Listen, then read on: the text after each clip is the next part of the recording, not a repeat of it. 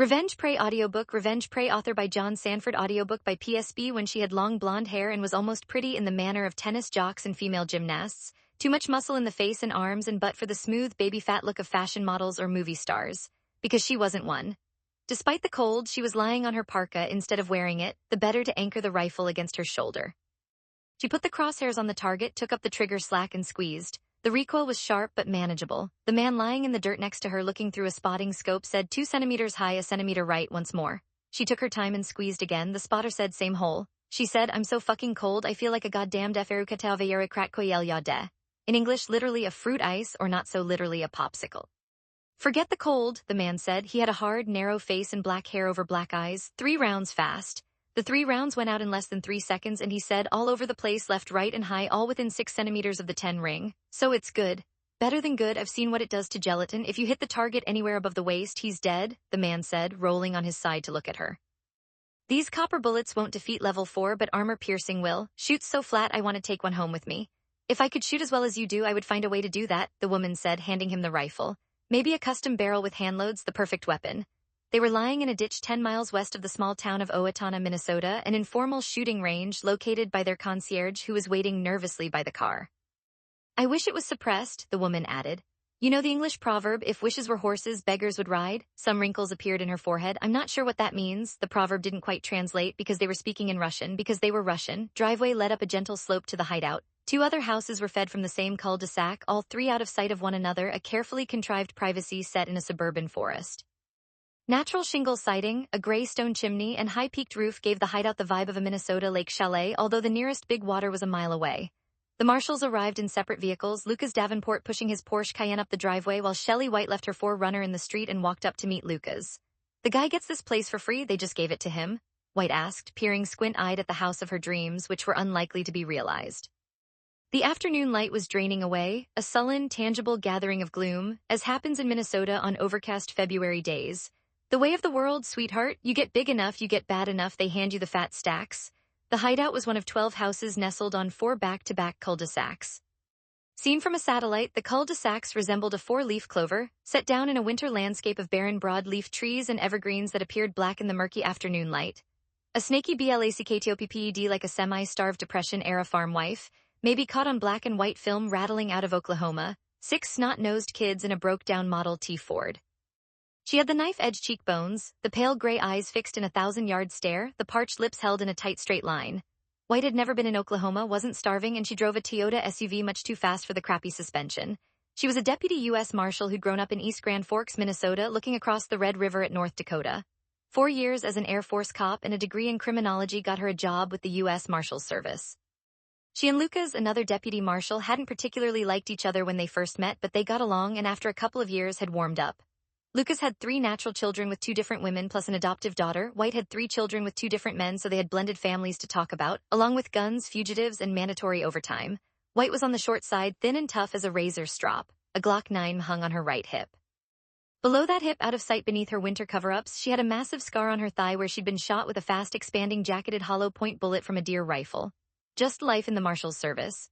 As they stood side by side, Lucas loomed over her, a substantial opposite with expensively cut dark hair threaded with gray and crystalline blue eyes. He was tall, wide across the shoulders. A hairline scar tracked across his left eye from his forehead to his cheek, a relic of a fishing. Another puckered scar sat on his throat, where a teenaged girl had shot him with a piece of crap .22 that he hadn't seen coming. He had a non-standard Walther 40 S&W on his left hip and a cross-draw holster for easier access under a suit coat. Lucas had a tendency toward depression, exacerbated by the gloom of winter and by the sporadic violence of the job. White shared the depressive gene, and they sometimes compared notes. When Lucas was younger, Shelley White LOOKED hadn't worried about it.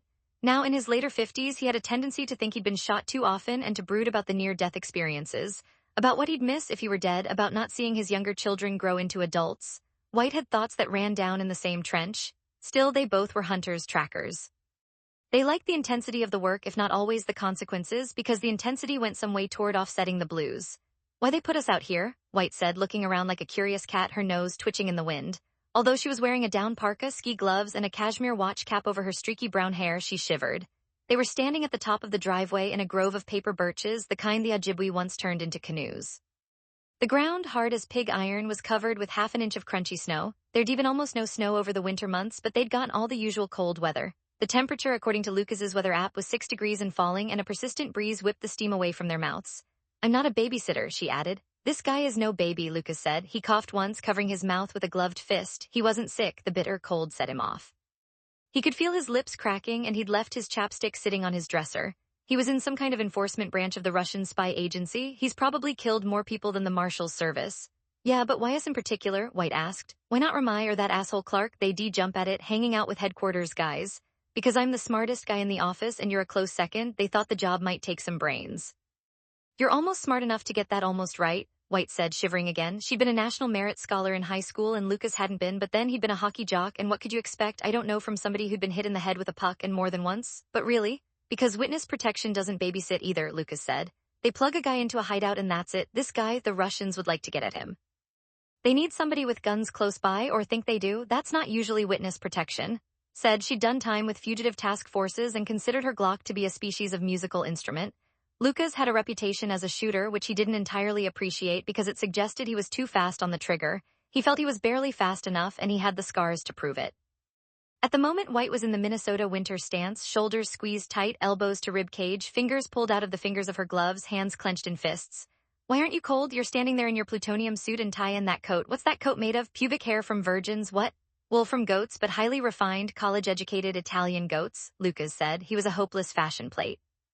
He leaned toward White. Don't tell anyone, but I'm also wearing long underwear. Smart? Well, of course, if I have to pee, I'm in trouble. Well, that's it. You're smarter than me. I'm wearing cotton bikini briefs. White looked at her watch. They're late. Jerks left us standing out here freezing our balls off. Not mine. They're like two chestnuts roasting on an open fire. White, hey, you don't have to top me every time, okay? All right, White buzzed. He dug it out of the pocket of his coat, looked at the screen. Now they're going to tell us why they're late.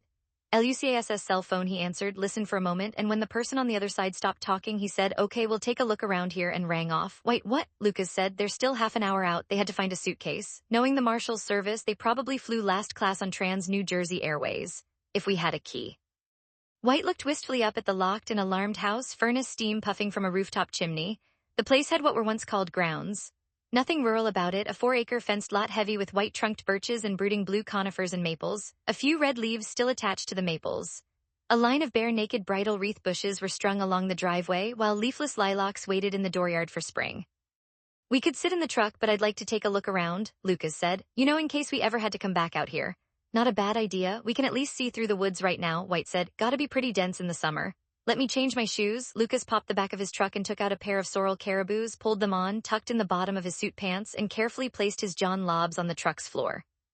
Together they marched around the lot, past a frozen picnic table that sat next to a frozen fire pit made with frozen stones with frozen logs next to it, through the maples and pines and birches and around the withered shrubs. They found a hard frozen coiled hose that somebody had forgotten under a dwarf mugo pine, 2 wickets from a croquet set that somebody had forgotten to pull, and at the back of the yard a shovel with a rusted blade and a broken handle. Having crisscrossed the yard, they went out a gate at the back. They discovered that the hideout was on one of 4 circles, which they hadn't known, with a narrow, frozen creek winding through the common area between the circles. They stumbled across white-tailed deer beds tucked under balsams and raccoon and coyote tracks along the iced-over creek. There were 3 houses on each of the 4 circles.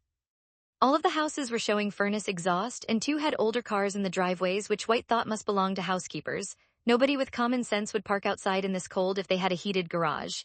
If the guy's a bow hunter, he could put up some venison, White said, checking out a line of deer tracks. She scuffed at one of the bigger prints and said, nice buck. They were puffing out clouds of steam, and tiny icicles were forming on the tips of White's hair. Given his reputation, I'm pretty sure he ain't a vegetarian, Lucas said. Back to the house when 2 SUVs pulled into the driveway, both Ford Explorers, both with the tired look of rental cars. A bulky Marshal, head like a half-gallon milk jug, climbed out of the first vehicle, saw them. Davenport and White? Davenport and White, Lucas answered. Are you Derek? Yeah, you look like your pictures. You guys check out the site? We did, White said. There are 4 cul-de-sacs back-to-back, 3 houses on each circle, a common area in between them. Looks like all the lots are about the same size, 3 or 4 acres each, all fenced, nothing but animal tracks in the snow. Excellent. Derek Beard turned back toward the SUVs and waved. 7 more doors popped open and 7 more people got out. 3 were Marshals, all in tactical winter wear, all from Washington, as was Beard. Another of the arrivals, an American but not a Marshal, was thinner, taller, quicker, wearing a wool knee-length camel coat with matching woolen leather gloves. He sported black rectangular sunglasses and a brown Borsalino hat. The clothes were well cut and subtly aristocratic. Looking at they'd just gotten them, Lucas, the fashion plate, was stroked by the feather of jealousy. He liked browns, admired them, but given his coloring, couldn't wear them. To get out of the trucks were a short 60-year-old gray-haired man with broad shoulders, a stub nose, and ruddy face in a blue LL Bean parka. He was followed by a scowling 40-something woman with tight-cut blonde hair, small gold earrings, and narrow shoulders. She was several inches taller than the man Lucas presumed was her husband. She was also wearing a blue bean parka. The third was a tall, youngish man, mid-twenties, whose face resembled the woman's. His dishwater blonde hair fell to his shoulders, and his face was covered with dishwater blonde fuzz like a holy card Jesus. Despite the cold, the son was wearing tight fashion jeans and a hip-length black leather jacket worn open.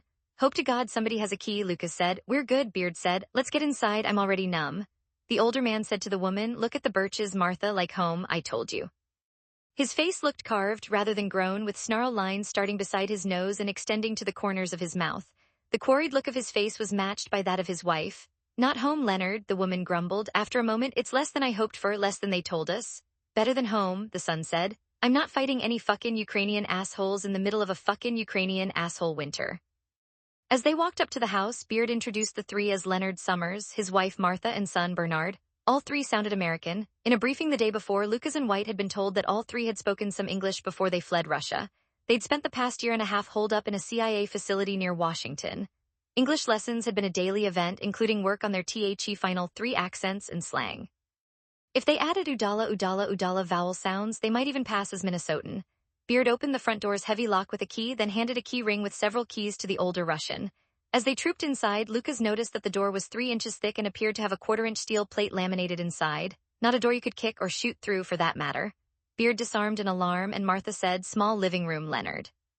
She touched the back of a beige couch in the living room. The walls were bare, awaiting a personal touch. "Where are the bedrooms?" "I think it is comfortable," Leonard said with a defensive note. "We should bring in the suitcases." "Our guys will get those," Beard said. "Leonard, you and Martha should pick a bedroom. The master is here on the first floor with one more at the back. We thought that second one would be a nice office for you, Leonard. Martha, there's a family room in back. It's 3 times the size of the living room and has an 80-inch TV hanging on the wall just like you ordered. That's where you party."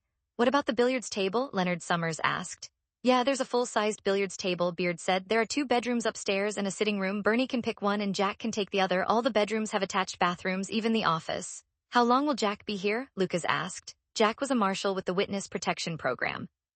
"A couple weeks. We want to have one of our regular guys checking around to make sure everything looks copacetic," Beard said. "Jack has done this 15 times, so if there's a problem, he'll spot it. You 2 are the cavalry if he screams for help." "Where are the cars?" Bernard asked. "They're coming. They'll be here this evening," Beard said. "We got slowed down at the DMV. Them took 15 minutes to poke around the house." A marshal told Lucas that all the furniture had come from a single home furnishings dealer in one big truckload, so not a lot of people have been in and out of here. Lucas reflexively checked the sightlines from the windows and noticed White doing the same thing. "The only thing I don't like is that you could get close to the house and not be seen," White said, balanced by the fact that it's hard to know what's back here. "Invisibility is their friend," Lucas said.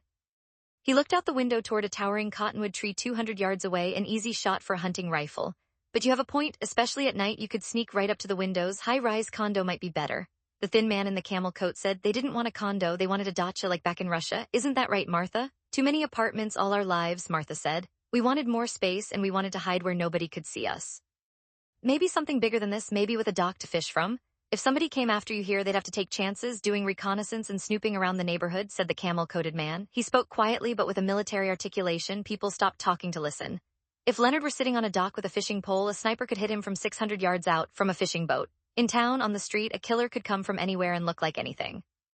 "This house has alarms everywhere, and Leonard and Bernard both know how to use a gun."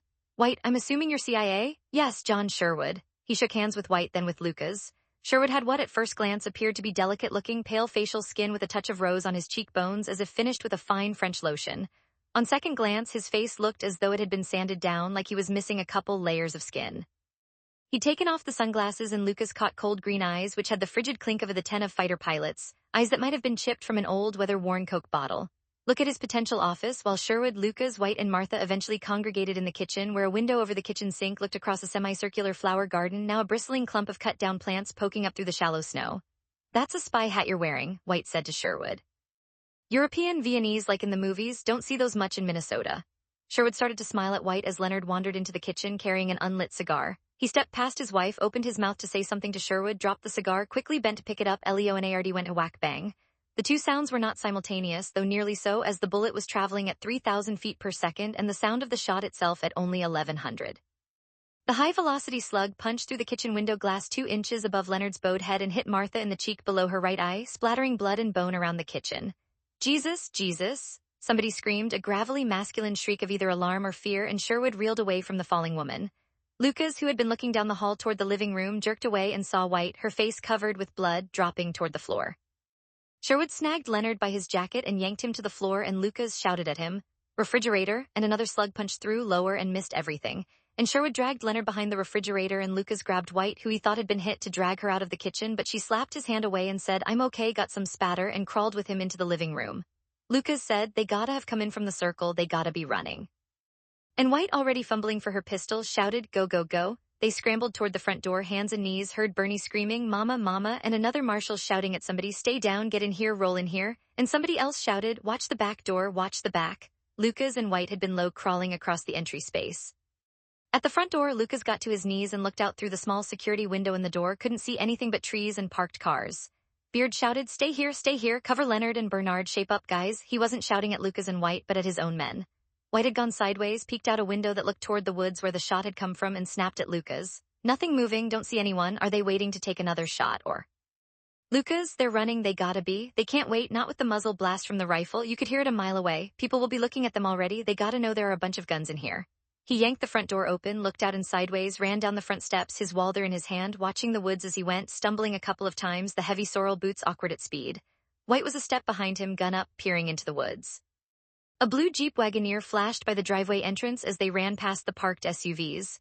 When they reached the end of the driveway, they saw it stop at the next driveway as two men burst out of the woods, both in parkas, one carrying a rifle, one carrying a spotting scope on a folded tripod.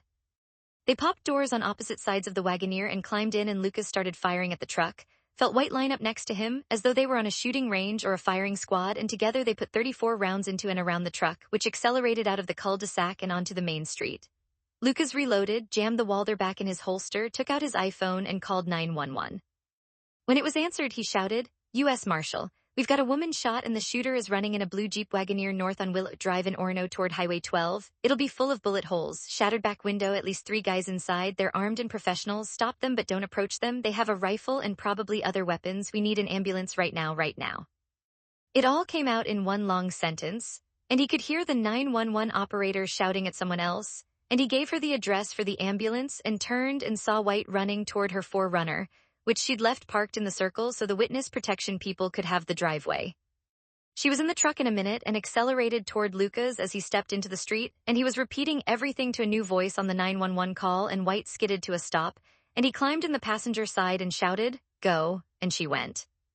The new 911 operator was talking to him, and he repeated most of what he'd already said, but more slowly, with road directions as best he knew them, told the operator that they were in pursuit, and the operator said everything was coming, but there wasn't much around, so it would be a few minutes before anything got there.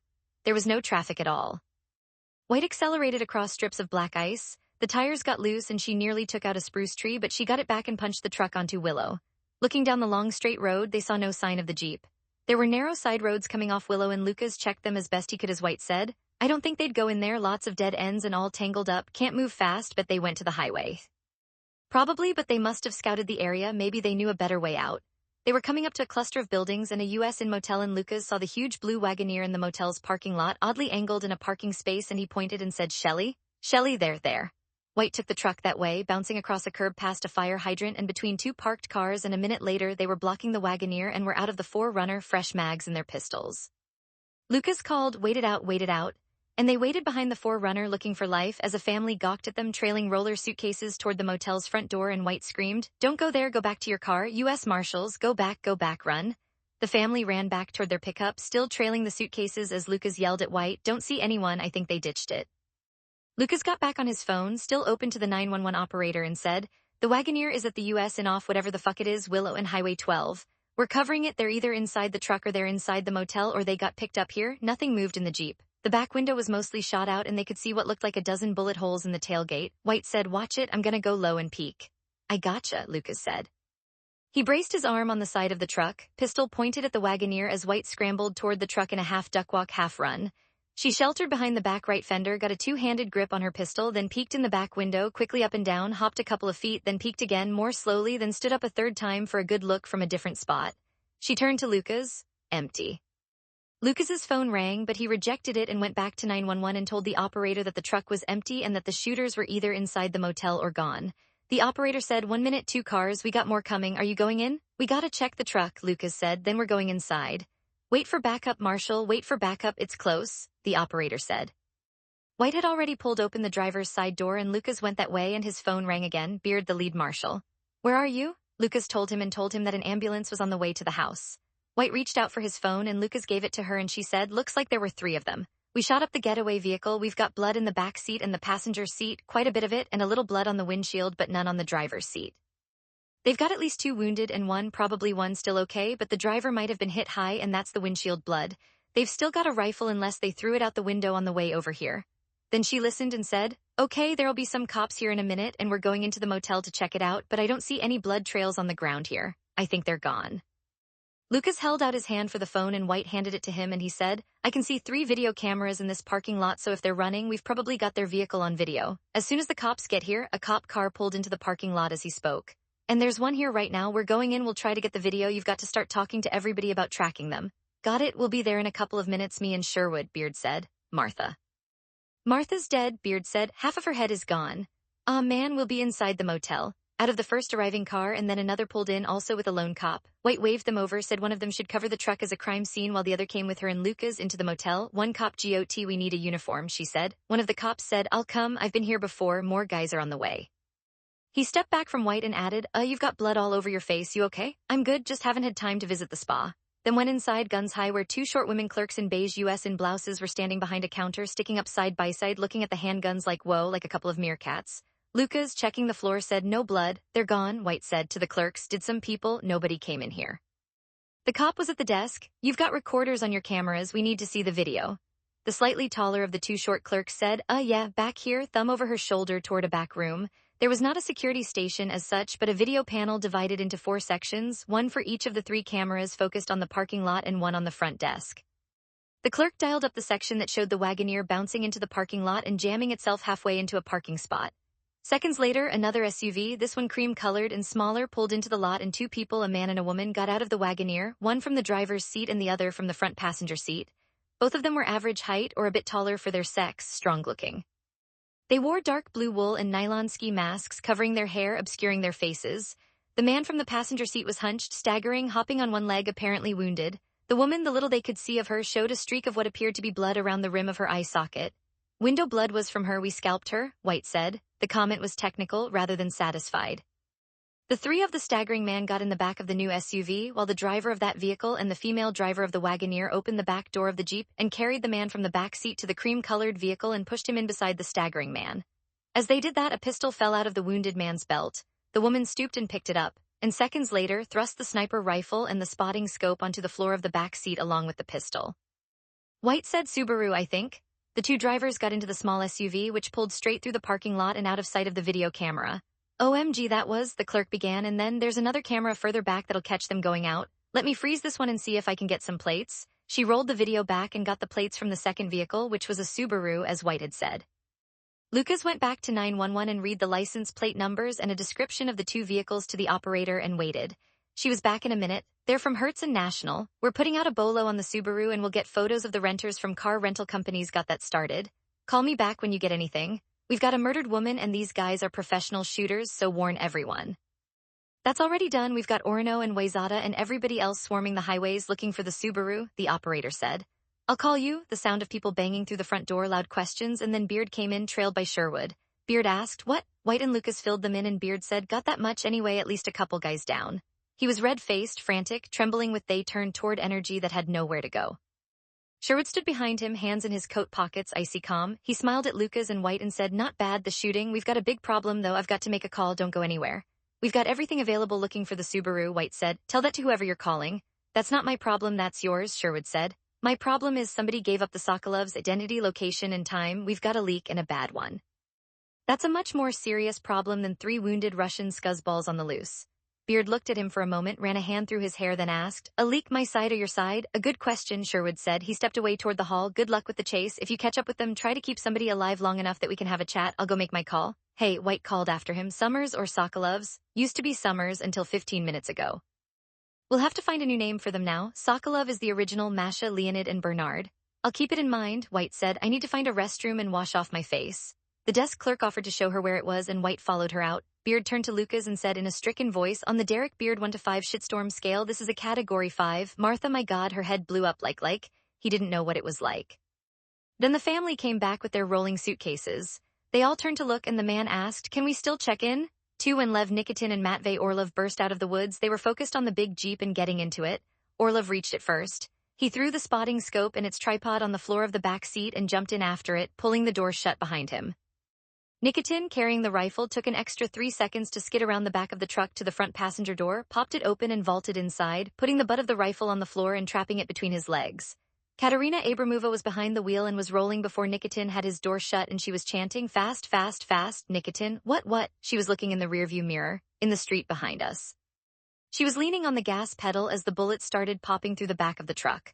Orlov cried out and said, hit, and then the impacts coming like hail on a tin roof. Hit again. Nikitin was hit next, then Abramova was hit in the rim of her left ear, blood spattering the windshield, but she ignored it and put a phone to her other ear and shouted into it, crash pickup, 3 wounded, 3 minutes. The incoming bullets had all been fired in 4 or 5 seconds and they ran away from them and Nikitin turned in his seat, groaned and asked Orlov, Matvey, how bad? Orlov groaned and Nikitin said, Matvey, 1 above my belt in my back, no exit, 1 in my butt and down my leg, bleeding is bad, bleeding is bad. He groaned again. He was slumped over in the back but held up a hand, saturated with scarlet streaks of blood. Nikitin, Katia, how bad? I have a new hole in my ear, Abramova said. I will not bleed out, and you? Nikitin had pulled down the sun visor, then pushed up the cover on the mirror on the back of the visor and was peering at his neck. In my butt and the side of my neck, I don't think it hit the carotid, it's not pumping but it's bleeding, small hole in, bigger out, but it might have been a fragment, I think it hit the headrest first. 2 minutes or less, Abramova said. Orlov, I can't walk. We'll carry, she said. The truck ricocheted off a pothole and Orlov screamed, groaned, said, don't do that. She did it again because she couldn't slow enough to miss the potholes and Orlov screamed each time and began farting and he screamed with the farts and Nikitin half groaned and half laughed and said, Matt, you dirty piece of shit. Abramova glanced over the seat at Orlov in the back and asked, Matt, can you put on your mask? Can you get your mask out? Yes, another groan. Nikitin had taken a black ski mask out of his pocket and was pulling it over his head, and when it was on, reached across to Abramova and pulled a mask out of her parka pocket and dropped it in her lap. She waited until she was clear of traffic and then quickly pulled it over her face. 3 miles away, Meller Titov was sitting in a cream-colored Subaru and when the call came in crash pickup, he smothered a groan, blurted on the way, and put the little SUV in gear. He'd had some training in avoidance and escape driving, but much more in computer systems and language, and he wanted nothing to do with this hit team. His job was acquiring papers, not doing crash pickups for killers. If he didn't do it, he might be next on the kill list. Surely would be if he didn't show up at the motel parking lot, and it wouldn't be a gentle death. Some display of bravery and resolution was critical, but the quicker he could get back to his regular job in Chicago, the happier he'd be. He pulled a black ski mask over his head and took off, out of the truck, but Nikitin could, and he feared that Abramova was going to kill them with speed if the bullet wounds didn't do it first. She was cutting through traffic like a great white shark going through a pod of sea lions. 3 minutes later, just as she'd said, she cut into a motel parking lot and yanked the truck to the left into a parking slot. Abramova, I don't see. Yes, he's here. The small SUV was right there behind them, and Nikitin opened his door and Abramova shouted, Lev, don't wait, get in if you can. Meller and I will take Matt. Nikitin nearly fell but managed to stagger and hop to the open back door of the Subaru and crawl inside, his injured leg numb with the impact of the bullet, the neck wound burning like fire. Behind him, he could see a bystander staring at them as Abramova shouted, move, move. And he dragged himself farther across the back seat and Abramova and the burly driver of the Subaru shoved Orlov almost on top of him. Orlov looked at them with glassy eyes and his lips moved but nothing came out of his mouth. Then a rifle, pistol, and spotting scope hit the floor at his feet and the back door slammed and then the Subaru driver and Abramova were in the front seats and the car was moving. Orlov C. Wheelman had them out of the motel parking lot and around a corner in 10 seconds, took them down the open highway at 90 miles an hour.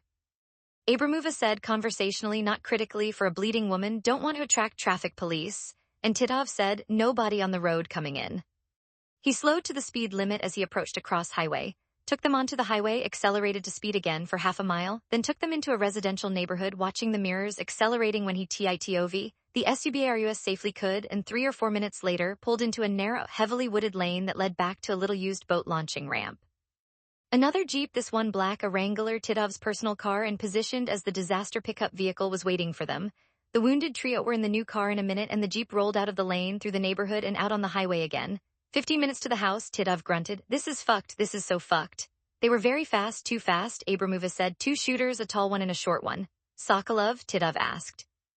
I missed him. I might have hit his wife, Nikitin said. It was like he knew it was coming. He ducked down just as I squeezed the trigger. I fired a second time but couldn't see what happened, and then we were running. Titov looked at Abramova. How much damage? Not much. Hit in the ear, she said, brushing back her blonde hair to show him the sticky blood still leaking out of the rim of her ear. She was Circassian with the pale white complexion and long blonde hair of her particular tribe, and the pallor vibrated with the crimson blood. Levin matter bleeding badly. We need to stop it. 13 minutes, maybe 12, Titov said. He slowed as a police car, light bar flashing at them, sped past in the opposite direction, headed for the hideout. Abramova, sitting in the passenger seat, unlocked her safety belt and got to her knees to look at the men in the back. Drive straight and easy, she told Titov, got her feet underneath her and climbed over the seat into the back between the two men. Orlov groaned when she tumbled onto one of his legs, and Nikitin asked, What are you doing? I'm going to plug Matvey if I can find his wounds, and you too. The three members of the team had gotten Russian Army combat medical training, which was barely adequate under the best circumstances, before they'd moved on individually and several years apart to GRU Unit 29155, GRU being the Russian Federation's equivalent to the CIA. Members of the unit were not expected to encounter full-on combat. Titov had different training as an expert in exfiltration and life as an American. So knowing not much, Abramova dug into a pants pocket and pulled out a 5-inch switchblade, flicked out the blade. She stripped off her parka and pulled off her flannel shirt and cut it into patches. Orlov was lying on his side with the wounds up, and Abramova pulled up his coat and Orlov groaned again. He had a pistol and a clip on his belt, and she set it aside. Using the knife, Abramova cut away his shirt and undershirt, found a bullet wound in his back with no exit wound. Blood was squeezing out onto his sodden clothing, and she pushed a wad of flannel into the wound, saw blood on Orlov's leg, cut his jeans away, and put another wad of flannel into the bullet hole in his butt. Again, there was no exit wound. As Titov said 6 minutes, she turned to Nikitin and said, Show me. He showed her, and she plugged the wound in his leg as best she could, although she didn't think it was very good. The neck wound was more superficial and no longer bleeding heavily. We need the medical kit. The bleed stop, she said. Lev could be okay long enough to find a plane ride, but Matt needs a doctor and soon, and I think he might need blood. Titov said 1 minute. American as Borscht, a sleeper agent, had spent the last 2 weeks in a furnished, rented house in the town of Minatrista. He worked in Chicago as a real estate agent for a Serbian-owned agency. The agency boss knew better than to ask questions when Titov had to take days off for what the boss referred to as his side hustle. He'd been activated when the Russian SVR, one of the country's foreign intelligence services, learned that Orono, Minnesota had been chosen by Sokolov and the Marshal's service as the place where Sokolov would live under the name Leonard Summers. Titov, Leon Jackson, as the house Titov rented was in an area of mixed newer, suburban-style homes and older farmhouses. It was one of the old farmhouses on 6 acres of land. The landlord told him when he rented it if he stayed there long-term, he was welcome to revive the vegetable garden in back and to harvest the Concord grapes off a long arbor that ran along the side of the house. Titov had no interest in growing vegetables or making wine, but was interested in the isolation provided by the large plot of land and the cover created by the yard's mature bushes and trees. He'd met only 2 neighbors. A man and wife had mentioned that he was looking for a permanent place, closer to the big lake Minnetonka, and that he hoped to be in the new place before summer. Until then, he was scouting. He said he was in corporate sales with General Mills, transferring in from the Cleveland office, and when asked about a wife and family, said that he was alone for the time being. The neighbors sympathized, and the husband said, You want my best advice, go Vikes. The American football fan Leon Jackson, who laughed easily, did that and said, It's not that hard giving up on the Browns. Meller Titov, the sleeper agent, was actually a Bears fanatic. Got that, brother. Did you see the game where the Browns were up by 33 and the Vikes came all the way back and won? Jackson groaned. What a disaster. They talked about that for a moment, then the neighbors waved, went on their way, and they hadn't spoken since. Now moving fast out of the shooting scene, Titov pulled into the long gravel driveway and Abramova said, No bounce, slow is better. With no one around to see them, they first moved Orlov into the house and put him on a clean sheet on the living room carpet. They helped Nikitin in next, placed him on another sheet on the far side of the carpet. Abramova said, We need to see the wounds, see what we're dealing with, put some of the bleed stop on them. I'll cut, Titov said, You get the medical. Orlov were a 3 teams specializing in assassinations in hostile territory. The planning was done at GRU headquarters, mostly in a long room overlooking the Institute of Cosmic Biology. Abramova was the on-site director and designated driver with superb skills behind a steering wheel. Orlov specialized in reconnaissance, street work, and backup, while Nikitin was the designated hitter. All 3 were familiar with Western personal computer systems and were trained for work in Germany, the Netherlands, and Britain. All spoke some level of German, Dutch, and English. Nikitin spoke German at a native level, Orlov had perfect Dutch, and Abramova's English was excellent but accented. They hadn't been trained to operate in the U.S., but the European countries were similar enough that they could manage, and they'd had a 10-day crash course in American travel, clothing, and shopping procedures. Guns were difficult to come by in the continental countries in Britain, and to obfuscate the actual origin of their assassinations, Nikitin primarily deployed knives and clubs acquired locally and abandoned after the hit. He was also an exceptional rifle shot and an expert with handguns. In America, with a professionally protected target and easy access to all kinds of firearms, they expected to rely on guns. Titov was an outsider, not yet entirely trusted by the other three. He was with the team but not yet of it. He spoke flawless, unaccented Midwestern English and specialized in getting Russian operatives with non-official cover or NOCs in and out of the country. He could provide Russian intelligence operators with money, weapons, and good IDs, including real American passports, excellent green cards, Illinois driver's licenses, and functioning credit cards. He knew doctors who would treat patients without asking questions, for good hard American dollars. He was an adequate shot with both rifles and pistols and an excellent driver. He'd acquired all the necessary IDs and passports for the team and had drop-kicked it all to Berlin, Germany in a Russian diplomatic bag, where it was picked up by the team. When they'd arrived in Chicago, he had provided them with a gear bag that included weapons, a medical kit, a dozen burner phones, ski masks, and an always useful roll of black gaffer tape. ABRAMOVA and IKITIN, and the Russian embassy had also dropped him 2 silenced Beretta machine pistols. He was a member of a rough and ready country shooting range west of Chicago. He couldn't test the machine pistols, but he had taken Nikitin to the range as a guest to get the Russian sniper comfortable with the chosen rifle, a SIG Spear and .277 Fury mounted with a variable power loophole scope. Nikitin, after sending 20 rounds downrange at 200 yards, had pronounced the rifle the best thing I've ever shot. Titov, it should be. It cost more than $4,000 and the ammunition is more than $1.50 a round. The three team had begun jokingly referring to Titov as the K.A.N.S. Yeri Yairje or concierge. Aside from the weapons bought by Titov, the team had smuggled in a chapstick which was carefully isolated, swathed in cotton in a plastic soap box. It was tucked inside a dop kit with shaving cream, throwaway razors, toothpaste, a toothbrush, deodorant, and a small bottle of ibuprofen. The medical kit Titov had put together, mostly from a Walgreens drugstore, included 2 boxes of quick clot, bandages soaked with a kind of clay called kaolin, over-the-counter painkillers, and a single tube of illegal opiates for bigger problems. Abramova and Titov jammed the quick clot bandages into the wounds suffered by Nikitin and Orlov, and the external bleeding stopped, but Abramova looked at Titov across Orlov's body, shook her head and said, "The blood stays in the body, but inside he still bleeds. We need something better." 3 still at the motel, Lucas and Beard watched the videos again, looking for anything they might have missed, and they made sure the desk clerks wouldn't touch the video recordings before a crime scene crew could get to them. A moment later, Sherwood came back in and said, "Made my call, things are moving, both with us and with the Marshal's service. And the feds, the FBI. White came back, her face washed, and Sherwood asked, "I know you guys were a bit preoccupied when you went after them, but can you remember? Did you hear a buzzing sound or a flapping sound? A drone?" Lucas looked at White and shrugged, and she said, "I didn't." "Sherwood, you 2 wandered around that area where the shooter would have been and you saw no tracks?" "Nothing but small animals and some deer," Lucas said. "From where that shot came from, we would have crossed the tracks if they were there. They had to have come in after we went past." Beard, "Unless they were further back, you said one guy had a rifle and another had a spotting scope." Lucas shook his head. "Too much brush. They couldn't have been more than 100 yards out unless they were up in that big cottonwood, but they weren't. It would have taken them longer to get out to the street after the shots. We looped through that whole area and would have crossed their tracks. There was nothing out there." "Nothing but deer, coons, and rabbits," White added. "Then why bother with the spotting scope? Maybe they didn't know how thick it was or how far back they would be until they got there," Lucas said. "The snow's been on the ground for 2 weeks, White said. "If it wasn't a drone, maybe they checked the spot from a satellite, even a Google satellite photo, so they knew the layout but not the specifics." "Sherwood, we need to go back to the house and see where they shot from. I want to look at the overhead." He turned to Beard. "Unless the Marshals have already located it." "No, my guys are clustered around Leonard and Bernie," Beard said. He scratched his forehead, rubbed his nose. Nobody is going to see them or get close to them. When we get some authorities on the scene to lock it down, we'll leave and keep moving until we have a secure spot to put them, get them back to Washington. Minneapolis is burned to the ground. Gotta sell that house." "If there's a drone, they could track your people as they move," Lucas said. "Not as far and fast as we'll be moving," Beard said.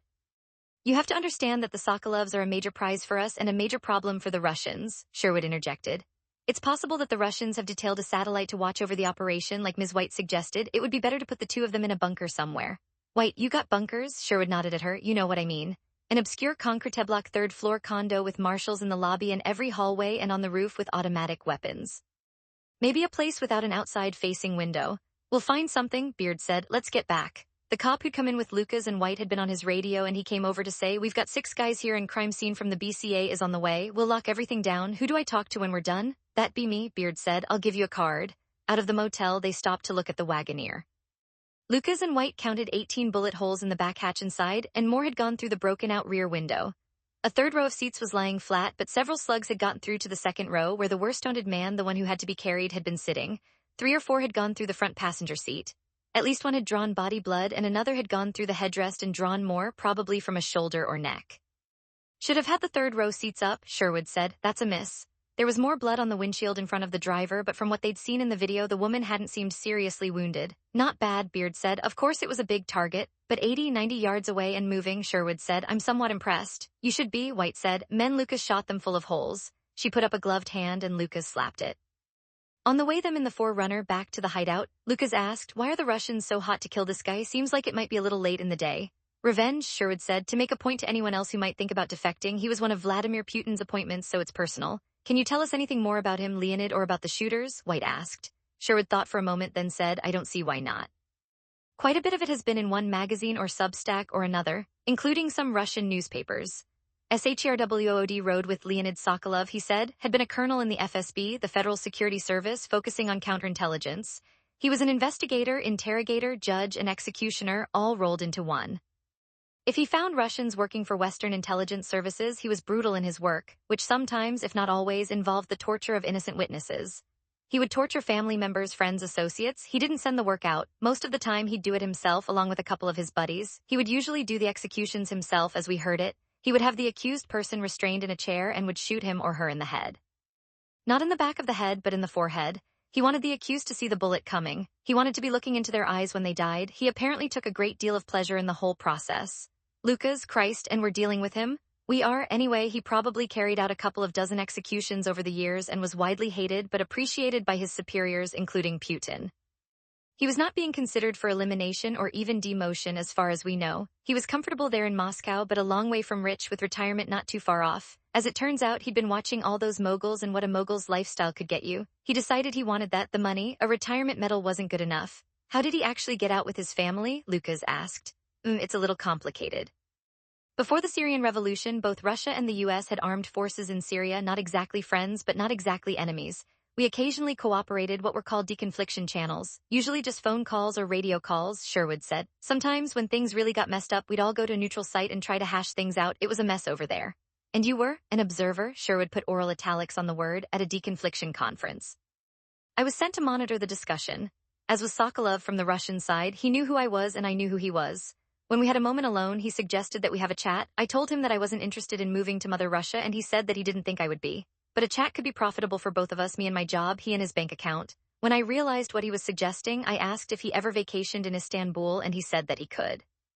Later that day, I gave him a darknet address on a piece of paper the size of a postage stamp that could be easily swallowed if he had to. A couple of months later, we set up a meet in Istanbul. A week after that, he and his family were in Washington. White, yowza, you get anything good from him? Lucas asked. Yes, we got the names of 4 Russian spies in sensitive positions with the Pentagon. They've all been taken out. They're now in prison. We got a lot of intel stuff confirmed, things that we suspected but weren't sure about, and leads to several other Russians that he thought might be amenable to an approach. That was very interesting because one of them was already working for us. When we found out that the Russian counter-intel people were aware that he might be vulnerable, we managed to get him out. Lucas, so the Russians are pissed. Yes, this hit team, they'll be very good, one of their best. Able to improvise to cope with changing circumstances. Smart, tough.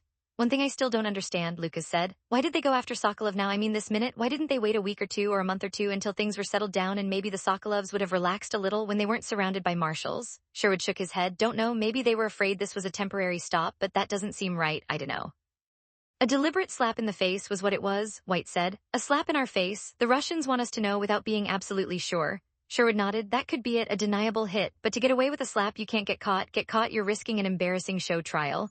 Their conversation was jumbled, confused, bits and pieces with a lot of silence. They'd all seen death, and Lucas and White had been shot themselves, but to see it close up widescreen with surround sound as they had with Masha Sokolov left them shocked, left them with things to think about on their own. When they got back to the hideout, 2 local cop cars were parked in the street next to the driveway, the cops standing beside their vehicles, apparently to keep any traffic moving through. Let's go see where the shots came from, Sherwood said. A Hennepin County ambulance was at the top of the drive, engine turning over, a paramedic sitting inside the open back doors reading his phone. He glanced up and nodded as they passed and went back to his phone. Beard had arrived a minute earlier. Inside the hideout, he'd peeled off to talk to his men who were posted around the interior looking out. Lucas, White, and Sherwood headed for the kitchen. They passed Bernie, who was lying on the living room couch, forearm across his eyes. He sobbed once and then they were in the kitchen. Leonid was nowhere to be seen. Masha was still on the blood-soaked floor, a tall woman gone small in death, curled up in a fetal position. She looked crumpled like a paper wad. A butcher shop odor hung in the kitchen. Sherwood stepped past her, apparently unaffected by the body and blood, looked at a cabinet hit by the slug after it went through Masha's head, and lined it up with a bullet hole in the kitchen window. Right in the direction of that big black tree? He asked. Cottonwood, yeah. Lucas wouldn't look directly at Masha, a life gone to waste. He kept his neck bent away as he looked out the window and said, that's about right, let's go check it out. We saw where they came out of the woods. There's enough snow that we should be able to follow their tracks back to where they were set up. Don't think there'll be much to see. We gotta look, White said. Maybe somebody dropped a matchbook from the bar they hang out at. Sherwood frowned at her, then shrugged. Marshals are weird, he said. We get that way, Lucas agreed. Let's go. The rest of they walked out the driveway and Lucas saw pencil-thin rims of Masha's blood coming off Sherwood's left shoe. They turned left up the street and White said to Sherwood, you didn't seem all that upset by the shooting. If I'd been hit, I would have been, Sherwood said. White persisted, but you've seen shot-up people before. Oh yeah, you know, it was a war. Iraq. Some earlier on, then some in Afghanistan and Pakistan, and then later some more time in Syria. I know a CIA sniper who used to go through there, Lucas said. What's his name? Sherwood asked, curious. It's a her, though she won't admit to being with the CIA. She works with an unspecified agency, Barbara Cartwright. Well, I know Barb a bit, Sherwood laughed, shook his head. She's a piece of work. She's got a legend going. How did you hook up with her? Met her out in Taos, New Mexico during that virus hassle, Lucas said. You're not the guy there was a marshal who had a daughter? Yeah, that's me, Lucas said. Me and my daughter Letty. Didn't know that and I should have, Sherwood said. Wasn't in my backgrounder package. You guys did a nice job out there. Lucas certainly thinks so, White said. His head was the size of a fucking watermelon until he had to start doing regular marshal stuff again. Barb about burned down the Albuquerque airport as I hear it, Sherwood said. We were all pretty proud of her, the amount of damage she did. $2 million worth of cars and trucks up in smoke, Lucas said. Didn't do the parking garage any good either. I understand they've been working on the third floor ever since. Pointing into a shallow roadside ditch. To Sherwood, she said, that's not really a heavy-duty coat you got there. That's a fashion Trax. White said, coat, aren't you cold? No. Not, I don't allow it. He didn't smile. White had no response to that and kept her mouth shut. Back into the woods between the Sokolov house and the next one up the circle. They followed through the trees and around the brush, and Lucas pointed out White S in his own tracks where they crossed the snipers and the spotter S. They were close to one of the other houses and a man shouted at them, hey, what are you guys doing? White shouted back, U.S. Marshals, go back inside. Did you shoot someone? No, we heard a gunshot, a bunch of gunshots. All done now, go back inside. Don't come out here, a crime scene crew is on its way. If you mess up a crime scene, you go to jail. The man retreated, muttering. The tracks led been following a game trail in the thin snow, frozen leaves crisp underfoot like potato chips, and walking to one side of the trail, the three of them found the sniper's nest quickly enough. The gunman had set up behind a fallen tree and had used a hand-sized black sandbag on the trunk to steady the rifle. The sandbag was still in place. 3 holes in the snow and elbow and knee prints marked the spot where the spotting scope had been mounted on a tripod. He's a good shot, Sherwood said, looking down toward the hideout. Threaded that slug over and under quite a bit of brush. The shooters they were in and out in a hurry, White said, looking at the setup. No snow melt where the shooters' legs were or the spotters' knees. They came, they saw, they shot, they ran. Which makes me think about a drone again, Sherwood said, looking up at the sky. Overhead's pretty thin, maybe it'd be too high to be heard. It spots our SUVs coming in and that triggers the shooters. They were here in 15 minutes? They knew where they were going and exactly how long it would take to get here, where they would go in the woods. They did all that even though they couldn't know that we'd be late arriving. Lucas nodded and said, brass, and pointed, don't touch anything. Sherwood and White looked at the end of a rifle shell protruding from the snow near the log. Lucas bent over it close enough to see the stamp on the case head, stood up and said, Huh, says .277, never heard of it. There's another shell over there, so it's a semi-auto at least. That's the new Army rifle, Sherwood said. Rare gun at this point. I guess some of them are getting out to the public, a civilian version. If it had been a stolen Army rifle, they could have hosed down the whole kitchen and we'd all be dead. The American Army, you mean, not Russian, Lucas said. Yeah, you can touch the shell if you want to look at it. This won't be a basic police investigation looking at a trial, Sherwood said. These people are not the kind to surrender. It'll come to a bloody end, or if they manage to exfiltrate, nothing at all. We're locking down private jets, by the way. Nothing moves in or out of the local airports without a complete inspection. Wherever they are, they're going by car. They'll have to do something about their wounded. I'll leave the shells for the crime scene people. You can never tell what's going to happen. By the way, you also ought to lock down some U.S. Marshal cell phones, Lucas said. If they were tipped by one of the marshals here, it would have had to be by a cell phone. Yes, I thought of that and we will do that, Sherwood said. He looked through the woods to the house and said, this was a nice op up to the point where you two ran down the driveway and shot them up. That shouldn't have happened. The driver should have been covering them with an automatic weapon just in case. She didn't. You sound disappointed, White said. You learn from the mistakes of the dead and wounded, Sherwood said like a classroom professor. Somebody didn't think this through, not quite well enough. They didn't think about the marshal's service and all the guns you people carry. I'd be more impressed by the hitters if you two were dead at the end of the driveway. Thanks, White said. Didn't say I'd be happy, just impressed, Sherwood said. Impressed. Lucas felt a finger of the depression ghost stroking his brain. He'd been close to 2 high-powered rifle slugs, hadn't been hit but had seen the blood spraying across the hideout's kitchen, had thought for an instant that a friend had been hit. White still showed streaks of blood on her parka. If it got worse, he'd be on the meds again. He hated them, but clinical depression was a real thing and not his friend. It wasn't a coincidence because White was feeling the same finger. She asked, "You okay?" "Yeah, sorta, getting on some hate." Not happy just, and he took it out. He recognized the 911 operator's voice when she said, "We found your Subaru, but you're not going to like it." "Where is it?" "I understand it's in a little lane up by Barrett's Pond, abandoned, no cameras nearby, no way to walk out of there, I'm told, so it looks like there was a third car picking them up, more blood in the Subaru. Give me the address, we'll head up there." Lucas took down the address, and after a last look around, they started walking back to the house. The sky was turning darker and the cold was getting stronger. "Lucas's phone rang. Leave here, I have to ask for your phones." "White, aw man, we're the ones who lit them up. If one of you is hard enough to be running this op, maybe that's what you would have been told to do." He held up his hands to fend off objections. "I don't really believe that because you guys didn't have to run out there as quick as you did. A little slower and they'd have been gone, but I have to ask for your phones as part of the routine. If I didn't, how would I explain that to everybody else? I need all the phones." "Including yours," Lucas said. "You should call a neutral agency like the Bureau of Criminal Apprehension over in St. Paul. They can take the phones apart as fast as you guys or the FBI and start an hour from now. Beard or one of the other marshals can help you take the phones over to St. Paul so they'll never be alone with one guy." Sherwood nodded. "Let's get it done." White asked, "What am I going to do without my phone? My life's in there, my kids might call." "Burners," Lucas and Sherwood said together, and Sherwood continued, "We'll pay for them, get you good ones." "I'll need to open my contact list so I can copy down phone numbers," White said. "I don't know the phone number of a single person except my husband's." "We can do that," Sherwood said. "We'll all do it together, watching each other." "You're a suspicious son of a bitch," White said. "My mother would agree," Sherwood said, "the woman you just referenced." SHRWOD, before Beard told Sherwood that the surviving Sokolovs had been temporarily moved to the second floor with a marshal at the top of the stairs, the house, and others covering the doors. Sherwood told Beard that he wanted all the phones. "I'm not giving up my phone, I need to stay in touch with my office," Beard argued. "This is a disaster and you want—" "I don't just want, I'm demanding. If you need the head of the marshal's service to tell you so, he will," Sherwood said. "You go ahead and do that, John," Beard said, moving closer to Sherwood. He was still reacting to the murder and wanted to punch somebody. "Anybody?" Lucas said. "Easy there, Derek." Sherwood didn't back up. "I don't want to see anyone on a phone. You need to think about this, Derek. Everybody here is a suspect in a major security breach. Anyone who doesn't give up his phone voluntarily and right now will have his life stripped down to his grade school days.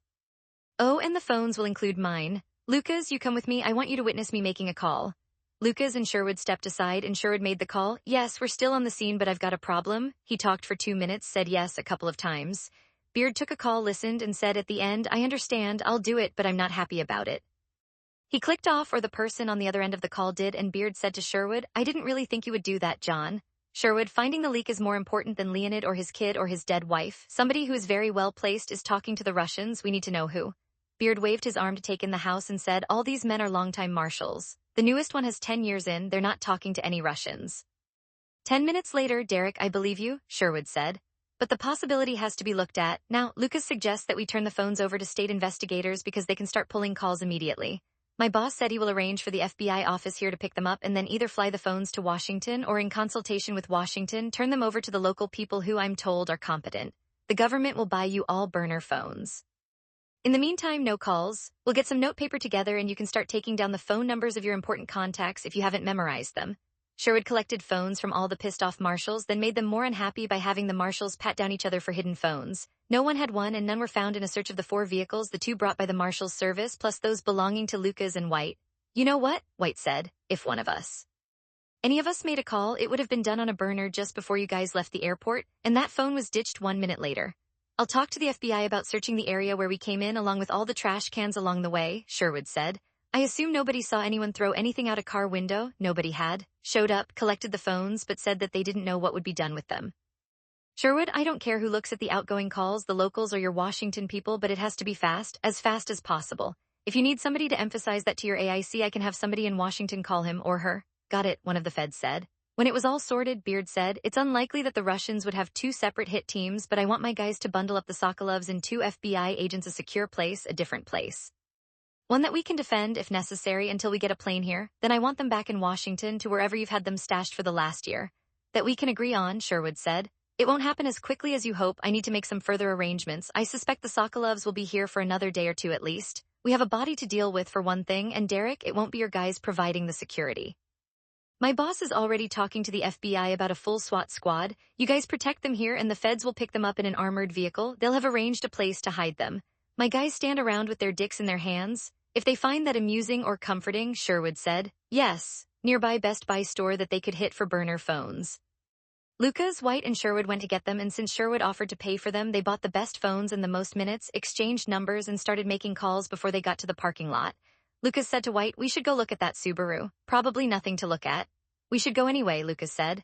Then if anyone asks, you can say you did, and you won't have some little weasel rolling his eyes because you didn't, Sherwood said. You are wise in the ways of bureaucracy, White said to Lucas. Let's go get your car and I'll follow you over. Sherwood said, stay in touch. What are you gonna do? Lucas asked. Probably piss off Beard some more, Sherwood said. White knew Afora Abramova was working on Nikitin's neck wound. Nikitin sat without a sound and without flinching. He'd been hurt before, and whining and flinching didn't help anything, so he didn't. Tidov had gone back out to the Jeep to get his laptop. I have to go online research. You won't become a doctor fast enough, Nikitin said. I don't need to be a doctor, I need to find the right one, Tidov said. He asked, and Nikitin and Orlov said their blood types were O positive and A positive. Orlov was nearly as pale as the sheet he was lying on and said, for me you need this doctor soon, god damn those American shooters. We need some pills, Abramova said to Titov. They had 10 opiate tabs. She gave Orlov 3 with a bit of water and asked Nikitin what he needed. I'll try one, we should save them for Matt. Abramova patted him on the shoulder. Good man. Let me search for a hospital, Titov said, for a nearby but out-of-the-way hospital with an emergency room. He found it in the small city of Bison, 20 miles to the north, explaining what he was doing as he reviewed Google photos of the emergency room exterior. He'd never done what he was about to recommend, but he'd talked through the possibility with his Russian trainers, in case one of his on-the-run clients needed help. Titov was looking. Abramova had cleaned the wound in her ear as best she could, washing it with alcohol and wrapping a piece of quick cloth around it. As she pulled her hair down to cover the bandage, she noticed that she actually had a kind of hole in her hair where the slug had gone through. 4 inches to the left, and she'd have been dead. When she'd done as much as she could, she went into the bedroom to the gear bag and removed 2 Beretta 93R machine pistols. They were older weapons, but effective. They didn't look much like ordinary pistols. There were 2 30-round extended magazines for each pistol with a foregrip under the muzzle. The accessories added to their apparent threat, as anyone who'd seen a John Wick movie would know. Along with the Berettas, she picked up the roll of gaffer tape and carried it all out to the living room. Titov said, look at these pictures. She bent over him to look at Google satellite images of a lakeside hospital with its parking lots and entrance to the emergency room, and more images taken from the ground and 2 taken from inside the room. I don't see cameras, she said. They will be there, they always are, he said. Not as bad as London yet, but it's getting there. They will get pictures of you, but we can't have pictures of the Jeep. Both Minneapolis and the local sheriffs use license plate readers, both fixed and mobile, and the sheriff's department has facial recognition tech. We need to keep our faces covered. You are correct. By the time they were ready, Orlov was sleeping, snoring, or perhaps was simply unconscious, and Titov said, good. We go 32 kilometers north to a place called Bison. We should be back in an hour and a half. He was poking an address into his iPhone. We are programmed. Muttered a sleepy-eyed Nikitin as he sank back on the sheet and tried to get comfortable, and good speed. Then walked out to the Jeep, each one with a gun heavy in their hands, the cold wind like a slap on their faces, a dark, starless, bitter night. A weather app said temperatures would drop below 0 with wind to 15 miles an hour. Watch for ice, Abramova said when they'd settled into the Jeep. She pulled on a ski mask rolled up as a watch cap. We don't need to fall into a ditch. When we get there, you will walk in, look for cameras, Titov said, pulling on his own cap. Yes. And we keep the phones live all the time that we are there, Titov said. Yes, crazy American shooters, this should not have happened. Shit happens, Titov said. I once had a t-shirt that said this. I have to say you have been very good, Meller. I was not certain of you, Abramova said. It's what I do for a living, but this shooting, not so much, Titov said. Can pretend, but you have to be the operator at the hospital. You have to be the frightener. This is what I do for a living, she said, smiling across at him. She was a stress seeker and she knew it. There weren't many house lights around. They were on a side road, and the night didn't get brighter until they got on the highway, a highway they soon left, heading north on more back roads. The navigation system directed them through a thick ice fog gloom, and Titov had to be careful not to outrun his headlights. Individual houses and even small subdivisions were visible through the fog at some points, but with long stretches of Stygian dark farmland between isolated lighted windows. The roads were clear but narrow. Titov had chosen a back route because he could drive faster. He was good behind the wheel, but the fog was a problem. The navigation showed the trip as taking 30 minutes. They took 35. All along the way, they talked about the raid. This was not a specialty of the unit, but they had enough training to have some confidence. If what Titov the two of had read on the internet was accurate, the hospital had only a small, limited emergency room, though it was open all night. 10 minutes out, Abramova said, when we do this again, Titov laughed and said, I pray we should live so long. Abramova didn't laugh. When we do this again, we have local police radios in the gear bag. Ah, yes, next time. And they cannot see our faces, Abramova said. If we get a doctor, he cannot see our faces. If he does, I don't want to do that, Titov said. He didn't want to kill the doctor. I don't either, but if we must, you are the concierge. I don't expect you to do the shooting. The missed hit, Lev said. Sokolov tripped as he pulled the trigger, stumbled. He thinks he hit Masha. I don't know what to think, Abramova said. You might have to go back after him, Titov said. The marshals will probably evacuate them to Washington now that Minneapolis is blown. Then they'll be out of reach, at least for the time being. The marshals, they were fast. They didn't seek protection, Abramova said. They attacked. Their reaction was excellent, as was their marksmanship. Good technique. I didn't have time to look at them carefully, but it's possible that one of them was a woman. You sound as though you approve.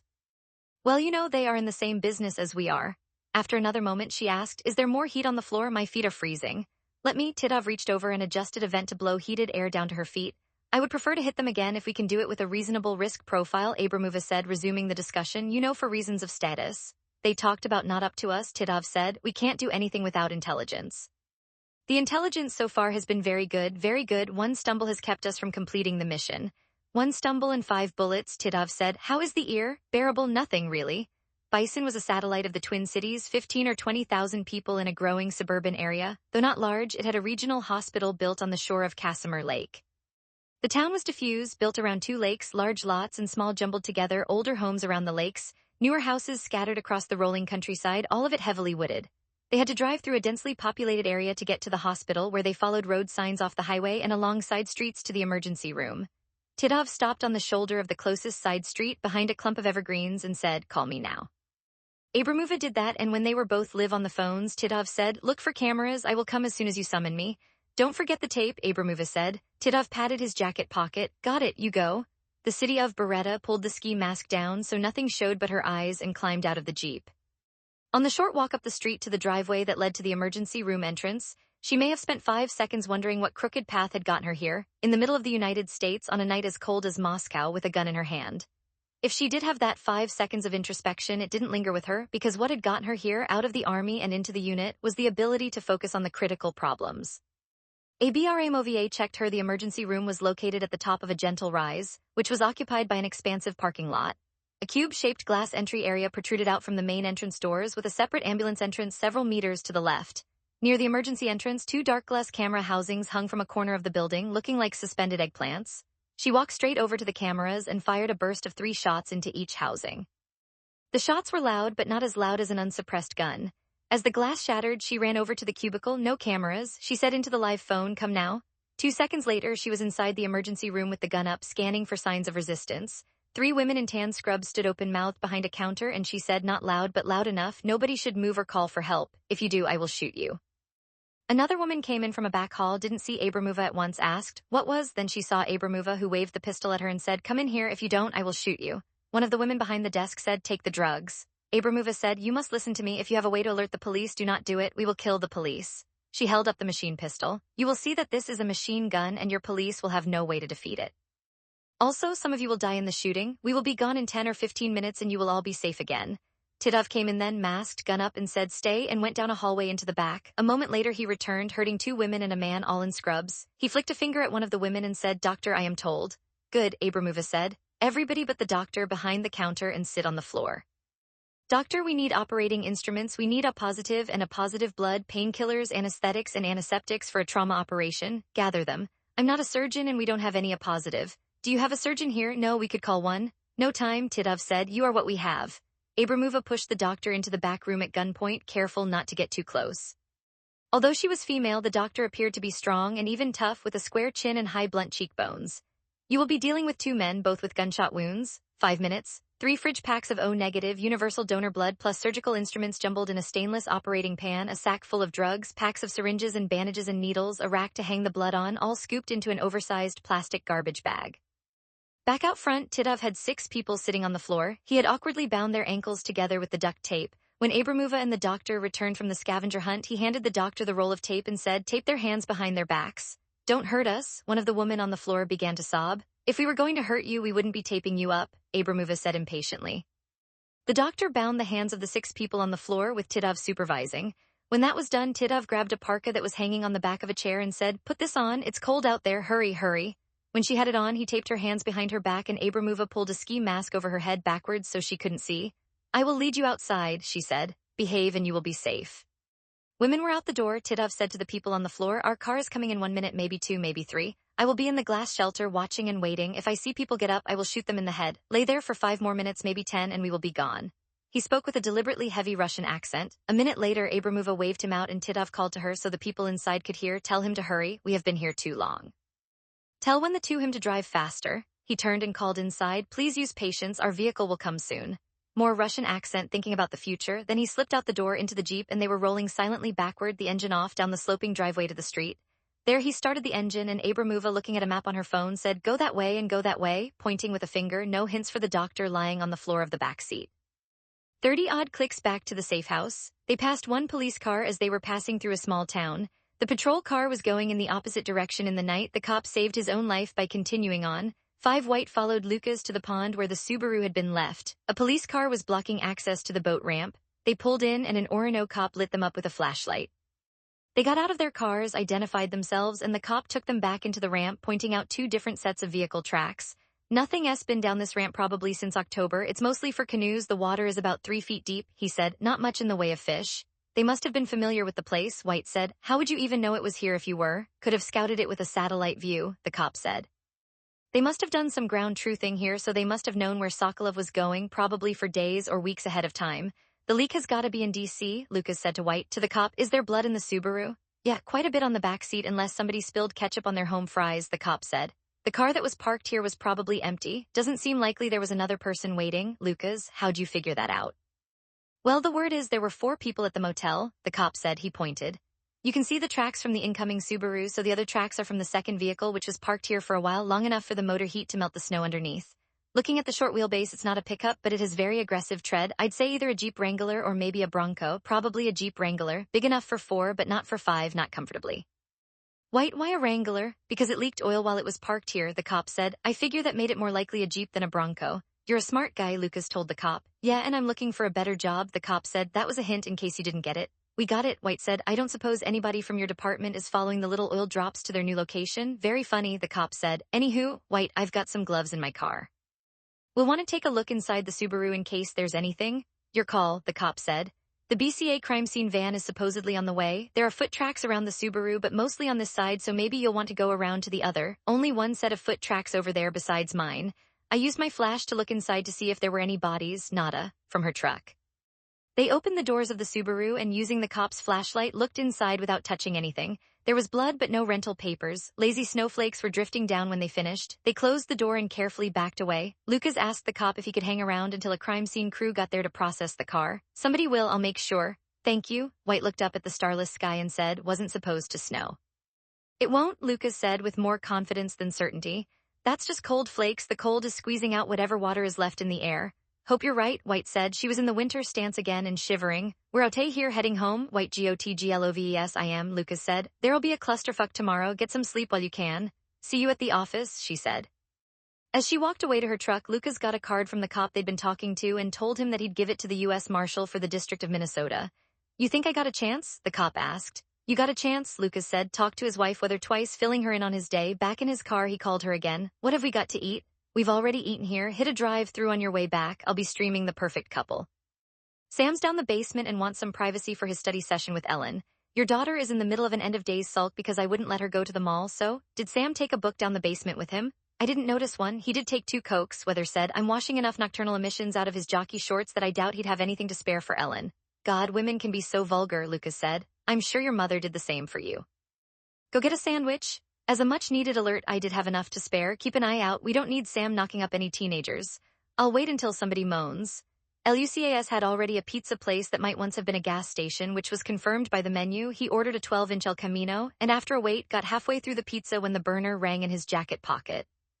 Lucas stopped at. He found it, answered, and Sherwood said, I apologize for the interruption in whatever you're doing. I'm eating a pizza. What happened? Our Russians hit an emergency room in the town of Bison, if you know where that is. Know it like the back of my hand, Lucas said. He didn't, but he'd once had an informant who lived there and he'd visited a few times. Kill anyone? No, but they kidnapped a doctor and took drugs, blood, and surgical equipment with them and disappeared to where we don't know. If you have time, I'm calling from a rental car. I'm on the way there myself. I can be there in 45 minutes or maybe an hour. I wouldn't bother you, but you're local and the FBI people I've been talking to, they're not local. See you in a bit. Lucas got a box for the remaining pizza along with a dozen napkins and called whether to tell her what had happened. He ate the congealing slices of pizza at stoplights along the way. a napkin tucked behind his necktie. The land around the lakes west of Minneapolis was low, marshy, with cattail swamps in the roadside ditches, narrow highways, half-seen barely lit small-town water towers floating like flying saucers in the night sky. He crossed the Crow River at a town which was called, for some reason, Rockford. Shouldn't it be called Crowford? But then maybe the riverbed was rocky. He'd been through the town a half-dozen times and never stopped to solve the mystery because he really wasn't that interested in it. He was even less interested in thinking about the shooting earlier in the day, the blood spatter on white, Martha's brains on the kitchen cupboards. He thought about it anyway and experienced no revelations. He made it to the hospital in 45 minutes. 2 black SUV cop cars, a highway patrol car, 2 plain vanilla sedans with micro flashers that looked like FBI transportation, and 2 civilian compact SUVs were in the parking lot. A uniformed cop checked Lucas through and he parked and walked up to the glassed-in entry cubicle. Inside the emergency room, talking to a couple of suits without any apparent urgency, Lucas assumed they were feds. Sherwood saw Lucas coming and crooked a finger at him. FBI is covering the kidnapping, but so far we don't have anywhere to go. We thought maybe the doc had her phone with her and we could find her that way, but she didn't. Her phone's laying on the floor in the back along with a pager. We might be looking for a Jeep Wrangler that's dripping oils, Lucas said. That's all I got and I'm not sure of that. Could confirm another sighting, Sherwood said. A guy walking a dog saw a black Jeep Wrangler turning out onto the street in a big hurry about the time of the attack. So where are you looking? Lucas asked. Everywhere, but there just aren't a lot of patrol cars out in the countryside and there seem to be a lot of Jeeps. Every one of them we stop takes 10 minutes because we have to be so careful on the stop, one of the feds said. He had a half-empty paper cup of coffee in his hand that he was pecking at. The hit on the Sokolovs was 15-20 miles south of here, Lucas said. When they ran initially, when Shelley and I shot them up, they were headed further south. The Subaru was ditched even further south on an unused trail down to a frozen-over pond where they transferred to the Jeep. I'll bet that wherever they went, it wasn't too far from the Subaru. They'd want to get off the street as fast as they could. The second fed said, good points. We alerted all the major jurisdictions around the Big Lake, Orono, Minnetonka, Wayzata, the county sheriffs, but it's a lot of territory. Tell him the bad news, Sherwood said. The feds both shrugged. One of them asked, what? Sherwood, I did the numbers. The hunt got started a half hour after they left here. The people they had on the floor, the nurses, didn't get moving for maybe 15 minutes. Then it took 5 minutes for the first cops to arrive. SHRWOD was standing and then they had to talk it over and decide what to do. They didn't even know about the shooting at the house this afternoon, so the hunt was local right around here. By the time it got expanded toward Minneapolis, might have been an hour. Well, poop, Lucas said. Let me. He took out his phone, punched in a number, and 10 seconds later said, hey, Frankie, is Virgil there? Well, go get him. He can type later. I only need him for a minute. He waited, then said, Virgie, got some people running, had a third a minute late. What's the circle? Yeah, thanks. Off the phone, Lucas said, that was a friend who works down in southern Minnesota. He has lots of incidents in the countryside where people are running, but nobody knows which direction. He says with a 30-minute head start, a runner could be anywhere in about a 700 square mile area. Doesn't sound reasonable, but it is. So we're screwed, Sherwood said. Well, we gotta think that the hit crew is not totally familiar with the country around here because they didn't plan on visiting this hospital. I have to believe that they'd be using a navigation app. If I were you, I'd put in a route search between here and the Orono City Hall. I'd bet they'd be along there somewhere. After Orono, I dunno, they could be anywhere after that. One of the feds said, hell, they could be in Des Moines. I don't think so. They got to the Sokolov house in 15 minutes. They've got a safe house around there somewhere and they've got 3 wounded to take care of. The feds looked at each other and one of them said to the other, let's get on that, and to Lucas, that's a good thought, sir. Are you going to steal credit for thinking of that? Lucas asked. The fed nodded. That was my plan. Lucas looked at Sherwood and said, that's not something you see every day, a fed with a sense of humor. We got, Sherwood said. The people here, they got nothing. They saw eyebrows on the woman and say she's white blonde and had an accent. The guy was burly and had a bigger accent, that's it. Lucas took a phone call on the burner. All he had was an incoming number from the 703 area code, which he knew was Arlington, Virginia, because that's where the Marshal's service was headquartered. Davenport, he said. Lucas, this is Russ. Russell Forte, his nominal boss. Yeah, Russ. Man, I don't know how you do it, but I just took a call from the director and he told me to call you and tell you that you're full-time on this whatever it is shooting. I don't even know what the hell I'm talking about. Lucas filled him in and Forte said, okay, that clears up some of it. The director got called by a deputy attorney general and he was called by somebody so important he shares a bathroom with Jesus Christ himself. So be good, don't piss anyone off. You know I try not to piss anyone off. But you fail so often, Forte said. Okay, not a discouraging word. Cold out there, of course it is. Not too bad here. I'm going to bed. Good night. THATS about all was going out the door as Forte hung up and Sherwood came over and said, the state patrol guy says there's a small town along that route south and somebody might have noticed a Jeep going by. He's headed out there to knock on doors. If I've steered you wrong, I apologize in advance, Lucas said. You're the only guy who steered me at all. The feds over there, he nodded at the 2 FBI agents who were listening to a call on one of their phones. They're mostly worried about fucking something up. I don't blame them. A high-profile kidnapping and they've got nothing. Now tell me what else I can do. The highway patrolman, the only thing I can think of, and the 911 center may already have it working, is the Jeep. The first two cars, the Jeep we shot up and the Subaru, were both rentals from two different agencies. If this new Jeep is a rental, most rental cars have LoJacks or something like it. We should check and see if anyone. That's something the FBI can do right now, Sherwood said. That's the kind of stuff they're good at. He hurried off to the feds, who paused the phone call, listened to him, looked at Lucas, and went back to the phone. Sherwood listened for a moment, then came back to Lucas. Okay, they were talking to the AIC, so they'll see about the Jeep. If it is a Jeep, Lucas said, let me tell you how we decided it was a Jeep. He told the story of the oil spot on the boat ramp, and if not for the leak, how it might be 50-50 a Bronco. Sherwood shook his head and said, rental agencies don't rent Broncos. I spend half my days in rentals. It's something I know about. Let's go outside and look for oil spots. The driveway to the emergency room had been scraped clean after the last snowstorm, but just about where the kidnapped car might have parked, they found an oil spot that was still sticky despite the cold. Lucas said. Sherwood looked at the black oil stains on his fingertips. God bless leaky Jeeps. Talked with the feds and the locals and the nurses and the hospital director and his wife, who'd been out to a barbecue joint when the trouble started. Lucas called Shelley White, told her everything that had happened and that he'd keep her posted. They were standing around, not doing much, and Sherwood said, I like your overcoat and your shoes, though I didn't think those brown high top. Then they waited. Boots you were wearing this afternoon really went with the suit. We don't speak of such things in Minnesota, Lucas said. What happens in winter stays in winter. Sherwood, so the suit, Figueroa and Prince and Street? How'd you know? Sherwood opened the front of his overcoat to show Lucas the label, Figueroa and Prince, a tailor shop on N Street in Washington. I could see Pat's AMF stitching on the lapels, keeps the edges from rolling. I like that. Lucas reached out and rubbed the fabric on Sherwood's overcoat. Is that vicuna? I don't think I could afford one of those. We've got about 6 guys researching you. You could afford it. Why are you? Because of the problem. We're researching everybody who was around that house today, and you're a very odd duck. That was always my ambition, to be recognized as a duck, Lucas said. How much did you pay for the coat? Couldn't have been less than 10. It was less, and I got a deal on top of the regular price. I didn't know Figgy gave deals, so how important are you anyway? Calling up people, they're jumping to do whatever you say, giving you deals on coats? Sherwood shrugged and said, I dunno. I was involved with the Sokolovs from the start, recruiting him. That was a serious win, so I had the sun shining out of my ass for a while. The deputy ops director calls me John and I call him Frank, but I throw in a sir every once in a while. But you have interesting connections in Washington. Some of them even Frank would call sir. I know some people, Lucas admitted, which was awful, and Lucas didn't like coffee even when it was good, and they talked about menswear. They were equally interested in fashion, and Lucas enjoyed the exchange. The mayor came over. They drank coffee to Lucas and said, aren't you the guy who used to hang with Bill Norton on that drug thing? Yeah, how Bill? Dunno, he moved to Oklahoma to raise horses. And maybe some weed? Could happen, the mayor said. He always had the quality stuff back before it was legal. Patrolman called and said he was with a cop named Fagerberg in the town of Delano. Fagerberg said he had seen a black Jeep Wrangler going through town at about the right time. He knew it was a Wrangler because he desperately wanted one and had researched them, and he'd noticed it because it was traveling at the speed limit, which was not that common. Sherwood thanked the patrolman. Lucas knew where Delano was, and they pulled up a map on the Fed's laptop, and Lucas touched the screen with a fingernail. Fastest route to Orono. If you drew a 10-mile circle around the Orono City Hall, I bet the Jeep would be inside it. The Fed, with a sense of humor, said, I believe you. I gotta call the office. Then the Highway 6, the doctor's name was Carolyn Juarez. She was short, stocky, middle 30s with black hair and eyes. Abramova pushed her on the floor of the back seat and then sat impatiently clicking the Beretta's safety on and off until Titov came out and got behind the wheel.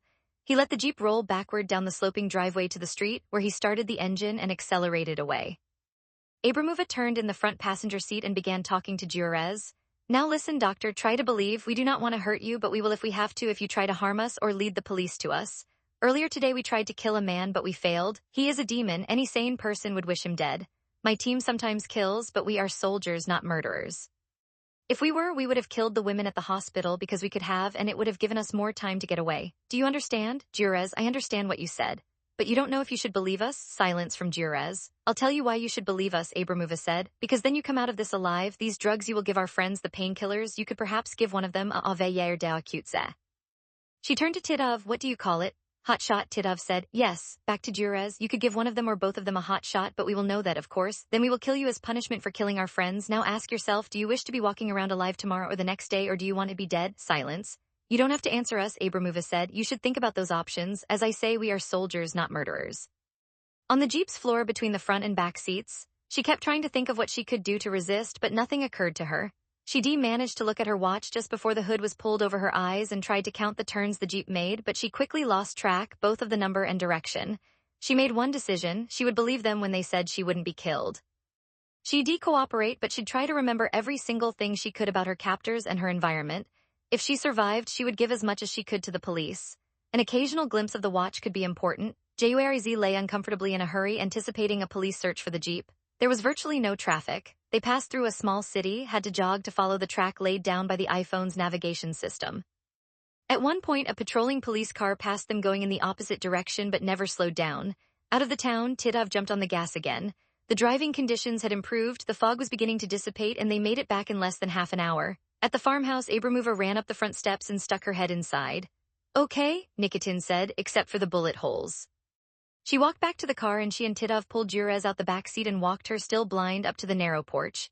"Careful, there are steps, your toes are at the first step, step up now." Inside, Nikitin had moved himself to a couch where he was lying face down, leaving behind a white sheet with a thumb-sized blood spot. He lifted They Went South his head and tried to smile at them as they came through the door with Jurez. Orlov was asleep but not deeply. Abramov said, "Masks." Nikitin had his ski mask, which he pulled over his head. Abramova got Orlov's mask from his coat pocket, and as she tried to pull it over his head, he roused and groaned and said in Russian, "This sucks." When all four Russians were masked, Titov helped Jurez free her hands and get out of her parka and said, "I'm going to pull the ski mask off." He did that and Jurez blinked down at the man on the floor who was wrapped in a blanket. "He is hurt the worst," Abramova said. Jurez knelt next to him and peeled off the blanket.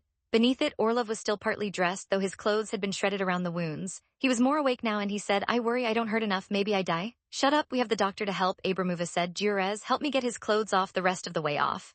"We have more clothes, it'd be easier to cut them loose," Abramova said, and she flicked out her switchblade, which made Jurez flinch. She cut Orlov's clothes from neckline to pants cuffs and peeled them off a piece at a time. Jurez took a moment to examine the entry wounds, then took his blood pressure, grunted, said, "Huh?" Next, she moved his leg and found it still articulating, no broken bones, though there might be nerve damage. Orlov was too disoriented to answer questions about it. She rolled him a bit with Abramova's help and pressed on his abdomen with her fingers, moving her hand around, groping, then sat back on her heels. "I can't help enough here. If we do nothing, he will die by morning of shock and blood loss depending on what's happening inside," she said. "If I give him blood, painkillers, and antibiotics, he might live for 4 or 5 days and then die of sepsis. If you can get him to a good surgeon, then maybe he will live a normal lifespan." "Titov, why can't you?" "I'm not a surgeon," Jurez said. "Hear us what I can do. The wounds in his buttocks aren't serious except for the blood loss. The bullet that hit his back is very serious, not as serious as if it hit his liver or spleen, in which case he would have already bled to death, or his spine, which could have crippled him. The problem is it apparently hit his bowel. I believe I can feel the slug, the bullet, with my fingers. It nearly passed through him. Bowel resection is a mess. If I tried to do it, I'd kill him. He'd be dead in 2 hours." "Abramova, what is our best course?" Nikitin, an outspoken atheist, said. "We could try prayer." Jurez ignored him. "Your best course is to take him to a surgeon. We obviously have a problem." "Jurez, you said you wouldn't kill me if I actually can help you." "We will not," Abramova said. "Then if I were you, I would take him to a big public hospital and roll him out the car door in the emergency room parking lot and leave him there," Jurez said. She looked down at Orlov, who was looking up at her with eyes that seemed fogged over.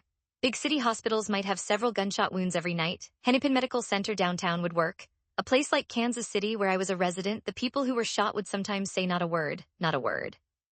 No ID on them, no telephone, no nothing. It's not against the law to get shot, so if a man is not talking, the police have more important things to worry about. They assume it's down to drugs or gangs and that they'll never find out what happened. The hospital does the surgery, and a week or 2 later, the man walks out of the hospital. The only name the hospital knows is the one they gave him. We'd name our cases after towns: John Denver, John Miami, John Nashville, just so we'd know who we were talking about when we reviewed their cases." "Titov, what can you do now?" "Plug the holes, put pressure on them," Jurez said. "Give him blood for the blood he has lost. Give him a course of antibiotics. I have painkillers. If he doesn't get to a surgeon 4 days, maybe 5. "We will think on this," Abramova said. They took the medical gear out of the garbage sack, set up a rack, and began transfusing blood. That underway, Jurez turned to Nikitin, looked at the wounds in his buttocks, and asked, "Can you walk?" "Yes." "Any grinding, any catches in your walk?" "No, but it hurts a lot." "Of course it does. You've been shot, like being hit by a baseball bat. It's no joke," Jurez said. She spent a minute manipulating his legs, testing them for bone breaks, then satisfied said, "You've been lucky." "This kind of luck, I should not have it every day," Nikitin said. Jurez examined the wound on his neck, a groove that passed just under the skin above his shirt line and emerged on the other side and went nobody knew where. "This is a fragment, maybe not even a bullet fragment," Jurez said when she'd finished looking at the wound. "Again, not much I can do for you, not much I need to do for you. I doubt you even lost much blood. I will clean the wounds, stitch up the ones on your neck, give you antibiotics and painkillers, and you will heal. If you go to a major hospital, they would most likely not even take the bullet out. They would do what I will do: clean, stitch, give you some drugs. You should rest quietly, watch television." "That's good then," Nikitin said. "I will take the drugs. Now would be very good time for that."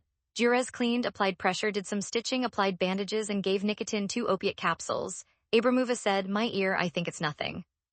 Nothing until it gets infected and drives you crazy, Giorez said. I'm here, I should take a look. She looked at the ear, the bullet had caught just the outer rim, cleaned the wound, put on a bandage, and told her that if she survived, a plastic surgeon could fix her ear in 15 minutes. Finally, she told the Russians that she'd done all she could. Gonna let me go now or gonna kill me? Right now, Abramova said, we will put you in a closet where you can't hear us talk. We'll let you go soon enough, but we don't want you to hear our plans.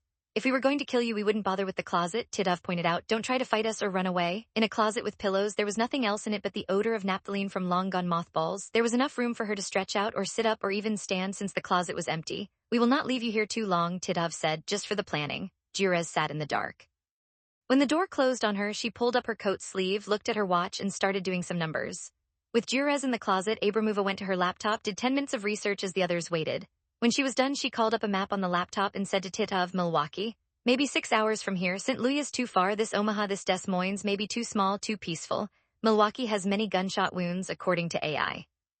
Lev can't move much, so I will stay here with him. You take the doctor, take this route. She traced it on the laptop screen. South out of the city to this point, this Apple Valley exit. You put the doctor on the side of the road with her thumbs taped and the mask on her head, then you return to the highway going north back to the city and follow this I-94 east. Why the detour? Titov asked. North then south? Because she told us about Kansas City, Abramova said.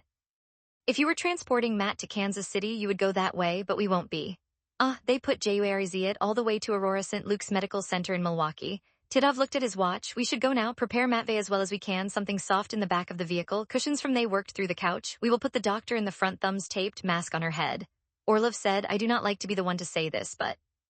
Titov said, we do not injure her. If we or any of us are caught by police, we hope for mercy. In a year or two, maybe we get traded. I am sure we get traded, especially if the only one who gets hurt is Sokolov. Sokolov's not hurt. I don't think he's hurt, said Nikitin. His wife was hurt. We couldn't see if the second shot hit anyone. They are both monsters. Nobody will mourn either one, Titov said. But if we kill an innocent doctor, then there will be no mercy, no trade. You are correct, Abramova said. I will put on my coat and take the couch cushions out to the car. Into the back seat and comfortable on couch cushions, wrapped in blankets, semi-conscious, feeling no pain. Giorez, wearing the backwards mask again, her thumbs taped behind her back, was guided out to the front passenger seat. They shut the door, but with the window open a bare half-inch. As Abramova and Titov passed the window, walking around to the driver's side, Abramova said, Research Medical is the easiest to get at. She timed Research Medical to the moment they passed the partially open window so that Giorez would hear them. Research Medical was in Kansas City. At the other side of the vehicle, Titov said, I have enough truckers to keep my eyes open for a week. I will see you back here tomorrow morning. If the truckers do not make you crazy, Abramova said. If you start seeing 2-meter rabbits, stop driving.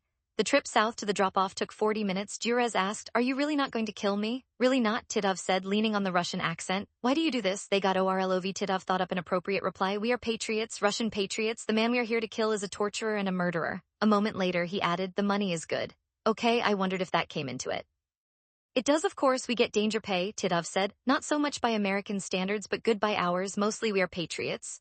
They drove into the night around the west side of the Twin Cities, then south on I-35. At an Apple Valley exit, he turned west and 100 feet later pulled to the side of the road, not much traffic. He hurried around the truck, helped Giorez out onto the shoulder of the road and said, There is a bank, you're going down a bank.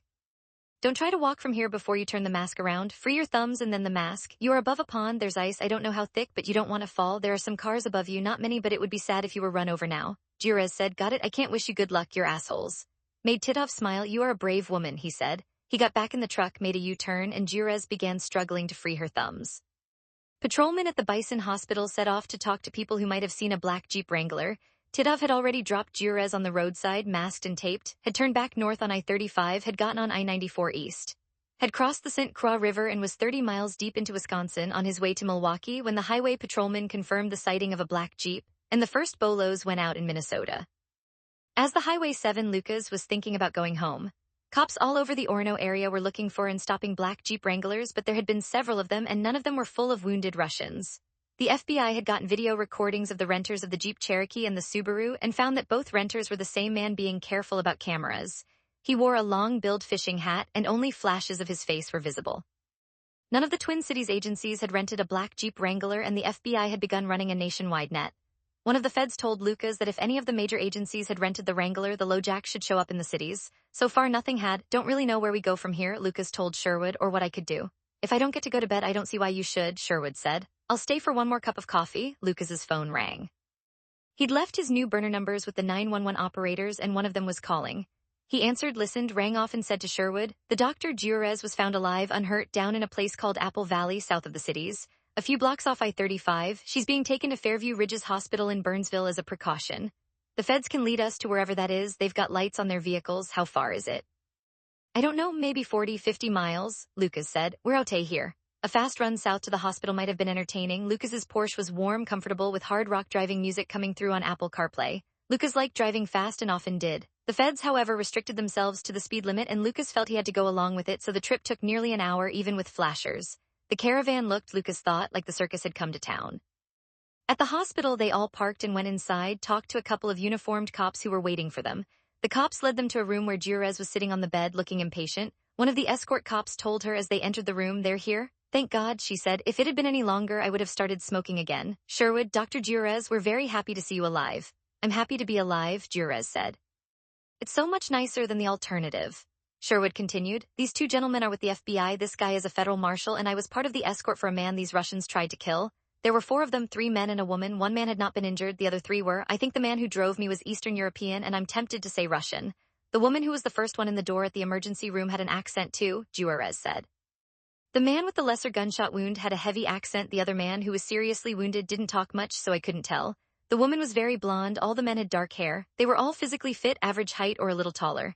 The man with the lesser wound had several scars on his body that might have come from shrapnel or industrial accidents. They were like cuts rather than penetrating wounds that bullets would make. Are you FBI?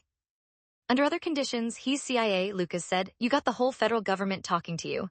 Yeah, thanks for bringing that up, Sherwood said to Lucas. He was only mildly annoyed. Anyway, Dr. Juarez, Carolyn, we've been looking for you. Let me say a couple things before you start asking questions. I've got a lot of stuff in my head, numbers, and I don't want to get confused, Juarez said. They took my phone but not my watch. I looked at my watch while we were gathering medical equipment and supplies at Bison. When we were ready to leave, they put a black ski mask over my head backwards so I couldn't see where I was going. Probably about 9:15 when we left the hospital, give or take a minute or two. I tried to keep track. They took me to a house in a rural area, I think. It looked and smelled like an old farmhouse, that grainy, raw potato smell. I got another chance to check the time when we got there. When they took the mask off so I could look at their wounded men, it was 9:56. I've been sitting here doing the math, that's 41 minutes more or less. There were maybe 3 or 4 minutes from the time they pulled a mask over my face and put me in their car at the hospital, and another 6 or 7 from the time they took me out of the car into the house. So the trip was between 32 and 34 minutes. I believe that's very close. That's great, Sherwood said. We let her talk, Lucas said. Sherwood shut up and Juarez went on. At the house, I treated 2 wounded men, one of whom urgently needs a hospital. The woman had a small wound on her ear, nothing serious. She'd already treated it herself. I told them the badly injured man would die without surgery, which I couldn't do. I told them that he urgently needed to get to a hospital, that he'd die if he didn't. We think, let her go, Lucas said. She nodded at Lucas and rolled on. After I treated their wounds, they put me in a closet while they decided what to do next.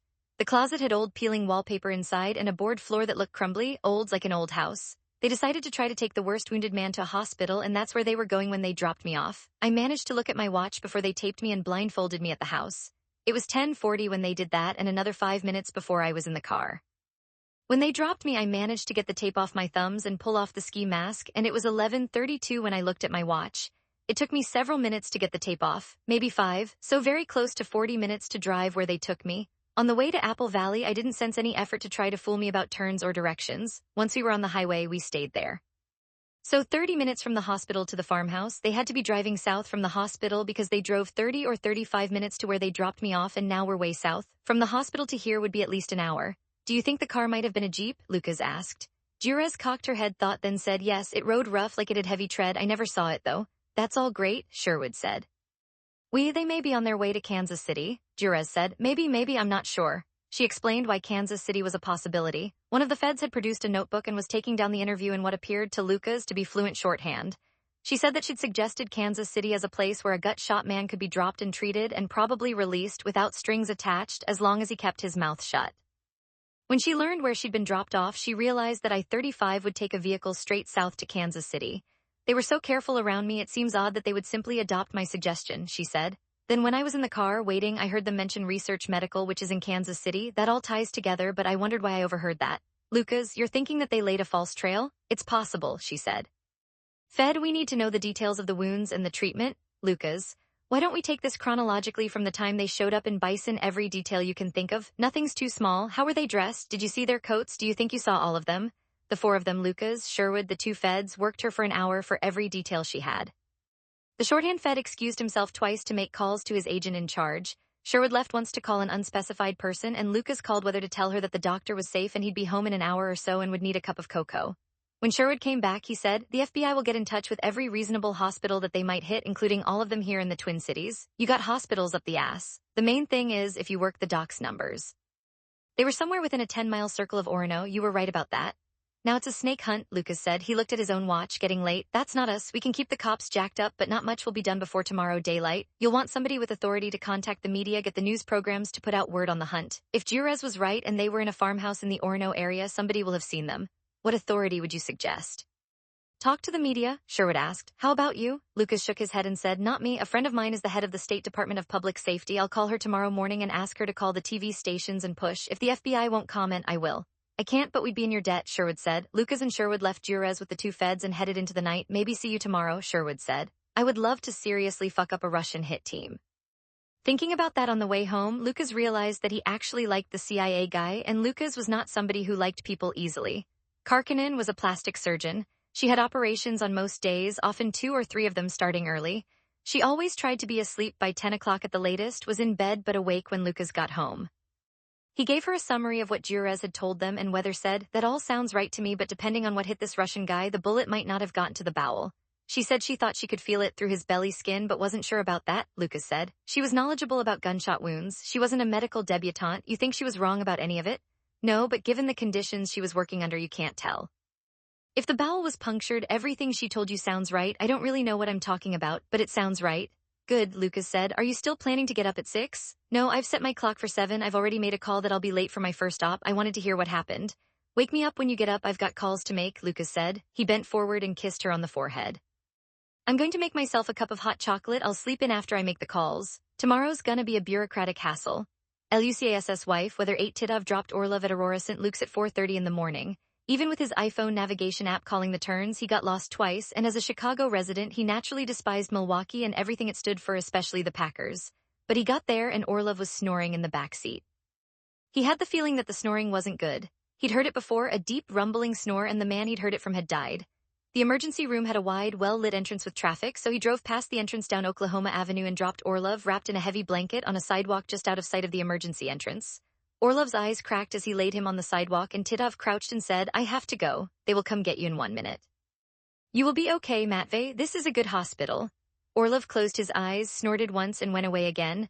Titov hustled back around the Jeep, drove on down the block, stopped, and called the hospital's main number. He told the woman who answered the phone what he'd done. She didn't seem particularly surprised. Titov was 200 yards away when a couple of orderlies and what might have been a doctor hustled around the building with what looked like a stretcher and carefully placed Orlov on it, and a minute later carried him back to the emergency room. Abramova, sounding alert, answered the phone when Titov called. "It's done," he said. "He's inside." "What kind of condition are you in?" Abramova asked. "Not sleepy, but fucked up. The drugs keep me awake, but I'm very tired. I have sand in my eyes." "I'm up 24 hours now." "Then find a motel. If you drive back, you will be 30 hours and you'll be good for nothing." From the hospital, got on I-94 and then I-41 towards Chicago, drove until he was within the orbit of the larger city in case anyone ever looked at his regular iPhone. He located a chain motel and checked in. He felt like he couldn't sleep. He was too wired up. He lay on his bed with his eyes closed and thought about his situation. He didn't want to go back to the Twin Cities, but if he didn't, the team was probably doomed. But before doom arrived, they'd undoubtedly tell Moscow that they'd been abandoned. He actually liked the US, he liked Chicago. He liked his personal possibilities if he could ever get free from the Russian intelligence services. He'd come to view his work for Russia as ridiculous, spies sneaking around the US doing what exactly? From those he talked to, it seemed like they were doing little that couldn't be done by asking your favorite AI. At some point, he thought he might have gotten some sleep that night. He wasn't sure about that. It was one of those nights when it seemed that images and ideas were constantly flashing through his mind without pause, without rest. His iPhone alarm went off. He groped for the phone, turned off the alarm, stumbled into the bathroom, feeling like a malfunctioning robot. He took a hot shower and hit the truckers again. When they hit, he began feeling almost human and definitely wide awake. He got in the car and headed back to Minneapolis.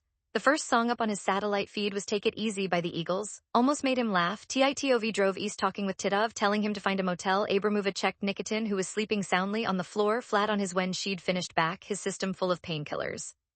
She had gotten 5 hours of sleep as Titov drove to Milwaukee, felt tired but functional. She got her laptop, went online, and looked for local news shows. She found 2 but learned nothing about what must be an extensive manhunt. There was not even a report on the Sokolov shooting, possibly, she thought, because the marshals and the FBI were covering it up. That would not last. They'd abandoned a shot-up, blood-soaked vehicle at a motel, and any number of people had seen them do it. They'd kidnapped a doctor and ransacked an emergency room. She went back and looked at Nikitin, considered the possibilities, then gently shook him awake. Do you understand me? She asked. Yes, but I am sleepy. Do you hurt? He had to take a moment, then said, no. The situation is this. You are injured. We have no car. I have to find a car because I believe we have to move. Nikitin struggled to sit up, but she pushed him down. Is Meller back already? What happened to Matvey? Mel called from Milwaukee. Matvey is in the hospital. Meller will find a motel and try to sleep. Then where will you get a car? I will rent one, she said, at the airport. But how will you get there? I have thought about this. Now the doctor told me that when you feel pain, you should take 3 of these pills. They will stop the pain and help you sleep some more, keep you still. She showed him 3 brown pills in the palm of her hand. Can you do that? I have no pain now. I know. But you might before I get back. I'll leave you with the pills and a glass of water. Glass of water, and they talked for another moment, and she left the pills and water on the floor within arm's reach. That done, she went into the bedroom, got the smallest of the carry-on duffel bags, put in a dress, high heels, and a dressy woolen coat that they'd packed as disguise changes, along with a crushable brimmed hat. She added a lipstick and blush. She changed into clean jeans, a woolen sweater over a long-sleeved flannel shirt, and topped it with a jacket too light for the morning cold. The temperatures were still well below zero, but she couldn't use her blood-spangled parka, which she hadn't had time to clean. She put the machine pistols back in the gear bag and replaced them with her familiar PLK. When she went through the living room, Nikitin was sleeping again, and she left as quietly as she could, locking the door behind her. She was on a side road off the main highway, a mile and a half from the Minnetrista City Hall and police station, 2 separate buildings on the highway. They'd noted the place in their recons as the closest police station. She put the duffel bag straps over her shoulders and started jogging, a long uphill stretch to start. The cold began seeping through the clothing within minutes, but by then the body heat began to catch up. Still, her face felt the frost nipping at it like acupuncture needles. The run to the city services area took 12 minutes, the last few hundred yards downhill. When she got there, she walked through the parking lot, got out of the wind in the shelter of a small doorway at the city hall, and called for an Uber. She'd hoped to get one within a half hour, but she got an almost instant reply. A car would pick her up in 5. The driver, a large, heavily wrapped, incurious man sporting a black pork pie hat like a musician might wear, said almost nothing during the 40-minute drive to Minneapolis-St. Paul International.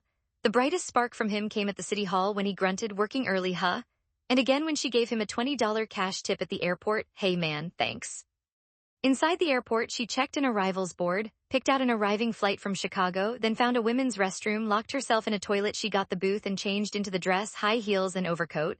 She packed her running clothes in the satchel, touched her lips with the lipstick, decided she didn't need the blush. She was pink enough from the cold. A 2-minute train ride took her to the parking structure that housed the car rental agencies, where a Hertz agent told her that she had no reservation for a car. My goddamned husband, she blurted. The agent found the pretty lady a car, a huge 7-passenger Infiniti QX60 for only $247 a day plus taxes for a 5-day rental. Wonderful, she gushed. I can take my entire family to the mall in that, the speed limit back to Minnetrista. On the way, she switched the radio from satellite to local, searched the stations until she found local news, and immediately got caught with a story about an Orono area manhunt for what was believed to be a Russian assassination team of 3 men and a woman. While the news station had no details about the killing of a person in Orono, they had everything else. The cars the team had used, the wounding of 3 members of the team, the probable existence of a 4th member, their Russian accents, and even some information on the extent of the wounds. The FBI had obviously interviewed the doctor, and the station had also reached 2 of the nurses from the Bison Hospital who told of the raid and who mentioned that the Russian woman was a blonde. No, not good. The beautiful QX60 might not be viable for very long if the rental agent put together the 3 things he knew for sure. The vehicle had been rented by a blonde woman without a reservation but with a foreign accent. This thing about cars was getting serious. She had to think. She did that on the drive back to Minnetrista. Instead of going straight back to the farmhouse, she detoured to a Walgreens drugstore. Inside, she bought an auburn hair dye along with an eyebrow pencil, Band-Aids, Tums, a SHE stayed with a notebook, 6 bottles of Pepsi Cola, and a pack of cinnamon-flavored chewing gum, all the extra items bought to obscure the purchase of the hair dye and eyebrow pencil. At the farmhouse, Nikitin was asleep. The 3 pills she'd left for him were gone, and the glass of water had been drunk. She had no idea of how much time she might have, but the hair was a necessity, and she let him sleep while she changed her appearance. That took an hour, her first time as a brunette with the eyebrow pencil matching the new hair color. While she waited for the hair dye to set, she called Titov, who was already in his Jeep. He answered, seemed disoriented for a moment, then said, "Please repeat." Abramova told him everything she'd done. "I'm afraid they will trace the new car. We need yours as soon as we can get it. I'm coming as fast as I can without attracting the highway patrol. I think I will find a motel where I can check in without the new car being seen. I will bring Lev and the equipment in from the back and leave the car somewhere. That's the best I can do, but we need a clean car, your car." "I can't think of anything better," Titov said. "I can't think of anything right now. don't go off the highway. Time weighing on her, Abramova took 10 minutes to research motel possibilities on the west side of the Twin Cities and spotted a La Quinta Inn with 2 separate wings and multiple entrances. Even better, it was within jogging distance of the Mall of America. The team had visited the mall the day after they arrived in the Twin Cities to shop for outdoor wear. She wouldn't leave the car at the mall itself, too many cameras, but she could leave it close, and the conclusion might be that they'd dumped the car and gone to the mall to catch other transportation, Uber or a cab. Feeling the passing nicotine was not easily roused, but she got him started, made him swallow an amp to wake him further, and began packing bags and equipment in the QX60. By the time she was done, he was awake. Can you walk? I can try. He tried and managed to hobble across the room. I'll need more painkillers if it's more than 10 meters. We have those, now we need to get you to the car. To the La Quinta, she took a call from an unknown number, but she knew the voice on the other end, a man who called himself Kuznetsov, which was a good Russian name, but one that she suspected was not his. His voice sounded like someone shoveling gravel. Titov told her that Kuznetsov had been on the front lines in Ukraine as an SVR observer. He'd breathed in flames trying to escape a house that had been attacked and set afire by Ukrainian special forces. No more choirs for him, Titov said. He asked for a briefing, and Abramova told him everything that had happened from the time she dropped Nikitin and Orlov at the target house through the wounding of Orlov, Nikitin, and herself, the subsequent flight, the kidnapping of the doctor, Titov's overnight trip to Milwaukee, and now her rental of the new car. When asked, she said she thought Nikitin should be well enough to shoot again if they had the necessary intelligence and the opportunity. Leonid Sokolov is still alive, his wife Masha was killed, Kuznetsov said. We understand the circumstances and these things happen, however we need you to be prepared to make another attempt, and soon we will get you the necessary intelligence. We need another car, a cold car, an older one that wouldn't be a rental car, Abramova said. We can arrange that, we have friends in Minneapolis, Kuznetsov said. OPG? On the way, not so organized, not so much group but some crime, Kuznetsov said. An old car should not be a problem. Kuznetsov rang off. Abramova was halfway to the La Quinta. At the motel, still in the dress, heels, and overcoat, her scalp itching from the dye job, she told the desk clerk that yes, she would pay for the full day, including the previous night, because she was on business and had an extended meeting and later, a reception that she had to go to. She'd be late getting back, she said, but it was all on expenses, so the clerk was polite but not interested in her plans. Checked in for a full week to a first-floor room, she hauled all the gear to the room. Nikitin was ambulatory but wobbly, and despite the pills, in pain. The motel was mostly empty, with the previous night's occupants checked out. They got to the room without being seen, and Abramova took 15 minutes to help Nikitin out of his jeans, checked the bullet wound in his butt and neck, repatched the butt wound with fresh disinfectant and a tight, heavy bandage. She left him with pills and the remote for the television, changed into clothing that might credibly work with a jogger, hung a Do Not Disturb sign on the door, and headed back out. Almost done. The residential streets near the mall had no on-street parking, and she wound up leaving the QX60 in one of the mall's satellite parking lots, judging herself far enough from any cameras that they wouldn't see her clearly enough to identify her. She followed a looping route out of the mall. The area wasn't made for joggers until she was on one of the residential streets and began running harder. 2 miles later, she walked back into the motel room. Nikitin was watching a news show. He turned to her and asked, "Yes, are we good?" "Yes, for now, until Meller returns." By the time 9, Lucas got up with whether to eat breakfast and to make his phone calls to Rose Marie Roux, the head of the Department of Public Safety.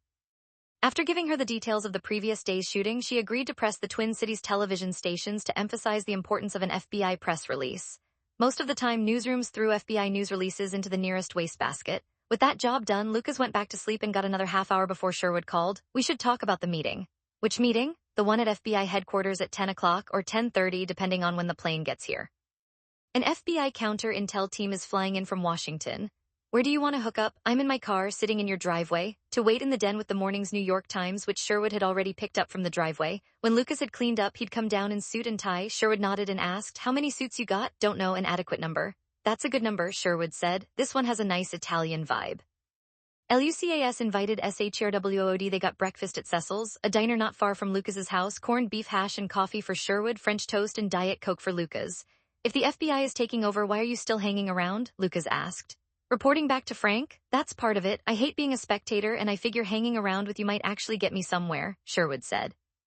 "The feds don't want me involved, I've been told that, and my side pushed back because of my special knowledge of the Sokolovs, so I'm in but not exactly embraced." "What about me?" "The Marshal's service wants you in, so you're invited to meetings, but I don't believe you'll be kept up to date," Sherwood said. "For one thing, this is a chance for the feds to one-up the Marshal's service and the CIA. For another, you're still not cleared of involvement. The FBI's counter-intel guys will want to talk to you, see what you think about Russians." "Not much, my daughter killed some Russians out in California." "What?" He explained about Letty's investigation of Russian-involved murders and espionage, and Sherwood said, "Jesus, I heard rumors about that. I was in Syria overseas when it happened. Your daughter gets around." Check her out, Lucas said, but yeah, she gets around. Sherwood scooped up corned beef hash and chewed, looking around the diner at the other customers, a cross-section of winter Minnesotans in sweatshirts and toques with red noses and watery eyes, no obvious threats. If you had to, what would you investigate next? What would you do? He asked. Understand, I'm not a cop, I don't know what to do here. Lucas said, I had a couple ideas, not sure that either of them would pay off. I assume the feds have the hospitals covered. I assume that too, okay. From what Jurez said last night, one of the Russians was hurt bad and needed a hospital right away. One was wounded, but she patched him up about as well as what he would have gotten at a hospital emergency room. The third one, the woman, was barely wounded at all, and the fourth one wasn't even involved. The question is, if one of them rushed the badly wounded guy to a hospital in the Wrangler, would the other two have another backup car, a fourth car? Sherwood considered the question and then said, no, basically in an op like this you'd want two cars at a minimum, one action car plus a backup, a driver and a gun in each car. In this case they had a driver and a shooter plus a spotter in the action car and one guy in the first backup. The third car, the Jeep, was a running balls to the wall disaster backup. I see where you're going here, they might need a fourth car now. In case the disaster backup was spotted, in case they were seen along the way, or Jurez understood what the vehicle was. Okay, Lucas said. He wagged his fork at Sherwood. How would they get it? Another car? They could steal one, they'll have those skills, Sherwood said. If they're not familiar with the area, with the police culture, that'd be a serious risk. They wouldn't know when the theft might be discovered, and when the police might start looking for them, how hard they'd look, what resources would be thrown at a stolen car. Which around here would be about none, Lucas said. I've been thinking that they might rent another one just like they did the first Jeep and the Subaru. If they're out in the sticks, no car, Lyft, Uber, taxi, that's the kind of thing that the feds can work on. Not us, because it takes a bunch of people on phones and we're smaller than a bunch. Sherwood looked at his watch. We should go, we can unload this at the meeting. Was housed in a large whitish building with what looked like a black mask around a portion of it, like the Lone Ranger's mask, if the Lone Ranger had worn his mask on the side of his head. Sherwood and Lucas drove separately and made the 10 o'clock meeting with 15 minutes to spare. They were shown to a conference room, where the Minneapolis area FBI beard who'd headed the Marshal's Service Witness Protection Team was twitching in a chair at a long conference table. A laptop computer and a projector sat at one end of the table and a white screen hung on the wall at the other end. 3 FBI suits were in a corner chatting, cheerful enough at the moment because they'd been involved in the retrieval of a kidnap victim, or at least events could be bent to look that way. Beard ignored Sherwood but asked Lucas, anything new after the nurse? No, your locals, the state whatchamacallit, Bureau of Criminal Apprehension, yeah, those guys. They tracked all the calls by all the phones overnight and there were exactly 2, both from me after the plane had landed. One was while the plane was taxiing and before we knew that there'd be a delay getting to the house, and the other was to you, to tell you we'd be running late because we lost that suitcase. You didn't call anyone and neither did White before we got there. I knew that, Lucas said. I thought that was the likely case, Sherwood said. I'll see about getting all the phones back and you can keep the burners. I'm afraid the goddamn FBI might want them, Beard said. The ones flying in. We'll see, I've never dealt with them, Sherwood said. Shelley White was escorted into the room. She pulled out a chair next to Lucas and said, you stayed up late. I did, but I didn't actually do much, got the doctor back. I understand we're gonna get grilled by Washington feds, she said. That appears to be the case, Lucas said. He filled her in on the interview with the doctor and the narrowing of the search area around Orono. Arrived 20 minutes later, 3 men and a woman, the men in their 40s, the woman a bit younger, all well-dressed, 3 leather and 1 aluminum briefcases among them. They arrived with David St. Vincent, the FBI's agent in charge, and several more agents all suited. The youngest one went to the projector and laptop and after introductions plugged a thumb drive into the computer and lit it up. St. Vincent did a brisk PowerPoint presentation with maps of all the key moments in the assassination and subsequent investigation, including the interview with Juarez and the washing of phone calls by the BCA.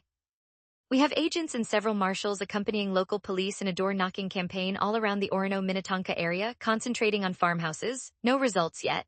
When he was done, there were questions. Sherwood outlined what Lucas and he thought might have happened with cars. There was dissension, but everyone was interested in any possible angle, so the feds would start making phone calls to the ride services and rental agencies. With the briefing over, Sherwood and Beard were escorted to separate rooms with 2 of the counterintelligence team members walking with each of them. The other marshals from the Sokolov house were ushered into the conference room, and they all sat around and waited like hopefuls at a temp agency. After a half hour, Sherwood came back with the woman interrogator, and she said, Marshal Davenport. The woman, middle-sized, olive-complected, and dark-haired with a unibrow and sharp eyes, led him down the hall to another conference room. On the way, Lucas said, I didn't think I was important enough to go third. You're not, the woman said. Mr. Sherwood wants you on the street. Nice guy, Lucas said. No, not really, she said as if she knew, and it made Lucas wonder what she knew. A male interviewer was waiting for them, and the interview took 20 minutes. Lucas's background, his past jobs, and how he'd gotten the Sokolov assignment. The Washington FEDS, I didn't get it. I was told I was on it by the U.S. Marshal for Minnesota, Lucas said. When was that? The woman asked. She hadn't mentioned her name. 2 days ago, I think that's when she was given it by some suit in Washington. The male interviewer nodded. That checks.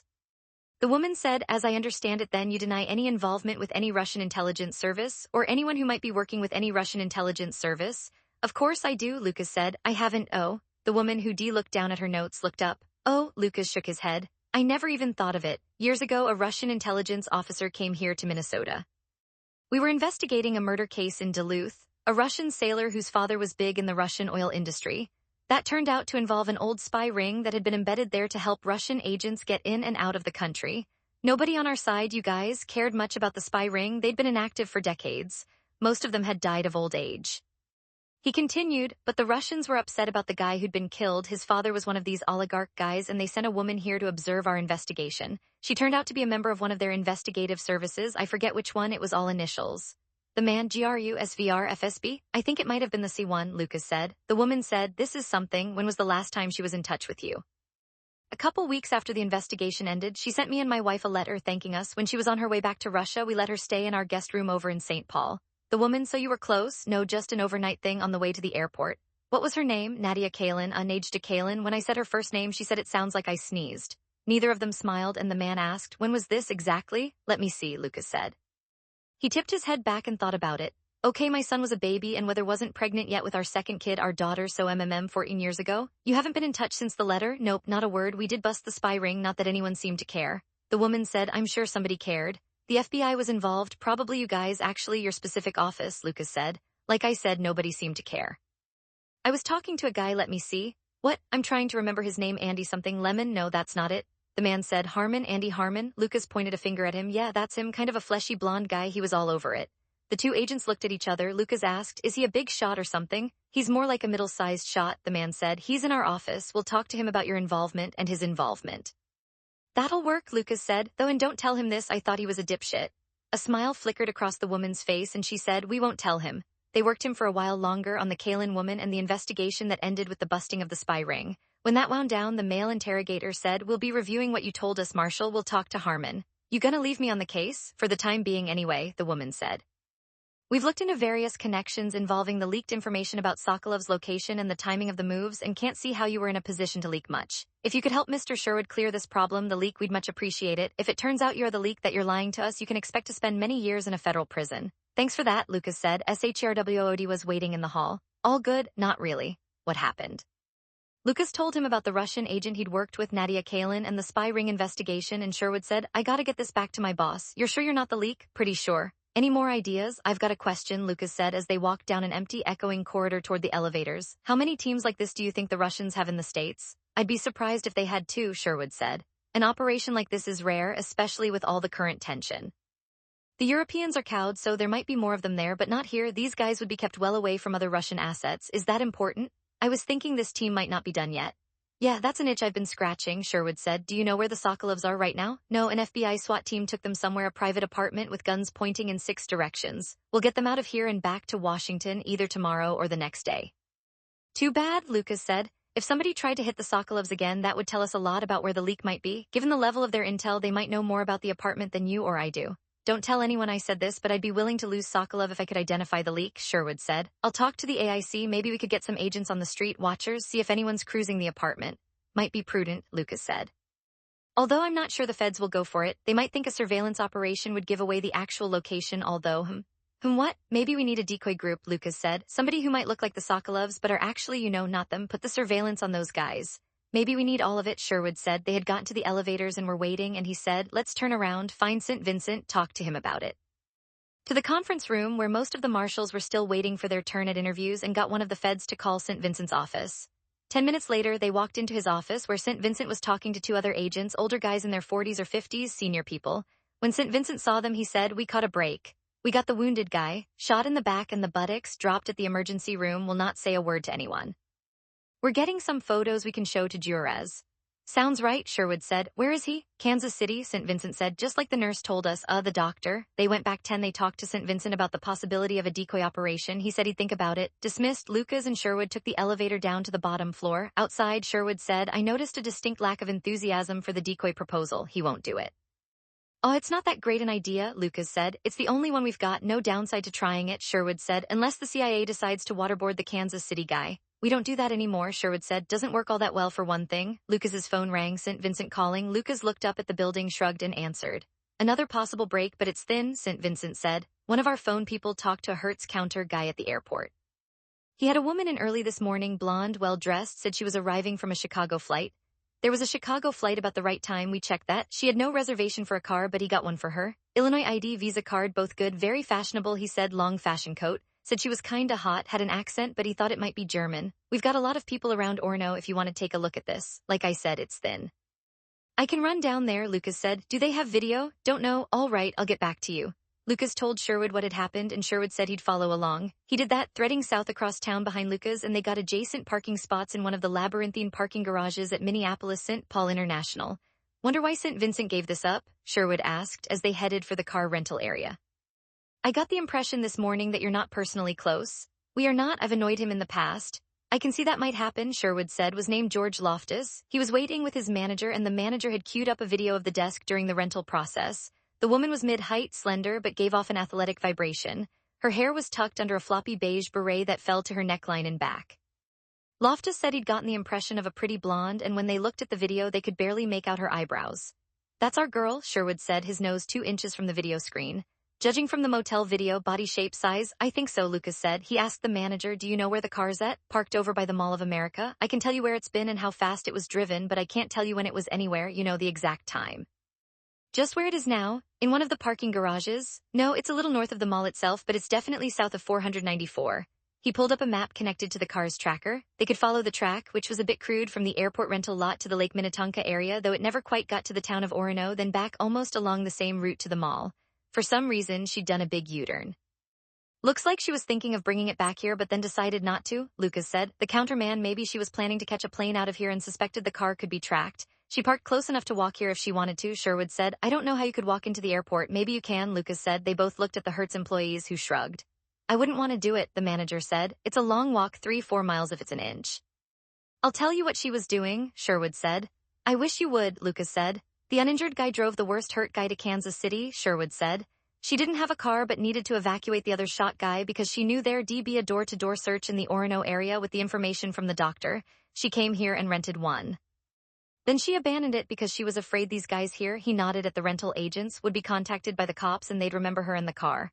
How'd she get here? One of the rental agents asked. Sherwood shrugged. I don't know. How would you do it? Lucas and the 2 agents looked at each other and simultaneously said, Uber. And now she's at the mall with a shot guy? Lucas asked. Dunno about that, Sherwood said. She drove that big fast loop for a reason. Lucas called SD. Vincent had to wait 5 minutes for the AIC to come to the phone. When St. Vincent picked up, Lucas said, we think the woman who rented the car was the Russian. We more or less spotted where they were in the Orono area, but it's not in Orono, it's in the town called Minnetrista. Let me look at my map, St. Vincent went away for a minute, then came back. We're working way the hell northeast of there. Take us a while to regroup. You sure about this? They tracked their cars and were looking at the track superimposed on a Google map, Lucas said, standing in front of a laptop in the back of the Hertz rental station. We think the woman got a ride down here, maybe a cab or Uber, I don't know. Anyway, she rented an Infiniti QX60 SUV, white, new last year, then we think she drove it back to where they'd been hiding. The farmhouse Jurez talked about. Then she drove it back here for some reason and probably ditched it at the Mall of America where it's still sitting. You think she's at the mall? Who knows, but I doubt it. The Hertz guys tell me that the car's in a big empty area close to 494, but not that close to the mall. It looks like she was dumping it unless she's sitting there waiting for someone to pick her up. Tell me about the Minnetrista site. Lucas explained that the track was somewhat crude, but if you look at City Hall, that's the middle of town, I guess. It's on County Road 110. Now track about 2 miles west, there's a side road next to a hinky little bump in the highway where the highway turns a little south. I see it, St. Vincent said. He was looking at the same Google map image. There's a road going north. The car seems to have gone a few hundred yards down the road, where she apparently made the U-turn and came back to the mall. Jurez said a farmhouse, and it looks like there are a couple of them back there, maybe 3. It's hard to tell from the overhead view. 2 are on the west side of the road, another on the east. That's all we can see on the Google satellite, and that's just an eyeball comparison to the car track from Hertz. Okay, I've switched over to a satellite view and I see them. We can throw crews around all of them in an hour or 2. What are you doing? We can check out the car, Lucas said. Don't think that'll amount to much. It's been sitting there for quite a while. Think she probably dumped it and got a ride out of there with somebody else. Okay, you get a sniff of anything, call me. Don't go tearing around like a maniac, goddammit. Never. Yeah, right. Listen, David, we'll cruise it Sherwood S with me, and if there's anything definite, we'll back off and call for help. Do that. I'm heading out to this Minnetrista place. Stay in touch. QX60 still on the lot, and Lucas and Sherwood walked out with the desk clerk to look at it. Identical vehicles except for the color, hers is white, Loftus said. Can't miss it, big as a school bus, Sherwood said.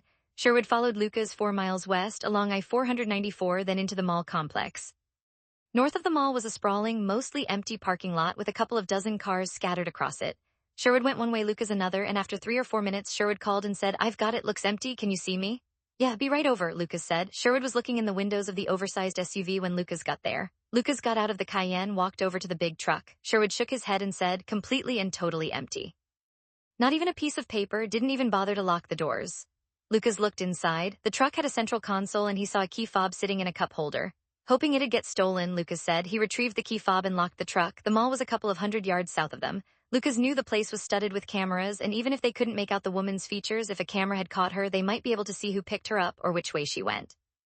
The Bloomington cops have a precinct here, Lucas said. Maybe they can get us some video. There was another. You haven't suggested calling St. Vincent again, Sherwood said. It'd take him an hour to get an agent here, Lucas said. They do the same thing we do, so why don't we go ahead and do it now? We can call him later. You've not only annoyed him in the past, you'll annoy him in the future. A burden I'll have to bear, Lucas said. Besides, they're probably busier than hell at that farmhouse. Did have access to the security cameras around the building, and after some winding and rewinding, spotted the QX60 rolling into the distant lot. There she is, Sherwood muttered as the Russian woman got out of the SUV and walked briskly away. She was no longer fashionably dressed, but was wearing what looked like a sweatshirt or sweater over jeans. Won't be going far in that outfit, one of the Bloomington cops said. She'd freeze her tits off. Maybe she's being picked up, Lucas said, but they saw no sign that she was looking for someone to pick her up. They tracked her on different cameras past several buildings until she disappeared to the west into a residential neighborhood. When they last saw her, she was jogging. Not going to the airport, Lucas said. No, she could have parked a lot closer if that's where she was going, Sherwood said. She's going the wrong direction anyway. Lucas, but if that is where she's going, she's now at 35,000 feet. He touched the screen. The woman had left the SUV at 8:40. They were now at 12:26, almost 4 hours later. It's 9 degrees out there with a 10-mile-an-hour wind, according to the National Weather Service, Sherwood said, looking at his phone. That's a wind chill factor of -5. I believe our officer friend is correct. Her tits are definitely endangered. The Bloomington COPS, let's go sit in my truck. I've got an iPad, Lucas said. Let's see what we have in the way of motels around here in the direction she was running. Think we should call St. Vincent? We don't need to bother him yet, Lucas said. We can call him when we figure out what we're doing. The Porsche called up Google Maps, found there was no good way to cross the interstate highway on foot, and started looking for motels south of I-494. There were 13 and possibly 14. 2 were not differentiated on the video map within reasonable jogging distance. Lucas suggested that Sherwood call St. Vincent because he had Washington cred, and Lucas tended to piss off the FBI man. When Sherwood called, St. Vincent answered, the impatience tight in his voice. We're moving on them now. What do you want? You think they're at the farmhouse? Sherwood asked. We're closing on the most likely one now. There's no car, but the car is probably in Kansas City, so we found the car the woman was driving this morning. She left it in a parking lot at the Mall of America. We tracked her on security cameras, and she was jogging and running west when we last saw her. Probably picked up, St. Vincent said. Maybe, but there are about a dozen motels within running distance. If getting out of the farmhouse and finding a new hideout was what all that car driving was about, she could be holed up in one of them. Lucas and I could do a recon. St. Vincent had to think about it then. All right, but just a recon. You see anything at all you call? Of course, Sherwood said. Good luck at the farmhouse, David. Keep your head down. Thank you. Don't let Davenport shoot anyone. Sherwood laughed and said, I'll try to restrain him. They sat in when Sherwood hung up. Lucas said, I'm not saying St. Vincent is a moron. He's probably not, Sherwood said. He's caught in a bureaucratic morass, and that's difficult for anyone who is actually trying to get something done. The agency is the same way on everything above an operational level. All right, Lucas conceded. How do you want to do this? You're the cop. Do we go together or should I follow? As a cop, I'll tell you that you always want to have the same number of cars as you have cops, because if you don't, somebody will get uselessly stranded. Follow me, but stay close. If we happen to stumble into them, we'd want to be together. You got a gun? No, okay, I've got an extra if you want it. Revolver, point and shoot. I'll pass. If I actually shot somebody in the States, I'd spend the rest of my life filling out forms and going to hearings.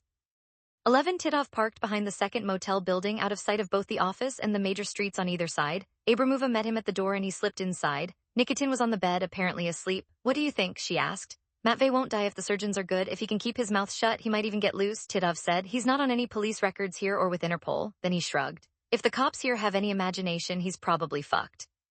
But we've done what we could.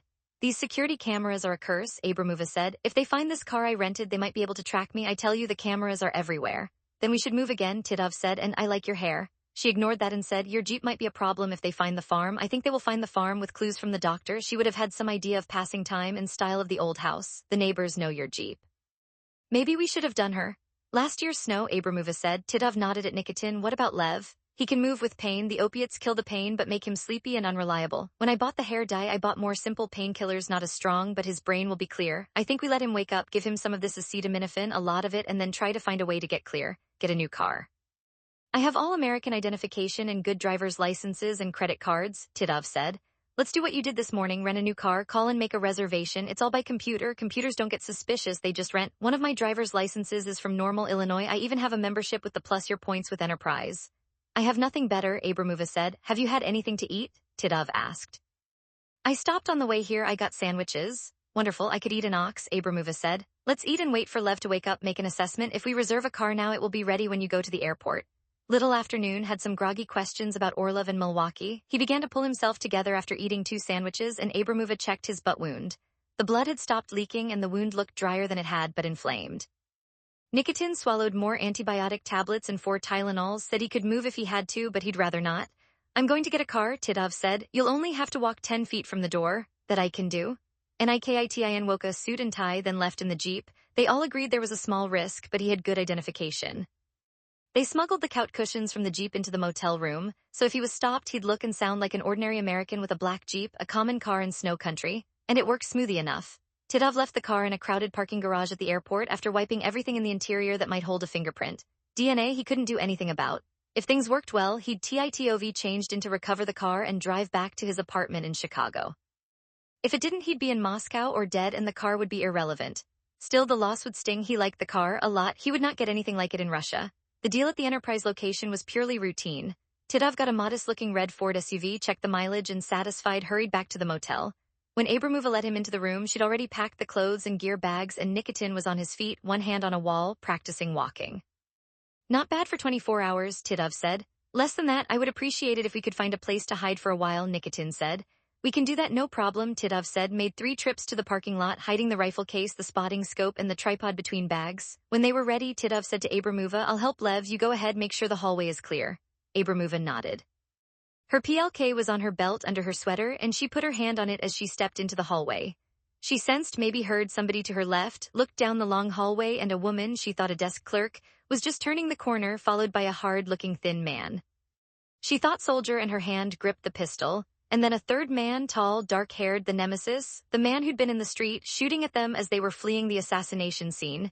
He was right there, coming around the corner. She'd seen him in the Wagoneer's big wing mirror, was for a split second uncertain about that. But then he made a move for his pistol, but Abramova already had hers in her hand, and she yanked it from under the sweater and fired a blizzard of bullets down the hall, driving the 3 people back around a corner, and she thought she'd hit at least one of them, and probably 2. Abramova and TITOV, then Titov was there with Nikitin, Nikitin's gun in his hand, and he shouted, take him, and Nikitin said, I can go. And Nikitin stumbled toward the exit, and Titov opened fire down the empty hallway, chipping away at the corner as Abramova dropped her magazine and slapped another into place and began shooting.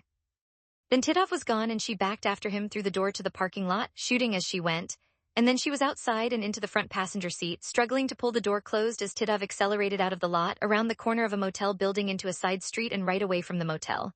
Abramova was kneeling on the front seat, looking out the back, reloading, said, I see nobody, nobody following. Titov drove hard for a block under the interstate highway, then made a right turn and slowed, went 2 more blocks, took a left into a side street, and then kept heading north. Abramova still kneeling on the front seat, looking for pursuit. There was none. Abramova buckled into the seat and said to Titov, you did well, Meller. Welcome to the team, huh? 12 stepping back. Lucas and Sherwood spent a frustrating hour and a half checking motels along the south edge of I-494. They'd almost finished when St. Vincent called. We got the right house, but they're gone. Couple of bloody sheets on the floor and some medical litter. We're definitely looking for a black Jeep, and a neighbor tells us that he spoke to a man living here and he thought the guy was an American, sounded like he came from Iowa. He only saw that one person. Sherwood put the phone on speaker and said, probably a sleeper, somebody who's been living here for years, brought in to back up the team. That'll make them harder to find with that guy fronting for them.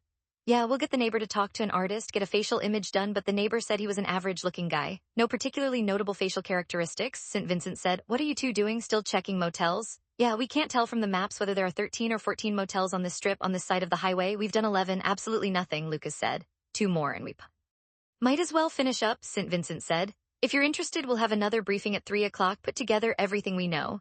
We should be done here in half an hour, Lucas said. Was the 12th motel, a sprawling place with 2 long wings and parking scattered around them. A diner occupied a connecting lot with the LA Quinta, even more cars. They went inside to the motel's front desk, where they were met by a tall, balding man and a short, chunky woman. Lucas identified himself and the man said, "Well, we did have a woman here early this morning with an accent, quite pretty but she wasn't blonde, she had brown hair, reddish brown. Well dressed, nicely dressed, I guess, a businesswoman, she took the room for a week, she has family here, see her car?" "No, I didn't." Sherwood looked at Lucas and said, "We should check carefully, she could have colored her hair." "Not much time to do that," Lucas said doubtfully. "She was blonde at the airport." "Then a wig? I guess we gotta check," Lucas said. "Could you show us the room she's in?" Sherwood asked the desk clerks. "I can," the woman clerk said. She took a minute to look up the registration, then said, "Come along." They trailed her into one of the two wings. They turned a corner as a group with the clerk leading, Sherwood next to her, Lucas trailing. The clerk was in the adjacent hall, Sherwood on her shoulder, turning, Lucas coming up behind them, turning.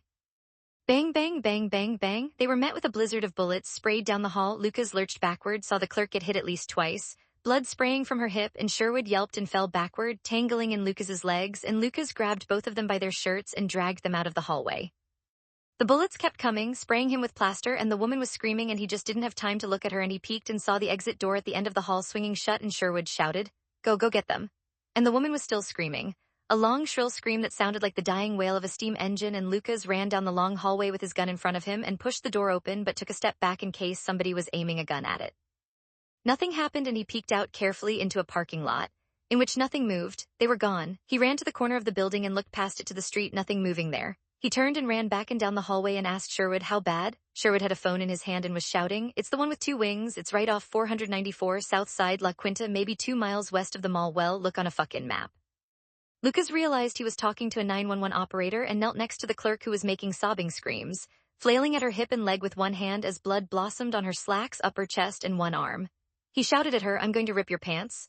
And she didn't reply but stared at him, her eyes sliding away until he could see almost nothing of them but the whites, as she continued to do the odd, gasping screams as if she were running out of air. Lucas had a tiny razor-sharp knife on his car keychain, and he opened it and cut away her pants, where he found 2 wounds an inch or 2 away from each other, one near her hip and one on her inner thigh, and he saw the pulsing blood from her leg and said to Sherwood, "Got an artery, could be the femoral, can you put pressure on it, or are you?" "I don't think I'm so bad," Sherwood said. He was on the floor, still clutching his cell phone. "Show me where to push." Lucas, on his knees, showed him where to put pressure and then cut away the woman's blouse and a bra strap and found another wound, but high on her chest and out toward her side, a small entry and another large exit that was bleeding hard, and he said to the woman, "I need to roll you up." And without waiting for her to say anything, rolled her up high enough that he could gather a wad of her blouse and push it into the exit wound. The smell of blood was thick in the hallway, his pants soaking up blood from the floor as he worked over her, and when he'd done what he could, he asked Sherwood, "Where were you hit?" "Left side." Sherwood struggled to keep pressure on the woman's leg, and Lucas asked, "Ambulance coming?" "That's what they tell me and some cops." "Let me see where you were hit." Lucas cut away Sherwood's shirt and found a narrow wound on the outer edge of his rib cage, no penetration. The woman was still gasping and occasionally screaming and then moaning, and she reached out and grabbed Lucas's jacket and pulled at it, looking up at him. "Am I going to die? I have a daughter." "You'll be fine," Lucas said, though he didn't know that. There were suddenly people in the hallway shouting at each other, and the balding desk clerk was running toward them, and Lucas shouted, "Get outside and direct the cops in an ambulance, they're on the way." Sherwood asked, "How bad am I?" "I've been hurt worse playing hockey." "The coach put me back in," Lucas said. Sherwood laughed for a half second and then said, "Jesus, that hurt when I laughed." "Maybe whacked a rib, that hurts when you laugh, ask me how I know," Lucas said. "And keep the pressure on her, keep the pressure on. Where in the fuck is the ambulance?" He didn't know it when he asked, but only 4 minutes had passed since the shooting started. Sherwood didn't know that either, so Lucas got on his own phone and called the 911 operator and shouted, "U.S. Marshal, we have 2 down at the La Quinta." "Everything's on the way, Marshal," the operator said in a voice that seemed almost bored. "Is there an escape vehicle? Do you have a description? Are there still armed perpetrators in the motel?" "I never saw a car. I think they're all gone. The Russians everybody is looking for. These are the Russians," Lucas said. "I can't leave where I am. We're plugging holes in one of the victims. When the cops get here, tell them to look for witnesses right away. Check for video." "We'll do that," the woman said. And she said, "Hold one," and after 10 seconds of mostly dead air, Lucas could hear voices talking but not make out what they were saying. She came back and said, "The ambulance is 1 or 2 minutes out. Police should be there in the next minute. Hold where you're at, they're coming." "Yeah, not like I'm going any other fucking place," Lucas said. The 911 operator, who heard all kinds of language from hurt and frightened people, said, "That's good." Nothing but wait. The woman had stopped screaming but was still moaning, still gasping, and Sherwood was putting all his weight on her leg until finally a cop came running down the hall looking panicked. He asked, "Are they still here?" "I don't think so," Lucas said. "They were coming out of the second door from the end on the right. If there are any of them left, that's probably where they'd be, but they could have another room, a bailout room, so take it easy." Another cop came running down the hall, and there was a flurry of words and sentences that eventually took the 2 cops down the hall, where one stood by the door with his gun out while the other ran outside. The cop by the door shouted, "Tommy's checking the window." "Careful, careful," Lucas shouted. 30 seconds later, Tommy the cop hustled back inside and said, "I couldn't see anyone. Should we kick the door?" Lucas shouted, "No hurry, watch the window and watch the door and wait until we get more people here." The ambulance arrived and more cops and the paramedics loaded up the woman in Sherwood and took them away. Lucas stood up to catch his breath and a man in the hallway, one of the motel guests, said, "Your pants are all bloody, you're dripping blood." Then they did. Lucas said, "Ah geez," and leaned back against the wall, feeling the blood-wetted pants clinging to his leg hair. After a minute trying to talk his blood pressure down, he took out his phone again and called St. Vincent. "Well, we found them," he said, beyond furious. "What in the hell were you two thinking? If you had any thought at all, you'd have waited for reinforcements." "They were leaving, they were running," Lucas said. "If we'd gotten to that hallway 1 minute later, we never would have seen them at all." "You don't know that? You said they just rented the room this morning. Maybe they were going out for lunch and we could have ambushed them when they came back. But we wouldn't even have known they were there." St. Vincent was having none of that. "This is now an FBI operation and you can take your CIA guy with you. I don't want to see your ass anywhere around this. You screwed this up. Fuck you, David." We're the only ones who have found anything. The rest of the conversation didn't go any better. The motel room down the hall was eventually opened and found to be empty except for 2 couch cushions spotted with dried blood. SDVINCNT was stay around and make a statement for the Bloomington cops and promised to make an even more extensive statement when needed. That done, he drove to Fairview Southdale Hospital, where the La Quinta desk clerk in Sherwood had been taken. When he arrived, he was told that the clerk was in surgery, and her condition was not known to anyone outside the surgical suite. Sherwood, on the other hand, had his feet dangling off the side of a bed in the emergency department. He had been cleaned up, bandaged, given pain Lucas had to medication, and would be released as soon as his CIA insurance status was confirmed, which was taking a while. "You never saw the car they're in," Sherwood said when Lucas stepped inside the drape around his bed. "Never did, and we got nothing on a camera. They're gone," Lucas said. "You good?" "The doctors say I'm fine. I'm thinking more like mediocre," Sherwood said. 10 years in Iraq, Syria, and Lebanon, and I heard all kinds of shooting and shit blowing up, but the worst I got it was in Beirut. I went to the American University Medical Center to get a sliver taken out of my hand. I got the sliver from a hotel railing after I had too many Long Island iced teas at the bar with an Arab dude named Lanny. I come to fucking Minneapolis, Minnesota, and some Russian direct shoots me in Minneapolis, fucking Minnesota, a fucking Russian assassin. After a moment he added, "It was a big splinter, but here in fucking Minneapolis," he might have gone on, but Lucas said, "We like to think of ourselves as cosmopolitan." He didn't know what a Durac was, but he recognized the tone. "St. Vincent tells me the FBI is taking over the entire case and we are no longer invited to participate." Sherwood said, "Yeah, well, we'll see. I'm not coordinating with the FBI, I'm coordinating with the Marshal's service. If the FBI doesn't like it, they can go suck on it." "Hey, where's my car?" "Still back at the motel," Lucas said. "Listen, when they finish fixing your hangnail or whatever it is. Gunshot wound suffered in the service of my country. If I play this right, I could get a month off, maybe 2. Like I said, a hangnail. When we get you out of here, why don't you come over to my place for dinner? I'll do us a couple of steaks, martinis. You'd like my wife. She's a doctor. She can probably slip you some extra drugs. We'll call Washington to clarify our status here." "You had me at martinis," Sherwood said. "I gotta wait for the goddamned insurance to clear me out." "You apparently need to be pre-approved for a gunshot wound." The insurance came through after a while. Lucas supposed that there was a conference still going on at the FBI offices, but there wasn't much that the FBI knew that he and Sherwood didn't. They went back to the motel and picked up Sherwood's car and to Lucas's house, made phone calls and eventually ate steaks and drank martinis. Because that's what you do when you can't think of what else to do. 13 After fleeing the motel, Titov took the Ford west on one interstate highway, then south on another. Abramova sat backwards, watching for followers until they were on I-35, and she turned around, buckled in, and asked, "Where are we going?" "Iowa," Titov said. Abramova frowned. "Iowa, that's a different state. How far is that?" 2 hours. "For now we can do nothing because we know nothing," Titov said. "We need to make phone calls, make consultations. Iowa is close across a state line which changes all of the police jurisdictions, so we're less likely to be noticed by cops. We will still be close enough to get back here in 2 hours if we need to." "I like that," Nikitin said from the back seat. Titov checked the other man in the rearview mirror and asked, "How are you, Lev?" "I don't hurt too much, some." "Have you taken pills?" "Not in the past hour. I needed to be able to move if I had to." "So now we will be driving for 2 hours to this place, Clear Lake, in Iowa," Titov said. "I suggest, Kat, that you climb in the back and lower the back seats so you both can sleep. Also, that makes this car appear to have only a driver, not 2 men and a woman." "This I can do," Abramova said. "This has been the longest 2 days of my life." The run to the motel in Clear Lake from where they were would take 2 hours. Nikitin and Abramova quickly fell asleep. Titov went to a classical music station on satellite radio and played Tchaikovsky for a while, got hooked into the jazz waltzes by Shostakovich, then looked around for some classic soft rock. 40 miles from the Iowa line, he took a phone call, listened, said, "We can do it, but we need everything you can find out about the site and where we might go. We need another car, not a rental, if one can be procured." He listened some more and then said, "Text me the address, leave the keys on top of the back tire on the street side." They talked details for 2 minutes and then he hung up. The phone call had wakened Abramova, who asked, "What was that?" "Kuznetsov, it's as we thought." Sokolov and his son are now protected by FBI agents, Titov said. Tomorrow, about 10 o'clock, the FBI will remove them from the apartment house where they are hiding and take them to an airport in St. Paul to fly to Washington in a government jet. His wife has already been cremated and now resides in a cardboard box that will go with them. Another car will be left for us in St. Paul. What do they want of us? They want us to try again. I told them they would have to create a site plan for us. It has to be something we can do with a wounded sniper who can't move fast or far. They said they are looking at all possibilities. They asked after the Berettas and the capacities of the magazines we have with us. 30 rounds each, 2 magazines for each pistol, Abramova said. If they're asking after the Berettas, they might not be thinking of a sniper attack, they might be thinking of an assault on the transport vehicles, killing FBI agents. The man, he was speaking of Vladimir Putin, wants Sokolov above all. He will accept dead FBI agents. Sokolov above all, above us. I do not think the man worries about us. If we die, there are more where we come from. If we don't die, we get medals. Medals cost nothing. According to Google Maps, I'd like a medal, also a bigger salary. I'd prefer not to die, Abramova said. Prefer not to die, and as Abramova lay back down and soon was asleep again, he thought about an assault on the FBI vehicles. If it wasn't outright suicide, it'd be the next thing to it.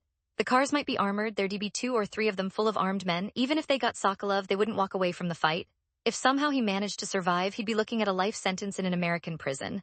There'd be no trades for the murder of FBI agents. And he thought about the big man Abramova said was in the motel hallway and that she believed she'd seen at the Sokolov hideout. He was almost certainly a U.S. Marshal. He, Titov, would have to think about him. Titov would also motel. As a security measure, Titov and Abramova got separate rooms, Nikitin rooming with Titov. After waiting an hour to see if any alarms were generated and to take a shower, Abramova walked down to Titov's room. These hotel rooms, they are functional but boring, she said. The walls look like they were designed to be washed. I was once sent to a hotel in Kovrov, Nikitin said. When I got up in the morning, I was speckled red with bug bites like smallpox. I had 6 on my I prefer functional. Titov snickered and Abramova said, I prefer not to hear about such things. At the Iowa out of laptops with encrypted proton mail. The apartment house where Sokolov was sequestered had been spotted on satellite THEY all-operated views of Minneapolis, and in the next 3 hours they got a half-dozen email deliveries, maps, angles, and propositions generated by a planning group in Moscow. There would be at least 2 vehicles picking up Sokolov, they had been told by their intelligence source, driven by FBI agents. The Marshal's service was no longer involved after the shooting that killed Masha Sokolov and the shooting at the motel. That's better from their reputations. I'd rather fight the FBI than the Marshals, Abramova said. If we have to fight, if they leave the apartment at 10, we have to be there by 8 o'clock. We can't observe it too often. I prefer to snipe if Lev can do it. I can do it if I can sit on my ass, Nikitin said. He was sitting on his ass as he said it, peering at his laptop. The street view, the apartments are set higher than the street and it doesn't look like they have underground parking. That means the pickup will have to be out in the open at least for a few meters.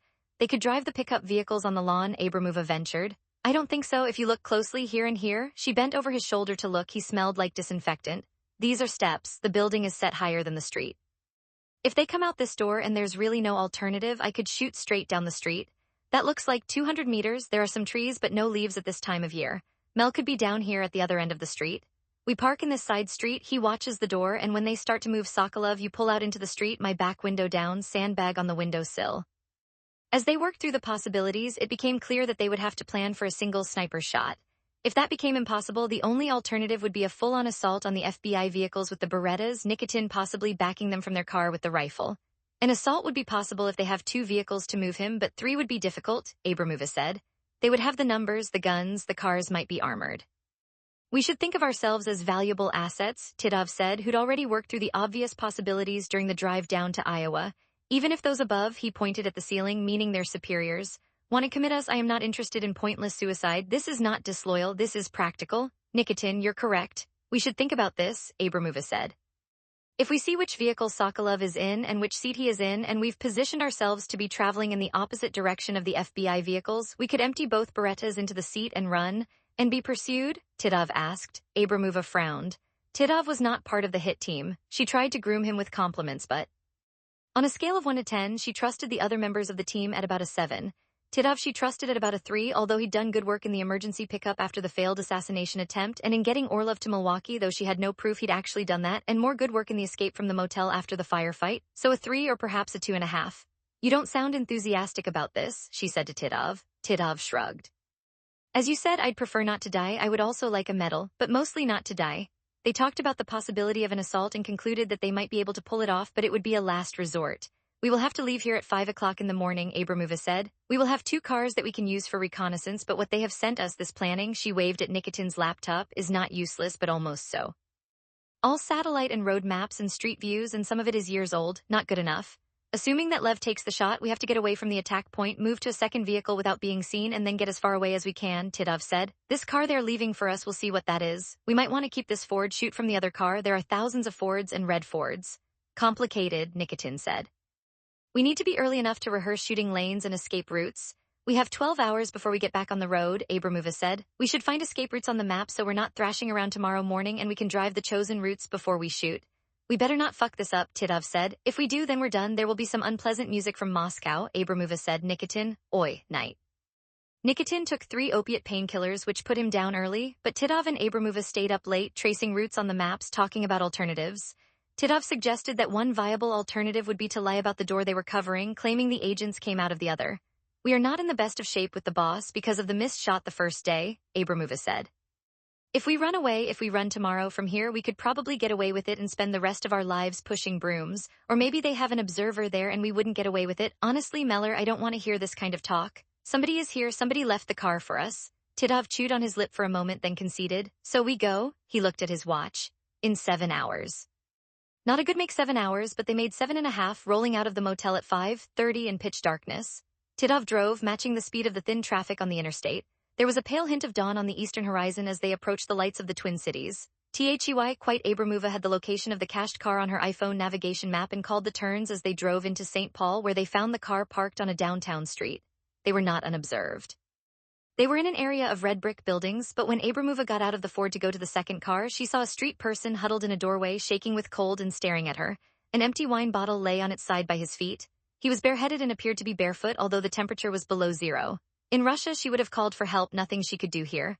She looked back at the man, shook her head, and stepped away. The key was on the driver's side back wheel, as they had asked, and she slid it off into her hand, opened the car, and got in. The car, a Chevrolet Equinox, was at least several years old, freezing cold, and the seat and mirrors were set for a large man. She took a minute to find the seat latch and move the seat up, and another to adjust the mirrors. By that time, Titov and the Ford had turned a corner, and she said into her phone, which had been on the whole time, I'm coming.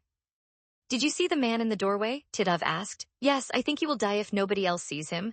Fucking Americans, Titov said. She turned the corner and saw Titov rolling slowly toward the end of the block and got in behind him. We go, he said, and accelerated toward a ramp in the crosstown freeway, minutes away from the Target apartment house on the northern edge of downtown Minneapolis. The highways between the two cities were growing crowded, but the gloom of the early winter morning was thick, oppressive, and the people they saw on the sidewalks were scuttling, heads down, arms tight to their bodies. Half of them wore some kind of mask or face-covering scarf. They were 15, the 3 of them were all thoroughly familiar with the pattern of streets around the Target from the maps and satellite photos. The FBI agents would take Sokolov out the front of the building, because they had little choice, and no reason to think that there might be a threat. Nikitin and Abramova decided that the best location for a sniper would be in the back seat of a car about 200 meters to the north, shooting along North 2nd Street toward the apartment building that fronted on North 2nd. The shooting vehicle would be parked nose-in on North 8th Avenue, a stub street that led out of sight to several possible escape routes. They'd picked one escape route, but the others might confuse pursuit, and they'd shoot from the Chevrolet. It was older than the Ford, the seats were worn and dirty, and the car stank of pizza and sausage as if it had been used as a delivery vehicle, but the engine, transmission, and tires seemed solid. Nikitin would be shooting out the back window off a sandbag propped on the open window ledge. All the details, everyone, were critical. The eastern sky was growing lighter the first time they cruised the shooting location in their 2 vehicles. They both paused, one after the other, at the end of North 8th Avenue. There's a tree branch in the way, Nikitin said from the Chevy driven by Abramova. If we could break the tree branch, this would work. Small branch, we can try, Abramova said. We should do it now before it gets too light. I'll get it, Titov said. Their phones were both on speaker. I see what you're talking about. I'll go around the block. He did that, pulled over as though parking, got out, looked around. The streets were empty. He walked across the sidewalk and grabbed the low-hanging branch, put his weight on it and cracked it near the tree truck. He left it hanging and hurried back to the car. Abramova took the Chevrolet past it. Nikitin, that will work. They couldn't stop the car on 2nd Street because they were afraid they'd be spotted and checked by the FBI agents before the Sokolovs were hustled out of the apartment. Instead, Titov would wait in the Ford parked 3 blocks away near a bus shelter. When he saw the first agents exit the apartment, he would call, and Abramova would back out of 8th Avenue onto 2nd Street, just far enough that Nikitin could make the shot. Experience suggested that the FBI agents would wait until they had the transport vehicles at the doors, then send 1 or 2 agents out first, to check the surroundings, then bundle the two Sokolovs out of the apartment and into the waiting cars. The younger man was a foot taller than his father, so they shouldn't be hard to tell apart. With the shooting sequence worked through, they spent 30 minutes checking 3 separate spots where Titov could drive the Ford as soon as they saw the FBI agents leaving the apartment building. They selected the closest one, only a quarter-mile to the north. After the shooting, they would dump the Chevrolet, and all 3 of them would take the red Ford back on the interstate, head south through the Twin Cities, and return to Iowa. From there, if there was no obvious pursuit, they were 6 hours by road from Chicago and a rapid exit via flight to Miami, Florida, then through Madrid to Frankfurt, assuming Sokolov was dead. If there was a pursuit and net, they'd stay away from airports, stick to the highways and back roads all the way to Mexico. God willing, Abramova said. God has no part in this, Titov said. Lanes and escape lines set, they drove out in both cars to a Starbucks for coffee and scones. Nikitin and Abramova waited in the Chevrolet as Titov went inside with their orders. Titov was addicted to the scones and brought back 5. He'd eat 3 along with straight-up grands for Nikitin and Abramova and a venti for himself. When he came back, Abramova asked, "What is this sign on that truck?" With the shooting, she nodded at the truck parked in front of them. A bumper sticker read, "My flesh-eating bacteria are smarter than your honor student." "It's a joke," Titov said, and spent a minute trying to explain the evolution of things that were smarter than your honor student until Abramova waved him off. "More stupidity," she said. They were all crowded into the Chevrolet, Nikitin lying in the back, sitting, drinking, eating, when Titov's phone rang. He checked the number, answered, and said, "Duh," and then to the others, "Oh shit, we gotta go, now." "What?" Abramova asked. "The FBI's changed up the departure and are leaving at 9 o'clock, 10 minutes. "We have time, no panic, go to your place, we will go to ours," Abramova said. Titov scrambled out of the car and across the parking lot to the Ford, taking his scones and coffee, and followed Abramova and Nikitin out of the Starbucks parking lot. Nikitin said, "The FBI timing might not be precise, good technique to be imprecise." "Yes, but if they're imprecise early, we have missed them." "Imprecise late is better for us," Abramova said, laser-focused on her driving, running a yellow light. Titov was no longer behind them, having broken away to park the Ford near the bus stop where he'd stand watching the FBI vehicles. She added, "The intel is amazing, minute-by-minute alerts." "Yes, maybe Sokolov is trying to commit suicide." When they turned down 2nd Street, they saw 3 SUVs parked in close formation outside the apartment and the red Ford pulling into a parking space well beyond them. They were still hooked together on their cell phones, and Titov said, "In place. We see you, and we were correct where they would come out. A good sign, luck is with us," Nikitin said. "They'll take him to the middle vehicle." "How is your butt?" Abramova asked. "Not a factor if I don't have to run." He began humming tunelessly, a tick he displayed before other hits. Abramova turned down 8th Avenue. There was on-street parking all along the right side, but only a few cars parked along the street. She pulled into the first parking spot, left the engine running. Nikitin had tested the electric windows, and now he sat up, rolled down the back window, and put a hand-sized sandbag on his knee, where it would be instantly accessible.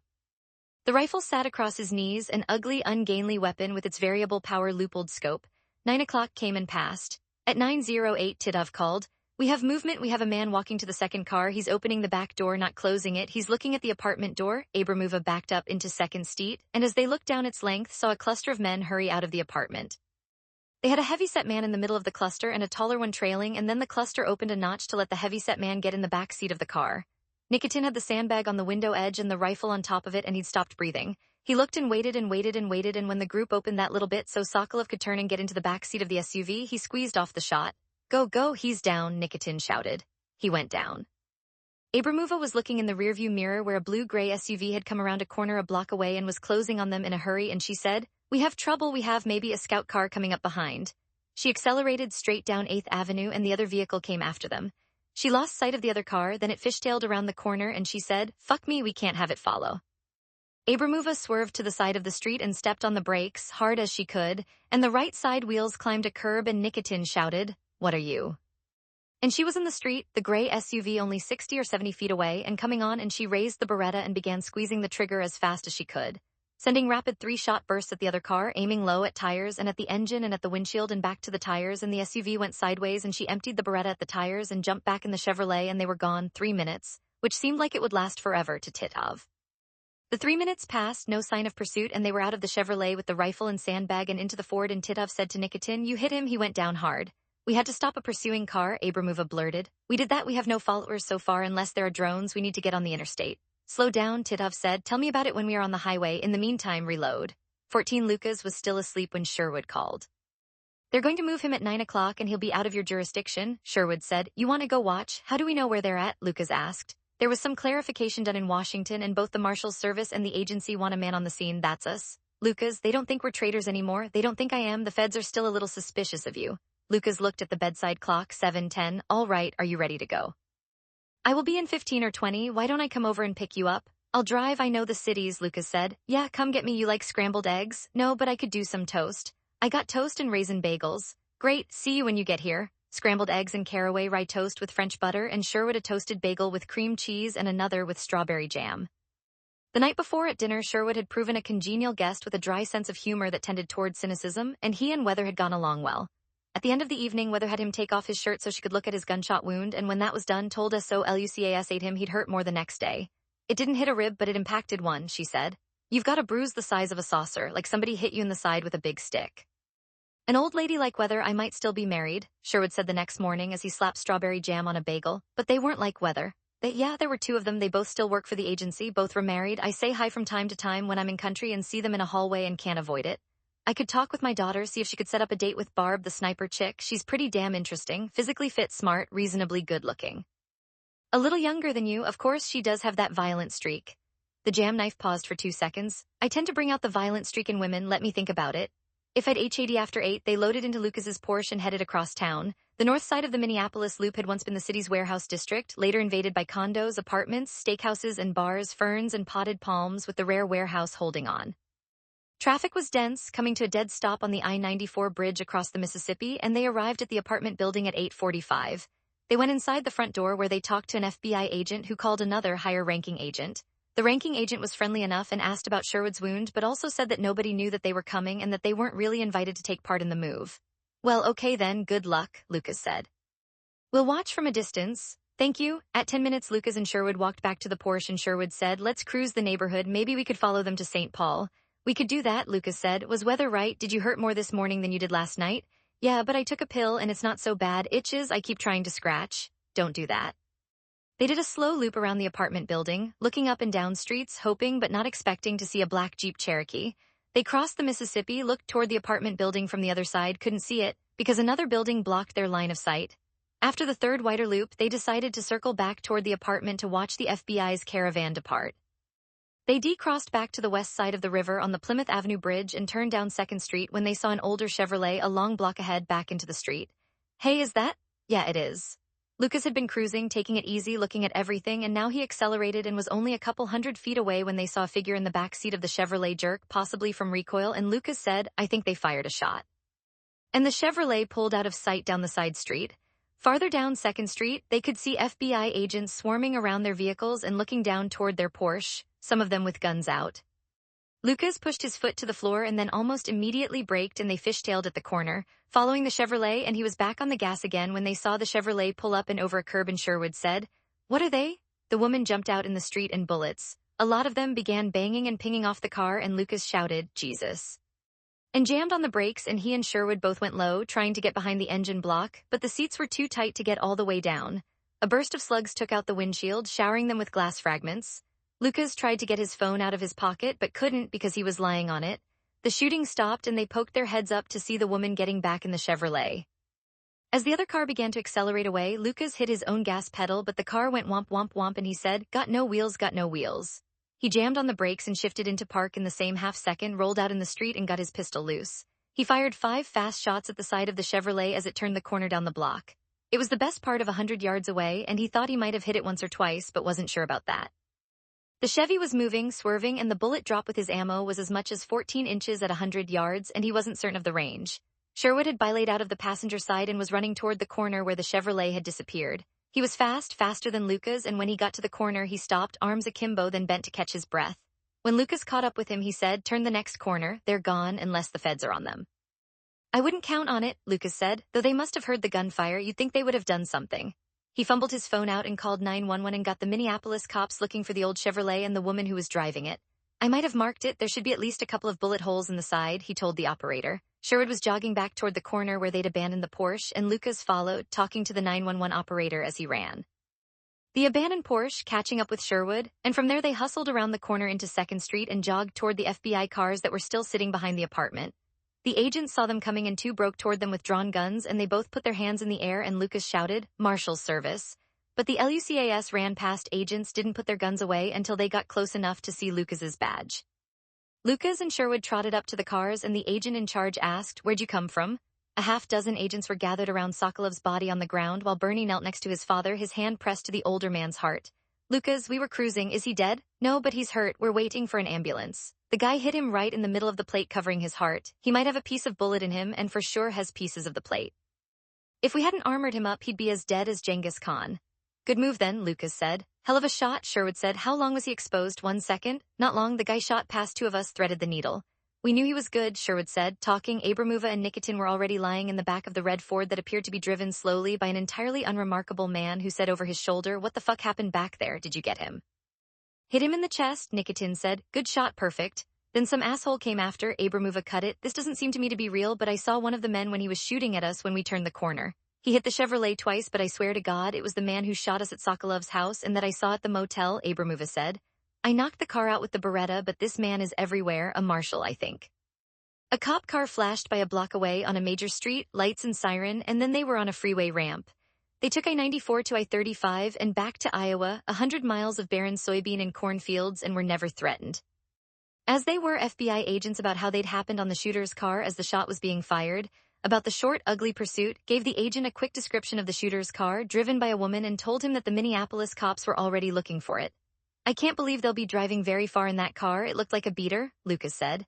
They probably have another car ditched somewhere, possibly a black Jeep Cherokee. The agent went away to speak to somebody on his own cell phone as sirens were breaking out around the neighborhood.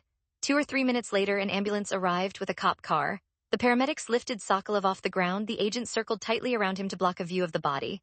Sokolov's face was too white and clenched with pain and possibly frightened, his son helping with the move. They put him on a gurney and moved him into the ambulance, his son hanging over him. Papa, you'll be okay, Papa, please. The ambulance took off with Minneapolis patrol cars and FBI vehicles front and back, lights flashing all around. The third FBI car remained at the scene. Lucas and Sherwood walked back to the Porsche, and on the way, Lucas called 911 to tell the operator what had happened during the pursuit, and to suggest that a Minneapolis crime scene crew come pick up bullet casings from the street where the woman had stood shooting at them. The message, he was assured, would be relayed. At the car, they walked around it once, and then Sherwood started laughing and Lucas asked, What's funny? Gonna need new wheels, big guy. She mangled this thing. Good God, look at that. I haven't seen anything like this outside an infantry junkyard in Iraq. He was right. The windshield and back window were entirely gone. The interior roofing was shredded. Every piece of sheet metal on the front and the driver's side of the car showed irreparable bullet holes, and 3 of the 4 wheels were flat. There were many holes going into the engine compartment, Lucas told THE, and if the engine wasn't wrecked, it would be seriously compromised. My insurance agent is gonna pass a kidney stone, Lucas said. Was damaged while in pursuit of the enemies of our nation, Sherwood said in a phony, portentous tone. The U.S. government will recognize its obligations to make you whole. I don't think so. The service keeps trying to get me to drive a service car and I keep driving my own. Well, in that case, you're fucked, Sherwood said. Look at this, my finger fits in the bullet hole. Then I'm starting to get scared. I started getting scared 5 minutes ago. They got a machine gun. So now what? Sherwood asked. You call your boss, I call mine, then we wait for Minneapolis to show up. We make statements and call an Uber. We've fallen low, Lucas said. The Porsche, fuming, got a gym bag out of the truck and filled it with personal stuff from the car, sunglasses, iPad, parking meter coins, garage door opener, hideout Ruger .357, $400 in small bills like that. Thought about the hit team. 2 Minneapolis detectives showed up and Lucas and Sherwood both made brief on-the-spot statements and promised to email complete statements later in the day. The detectives helped push the Porsche to the curb where Lucas locked it. That done, he took a last look at the car and said to Sherwood, We gotta try to blow these people up. The hit team? What do you have in mind? Vincent doesn't like me. I've got an idea of what we could do next, but it would ramp up the hate if he ever found out. I believe my reaction to that would be, fuck him, Sherwood said. Tell me. Lucas walked around, look at the possibilities. The hit team may be on the run. If they are, and if they have good IDs, they could be in Mexico by tomorrow night. Driving, I've driven from the Twin Cities to Dallas in one stretch. They'd be moving slower so they don't attract highway patrolmen, but they could still make it to OKC without any trouble tonight. 3 of them driving and then, OKC, Oklahoma City. From there to the Mexican border is another day or so down through Texas, Brownsville, and from there back in the USSR. The Beatles, Sherwood said. Haven't thought about them in decades, but the song still plays in Russia. Okay, so if they've run, they're gone. You'd be right about that. If they haven't run, if they find out Sokolov isn't dead, if they set up for another shot at him, our best chance at getting to them is to make them move, Lucas said. We need to shake them out where people can see them. If they've got a safe house here in the cities, people would still have seen them coming and going. It's possible that the place out in Minnetrista was their only safe house and they're ditched in another motel somewhere. I'll buy that. How do we shake them loose? The news people know what's happened, but in a sketchy way because the FBI is so tight-assed about releasing information that hasn't been thoroughly sterilized and is therefore uninteresting. But the media is poking around, they're looking for angles. They'll be looking for more after today. And I would suggest that I talk quietly to a friend at the BCA, which has the video taken at the motel. I get a copy of that under the table, completely deniable on both ends, and leak it to a media friend along with some details about Sokolov's history. That give people an idea of what the team looks like, body styles, height, and so on. Interesting concept, Sherwood said. That would also be transgressive, but not stupid, Lucas said. One of the things that has increasingly pissed me off about cops and the government in general is that they hide information from the public but that everybody else knows. These Russians know what they look like, the FBI knows what they look like. Putting them on TV with an appeal for information is not going to reveal any big classified secrets. Now Sherwood smiled. Most intelligence work is a waste of time, and this is exactly one of the problems. People get information and then they hide it for no good reason. I'm with you on this. How fast can you set it up? Got to get that video, gonna have to talk to a guy, gonna have to talk to somebody in the media. Lucas looked at his watch. We need to have it organized by the 4 o'clock news. 15 minutes talking about what Lucas should leak to the media before the Uber arrived. They stayed quiet on the way back to Lucas's house where Sherwood picked up his car. He'd go back to his hotel to call his CIA supervisors and to tell them what was about to happen. If they have a problem with it, Lucas asked on the way out the door. They won't, Sherwood said. They'll ask, how does this come back to us? The answer is, it won't, and it could shake the hit team loose. They'll be fine with it as long as nobody knows that they knew about it in advance. All right, Lucas said, stay in touch. If something comes up and you want me to kill the release, you gotta call me in an hour or an hour and a half. After that, it'll be too late. Do it, Sherwood said. They spent another his way back to his hotel. Lucas called an old friend at the Bureau of Criminal Apprehension, John Duncan, and said, I need a favor, not a big one, a medium-sized one. Is that fucking Flowers involved? Flowers was a BCA agent and a friend of Lucas's. No, Lucas said. Been working this spy thing for the Marshal's service, and Virgil's typing out another book. With SHRWODON, I heard you've been shooting at people again. And they've been shooting at me, Lucas said. You guys took video out of that motel, the shooters changing cars. We did interesting stuff. I need a copy of that, Lucas said. Just so you know, I'm gonna give it to the media. It'd be best if it was the raw video, not cleaned up or anything, so it can't come back to you. That could have some undesirable ramifications if anyone found out, Duncan said. Of course it could, Lucas said. That's why it's a medium favor instead of a small one. If I get fired, will you get me on with the Marshal's service? Duncan asked. Probably not. We wouldn't want somebody who leaks stuff to the media, Lucas said. Thanks a lot, dipshit, Duncan said. Listen, I might be able to blame the release on the FBI. A moment of contemplation. All right. You know where I'm at on this kind of thing? I'll email it to you. After you pass it on, burn your laptop. Thanks, John. You owe me big, Duncan said. I owe you medium. In 20 minutes later, as the Uber turned into Lucas's driveway, it popped up on his iPad anonymously with an equally anonymous note that read the original. Lucas called a woman named Daisy Jones who ran a late afternoon TV show called Jonesing for News. When she came up, she asked, what? You sound impatient with me. That makes me sad considering our long-term friendship, Lucas said. Maybe I could go to Channel 3 where I have a former lover eager to speak to me any day, anytime. The video came, fuck her, I'm prepping for an interview with a guy I don't care about, so what do you want? I've got video of the Russian spies we shot up the other day, Lucas said. When they were trading cars at that motel, nobody else has it. I want to get it out there so it maybe jogs the memory of somebody who's seen them, but it can't come from me. Screw the guy I don't care about. When can you get it to me? She asked. I could email it to you, but then there'd be a record and you'd use it to blackmail me. Yeah, I probably would, she said. Put it on a thumb drive and meet me at the Starbucks across from the station. 30 minutes, Lucas said. Clean thumb drive from his home office, loaded the video on it, and took his second car, a Porsche 911, across town. Jones was waiting at a table at Starbucks with a cup of coffee and a cup of hot chocolate. She pushed the chocolate at Lucas and he handed her the thumb drive. Jones was an attractive 40-something woman who had been working the police beat since journalism school and knew most of the Twin Cities cops by their first names. What can you tell me that you don't want me to say on the air but will help me understand what I'm doing here? Lucas took a sip of the hot chocolate and said, good, and we think the hit team may still be here in the cities. We're trying to roust them using you to do the rousting. Where did I get the video? She asked. You won't say, but if people got the impression that it was the FBI, I would appreciate it. You could call me a source close to the FBI's investigation. But it didn't come from them, she asked. Maybe not, I'm not sure. Lucas got a you're not sure. She rolled her eyes, thought about it, then said, you probably got it from John Duncan at the BCA. She checked Lucas for a flinch. Lucas didn't flinch. He smiled and said, terrific guess. Blame it on John. The miserable piece of shit wouldn't fix a speeding ticket for me. Highway Patrol got me on I-35 down by Owatonna. He could have done it if he wanted to. So where? Let's just say I was alone at the motel manager's video station for a minute after the shooting. I mean, you'll see it's not BCA video all cleaned up, it's raw, but an FBI hint would make me happy and I am close to the investigation. You're fucking with St. Vincent? You're smarter than you have any right to be, Lucas said. She put a finger along the side of her nose, studying him through her black-rimmed hot librarian glasses. About 60% of what you just told me are lies, but I don't know which 60%. I'll pretend I believe everything. Thank you, Daisy, this is a real thing. You'll be doing a service, Lucas said. She said, Jesus Christ, Lucas, don't get all sincere with me, okay? As for the video, I'll lead the show with it. You want a little more anonymous background? She lifted a shoulder bag off the floor next to her chair. That's why I brought my notebook. Daisy Lucas sat in the 911 and thought about it, and especially about what Weather would have to say about the fact that he'd been in another shootout, and the shootout had ruined a car and their insurance bill would be going up again, and how he was pretty goddamn cavalier when he left about the fact, so much so that he'd actually gone out and bought another vehicle. Then he got up some guts and drove to the Maplewood Porsche dealer. While he was there, he got the salesman to change the TV channel to Jonesing for News. Daisy broke the news about Sokolov being shot, quoting by name 2 Minneapolis homicide investigators and relaying a no comment from the FBI. Then she played the video twice. She said it was given her by an anonymous source close to the investigation. She said that the FBI was currently refusing to officially release it, which implied that it had been unofficially released by one of her FBI sources, effectively sixing all the other local stations on the feds. Then she did something he hadn't expected.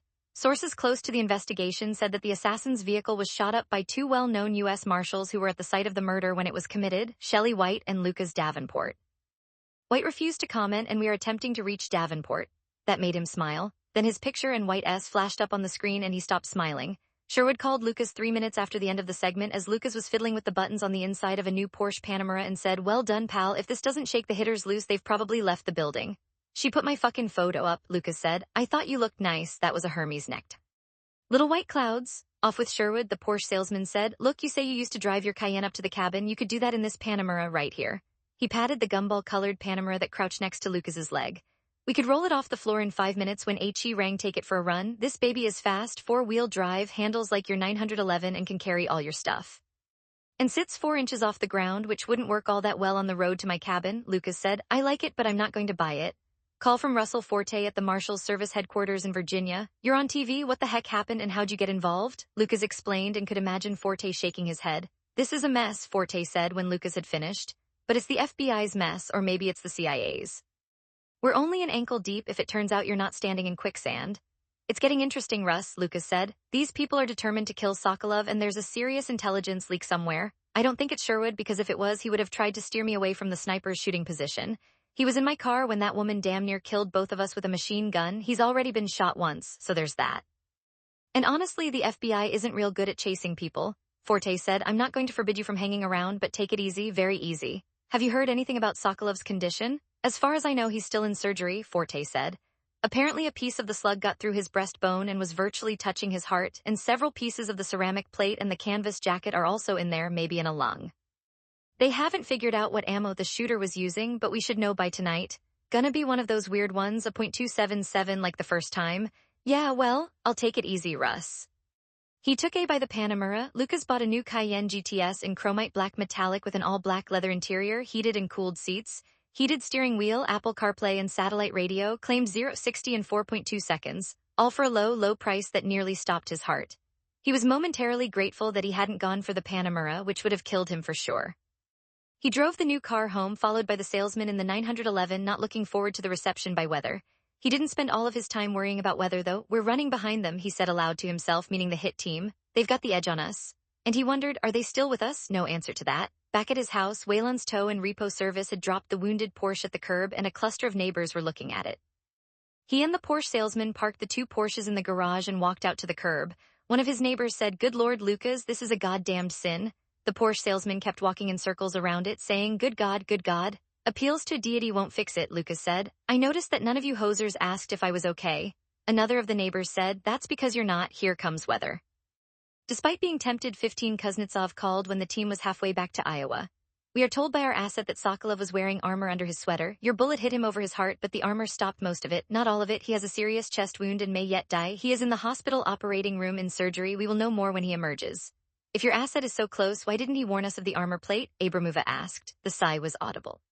"They put the armor on 1 minute before they walked out the door," Kuznetsov said. "Nikitin, a headshot was too risky, so I shot for the heart. If I had known about the armor." "Tell me why this shot is risky so I can explain it," Kuznetsov said. "People move their heads all the time and quickly and in all directions. The chest, not so much. It is steadier and larger. We are trained for heart shots when that is possible. I could see no armor when he came out of the building. If I had known about the armor, I would have shot for the head." "I will explain this to the people here," Kuznetsov said. "There is much disappointment. Call again when you know if Sokolov lives," Abramova said. "We will talk here about what to do next if he lives." Again took 2 separate rooms at the Iowa motel and smuggled Nikitin into Titov's. When it seemed safe, they gathered in Titov's, the Russian team room, to strategize, eat, browse the internet, talk about possibilities, and watch television. Titov, because he could pass as American, went out to pizza parlors for food and soft drinks.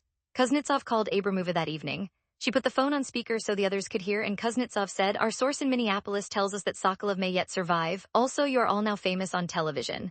"What?" "You were on television this afternoon and now are streaming on the internet on this jonesing for news." "The what?" "Jonesing for news. I'll spell it for you." He did, including the for news part. Nikitin, who was online, brought up a search field and typed in jonesing for news.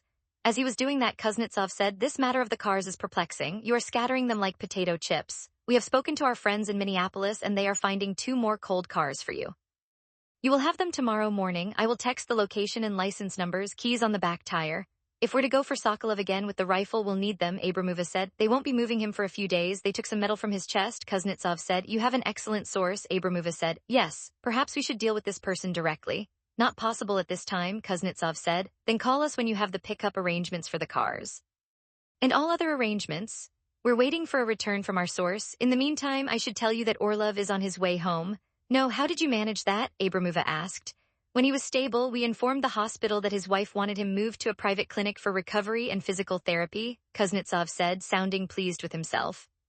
"We had him picked up by a private ambulance service and taken to a smaller Milwaukee airport and flown from there to Toronto on a Canadian passport. 2 hours ago, he was in the air for Leningrad." "This is very gratifying," Abramova said, and behind her, Titov called, "Wonderful. We expect to have the new cars for you tomorrow. I remind you, and I am serious, the man is watching this operation. He asks for updates in the morning and noon and night."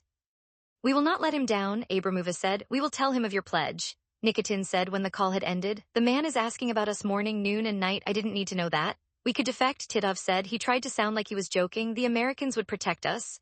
"We would have to eat at McDonald's," Abramova said with a put-on grimace. "Or this Burger King. Death would be preferable." "You might get your death from one side or the other if we fuck this up," Titov said. "We won't fuck it up, but whatever we're about to do, it will be complicated," Abramova said. "Now let's see this nosing for news that we're on." "Jonesing," Nikitin said. "I don't know what that means." "American drug slang," Titov said. "If you jones for something, you want it badly." Nikitin, I have the video. This scares me," on the computer screen, scrambling out of the oversized Jeep and into the Subaru and then fleeing the motel. They watched themselves it again and again. The photos of 2 marshals came up and Abramova said, "So this is the fucker who shot us."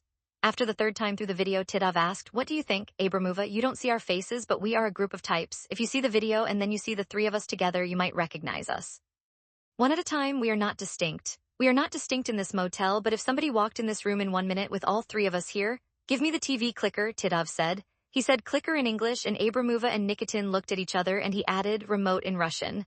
Nikitin found the remote in a couch cushion and tossed it to him. The room television was not a particularly smart TV, but it was smart enough to bring up the TV channels from the largest nearby stations, which were the Twin Cities. It took some clicking around, but eventually they found jonesing for news and again watched the replay from earlier in the afternoon. "Even Iowa people can see us," Nikitin said when Titov clicked off. "Not easy to find that show. Who would watch it anyway if you live here?" Abramova asked. "Almost nobody," Titov said.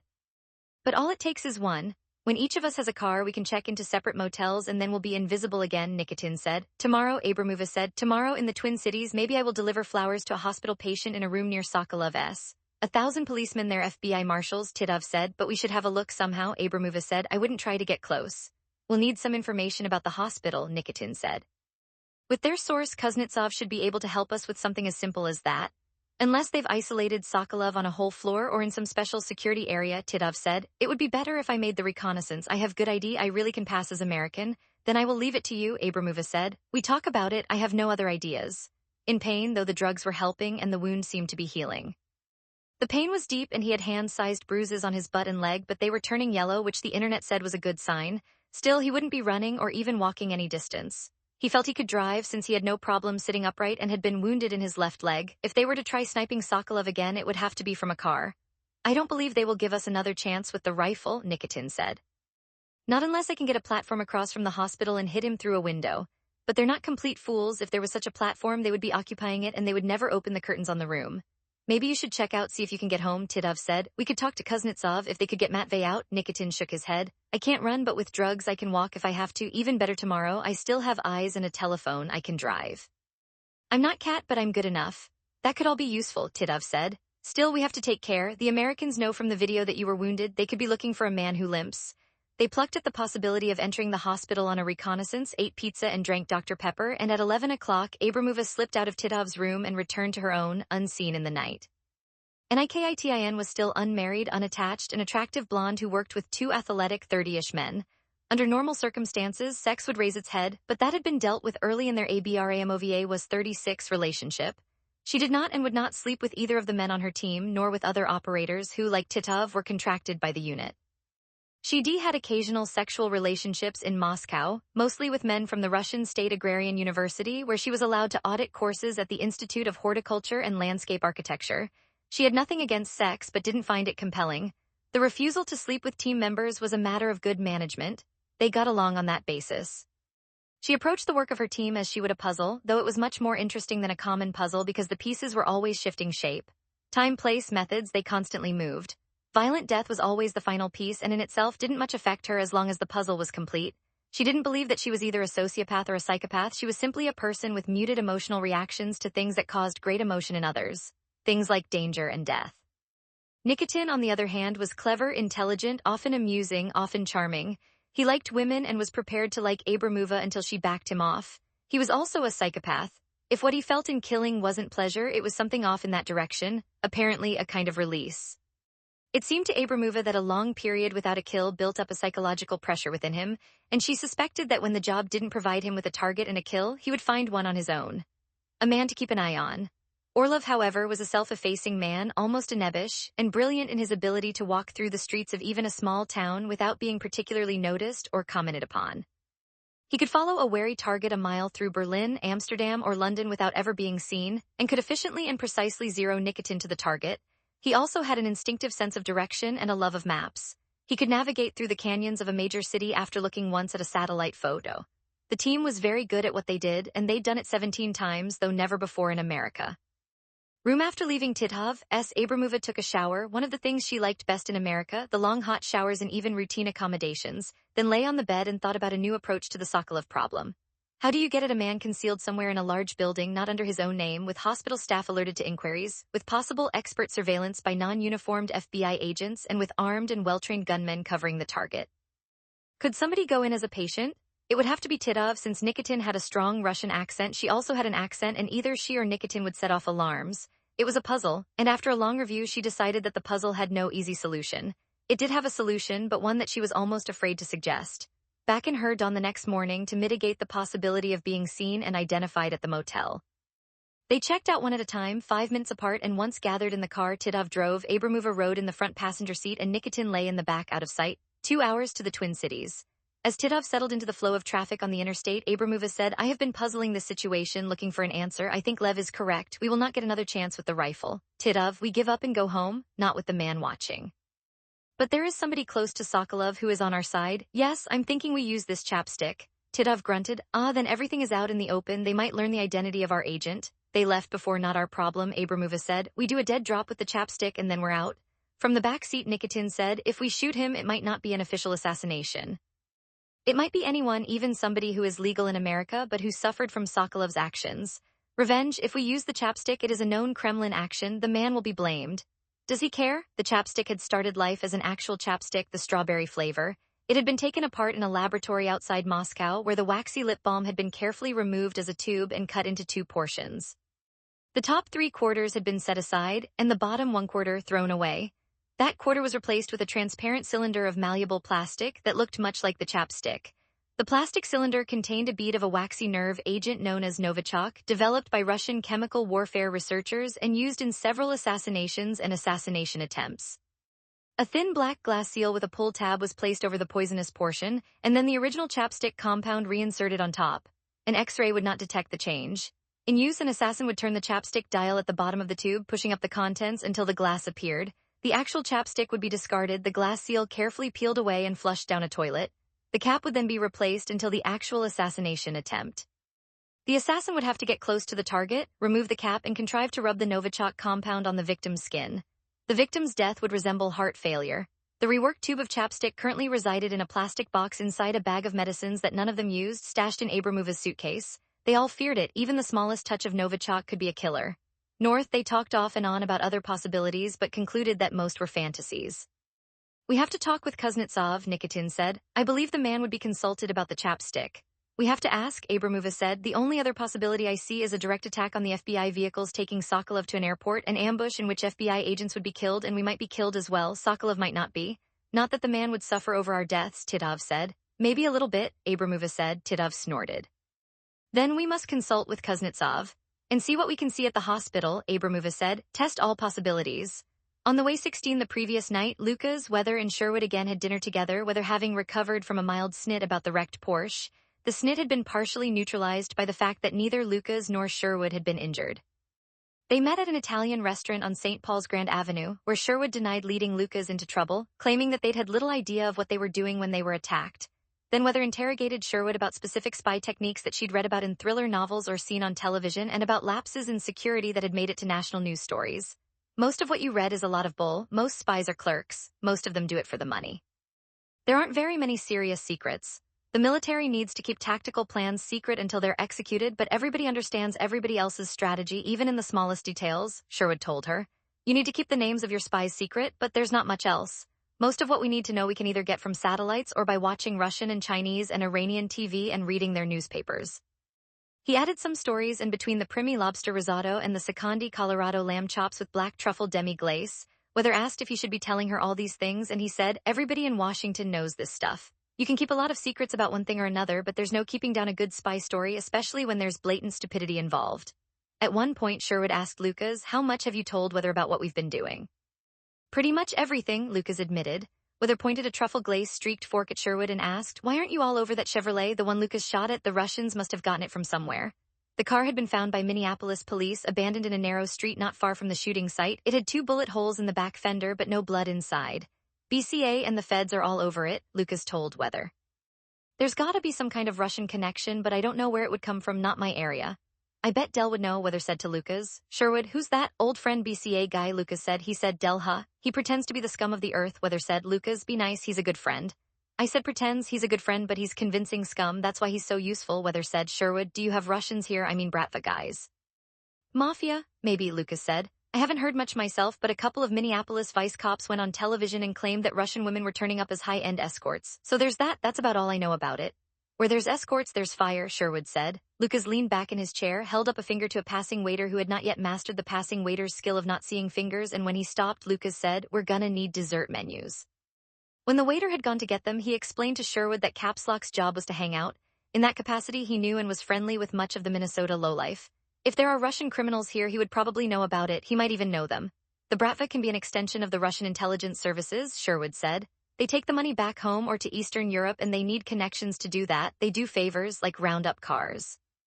Right, Lucas said, looking around. Where's that waiter? Could you give Del a call? Sherwood asked. I mean before dessert, I guess. Go do that, I'll get you a creme brulee, Weather said. Say hello to Del for me. Capslock, who was sitting in a shithole bar called the Territorial. Do you know anything about Russians? Well, they're having a war with the Ukrainians, Capslock said. I mean here in the cities. I heard one got shot or shot at or something like that. You know I don't do TV. I'm thinking of the guys who might be involved in running hookers or dope or doing extortion, that kind of thing. Crooks, criminals, assholes, bratwursts. We don't allow extortion, but yeah, there are some Russians involved in the escort business. We've talked to some of the escorts and they haven't been trafficked. They're here to make some money. You're sure about that? Pretty sure, yeah. These are high-end girls. They're not locked up in whorehouses. I mean, you know, the Minneapolis Vice guys talked to some of the girls privately, told them that there wouldn't be any comebacks, Capslock said. They've all got their own bank accounts and they gave up names of former escorts who left the game and moved out to LA or Miami. The Vice guys checked with the California CBI and they took a look. Said the girls were clean. Some of them had straight jobs in the industry, fairly straight. Lucas called Del. If we put a pipe wrench on the neck of one of these Russians, you're saying they wouldn't have much to give up. Oh, there are some stories about loan sharking. They might have a finger in that banking, not street sales. You need to put some pressure. Yeah, the guy who got shot at that you didn't see on TV, he's being hunted by a Russian hit team. They've already killed a woman and we think the local Russians have been cooperating. Let me get a name or two. I'll call you before you go to bed if you're still staying up late. I am. Back to the table, Weather had eaten a slice of his creme brulee and she and Sherwood were talking about Letty.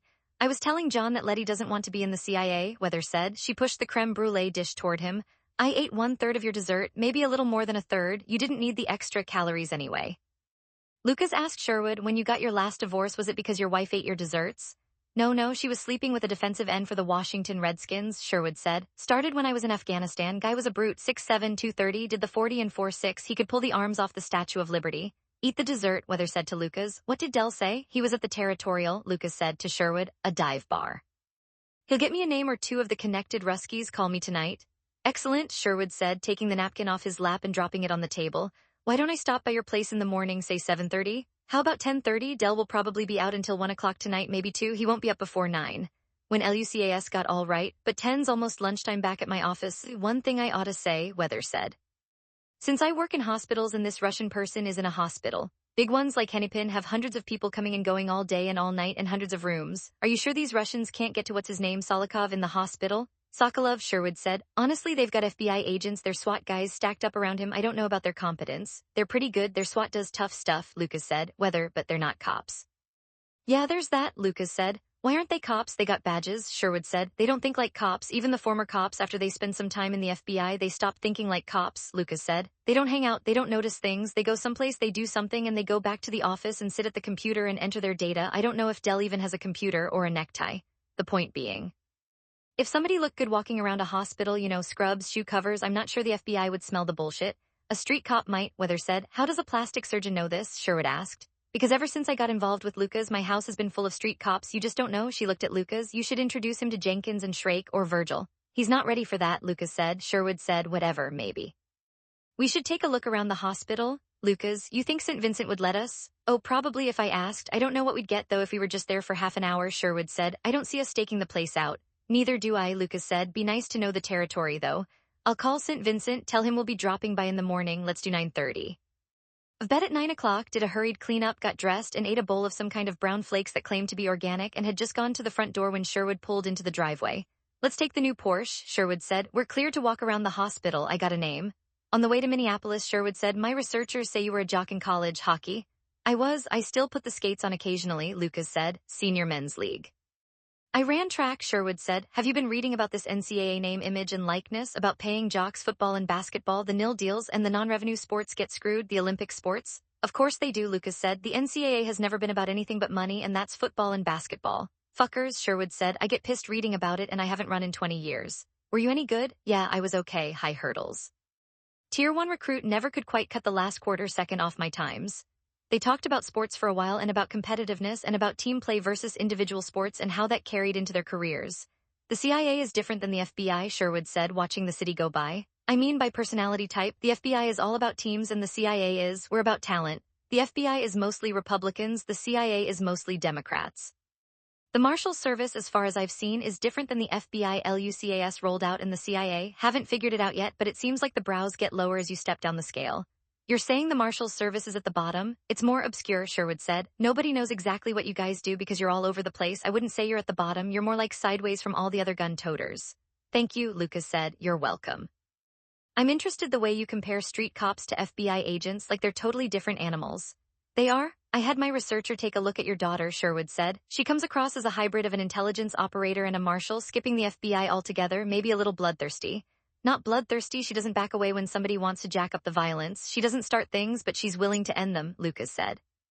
She's smart, works hard, got a good education. Best female combat shooter you'd ever meet, with pistols anyway. I know she doesn't really work for Homeland Security though, does she? She actually works for a Republican senator but pretends to work for Homeland Security. She's a shooter. You pretend to work for the Marshal's Service and sometimes you do, but you're also wound tight into the Senate. My researcher tells me you could call up almost any senator, ask a favor, and get it. That might be an overstatement, Lucas said. I've worked with several senators and I guess word gets around. My researcher says you've given significant help to 7 different senators, Sherwood said. The kind of thing that saves careers. You might even have saved the life of the lady senator from Georgia. There's a little more to that than your researcher knows, Lucas said. You mean that some people believe that you lured a right-wing nut to the senator's house so you could kill him? Lucas glanced at Sherwood and said, your researcher is picking up unsupported rumors. Yeah, he's a really good researcher, really good. He's especially good at sifting out unsupported rumors. Is all this leading to something? Lucas asked. Just wanted to let you know that I'm an excellent connection for a guy like you. You and your daughter are excellent connections for a guy like me. If you or Letty ever think you might need something I could give you under the table, call me. I'll give you a private number, and you'll call us if you need something. Of course, that's the way it works. Medical Center was a labyrinthine complex of rooms, hallways, and elevators, decorated mostly in varieties of beige and pale gray with splashes of blue and red. Like most hospitals, it smelled of cleaning fluids. Weather wasn't on staff, so Lucas hadn't often gotten past the emergency room when he was working in Minneapolis. Sherwood had called ahead, and an FBI agent who appeared to be 14 but was probably older and was named Jason Coulter met them in the reception area and led them through the labyrinth to a room in the birth center. If the Russians tried to bust in, we figure they wouldn't expect Sokolov to be in this area, Coulter said. Don't count on that, Sherwood said. They have good intel. That's what we've been told. We don't think they'd make the effort to get him here, but in case they do, we're trying to exploit every possible edge. As you should, Lucas said. These guys are good. The ward was on the 4th level. 2 more agents dressed in scrubs and wearing hair coverings were sitting at a nurse's station with 2 more inside Sokolov's room. More edges, Coulter said. Guys who look kinda like doctors sitting with the nurses, and there's nothing in a hallway that would quickly identify a specific room. They'd have to look in each room as they run down the THEHENNEPIN County hallway. The hall's monitored with cameras at each end, transmitting to iPads in Sokolov's room. Even if they got in, there'd be guns waiting for them.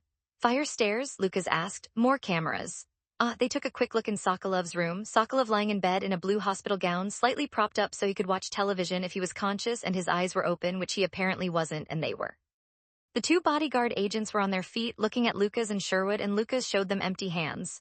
We recognized you, one of them said. I was afraid St. Vincent told you to shoot me, Lucas said. He did, but we were told to let you make the first move, the agent said. He smiled as he said it, but the other one didn't. Sherwood went to Sokolov's bed and asked, You awake, Leonid? Sokolov twitched, seemed to struggle to get his eyes open, but failed. He might have tried to mutter something, but it was unintelligible. Sherwood said, I'm sorry about all of this, I truly am. It shouldn't have happened. We'll get you back to the farm and figure out a new move. No response. Sherwood patted Sokolov on the leg and said to Lucas, Let's go look around. One of the agents whispered, He's been very quiet. He's only had light painkillers, but he hasn't been coming up. Sherwood shook his head and whispered back, Not good. Before they left, Lucas asked for the lead agent's cell phone number and poked it into his own phone. 10 minutes later, standing in a stairwell, he called the agent and asked, Where am I? Stairwell C4 between the 3rd and 4th floors. Outstanding. What do you think? Sherwood asked on the way out. The FBI has big bureaucracy problems, but their gun guys are usually okay, Lucas said. I don't see the Russians getting on top of them. Not unless they go in with their automatic weapons and risk a massacre. Even if they did that, I don't see them getting back out. It seems to me that they're trying to stay as safe as they can and not do any more damage than they have to. Haven't killed anyone except Masha, and that looks like a mistake. You think Sokolov is safe? In the hospital, I wouldn't guarantee he'd be safe on a ride to the airport. They've got those automatic weapons. Might be a good idea to check the plane for a bomb. If he's safe for now, let's go see your Mr. Capslock. 17 Del Capslock lived in the Highland Park area of St. Paul, not far from Lucas, but in a smaller, early 20th century house that had 2 notable characteristics. It had been built on what amounted to a spring, so after wet weather there was a constant flow of water from under the overhead door of his tuck-under garage, and a serious lack of insulation in his roof that would take a major renovation to fix. The insulation problem meant that his roof was warm when it shouldn't be, and snow melted as quickly as it fell. The eaves, however, were not warm because they hung out over the house. That meant the melted snow water trickling over the eaves tended to refreeze, creating weighty icicles that threatened to crack the roof supports.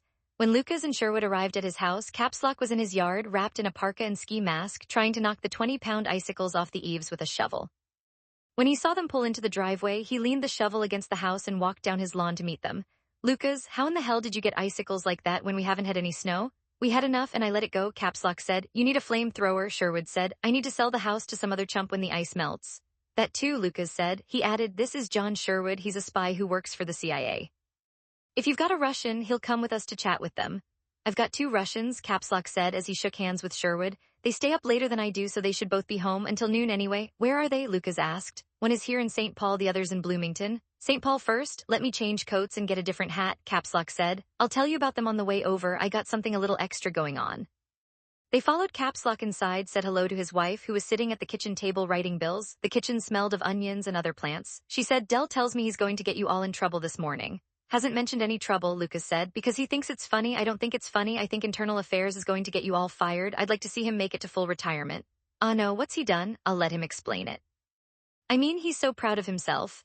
Capslock came back dressed in jeans with a blue sport coat over a black shirt. His hair was combed and held down by something greasy. He wasn't large but had the crooked face of a boxer with sharp eyes and a well-bent nose. He limped, having been shot by old people who were smuggling altered full-auto AR-15s to Mexico. You're all dressed up, Lucas said. Yeah, we're gonna go see a guy. What for? Pick up a search warrant for the first Russian, Capslock said. I don't think we have enough, all taken care of, Capslock said. On the way out to the car, Lucas asked, How did it get taken care of? To Sherwood, he said, We don't have any evidence for a search warrant. Capslock said, We're gonna go see Rob Barbier. I thought he was. Rob Jr. got over his head with some cocaine a couple of months ago at Briscoe's. His heart got wonky and I dragged his ass over to Regions. Daddy told me to come see him if I needed something someday. I called him this morning and he said, Happy to do it. Those Russians sound like scum anyway. Lucas said to Sherwood. Briscoe's is a dive bar, Barbier is a district court judge. Now I see how we could get in trouble if anyone finds out about the free search warrant deal. God, I love this, Sherwood said. I'm starting to wish I had a badge. Caps Lock said, you could probably get one. Somebody would have to break your nose to get you looking right. You've both had your noses broken? More than once, Caps Lock said. He touched his nose. Even better, we both got our noses broken in the same fight. The guy was an orangutan. But you won the fight, right? Only because I managed to get hold of his barbecue grill and beat him with it until he quit, Caps Lock said. Lucas was under him, holding him down. I was under him, getting the shit beaten out of me, Lucas said. While I was holding him down. Marvelous, Sherwood said, made Lucas laugh, waited outside Barbier's courtroom while Caps Lock picked up the warrant. The first Russian lived only 10 minutes out of St. Paul's downtown in a mixed retail residential strip on Grand Avenue. His name was Rick Thompson, Caps Lock said. Thompson lived in an older two-story house next to a children's toy store, and Caps Lock had been told in his calls the night before had divided the place into 3 apartments. He lived on the bottom floor, and the 2 second-floor apartments were occupied by escorts. Rick Thompson, we're looking for Russians. He is a Russian. He changed his name from something else. His friends call him Ollie, which is short for something Russian, Caps Lock said. American citizen? Sherwood asked. Lucas and Sherwood, I asked, couldn't get an answer, Caps Lock said.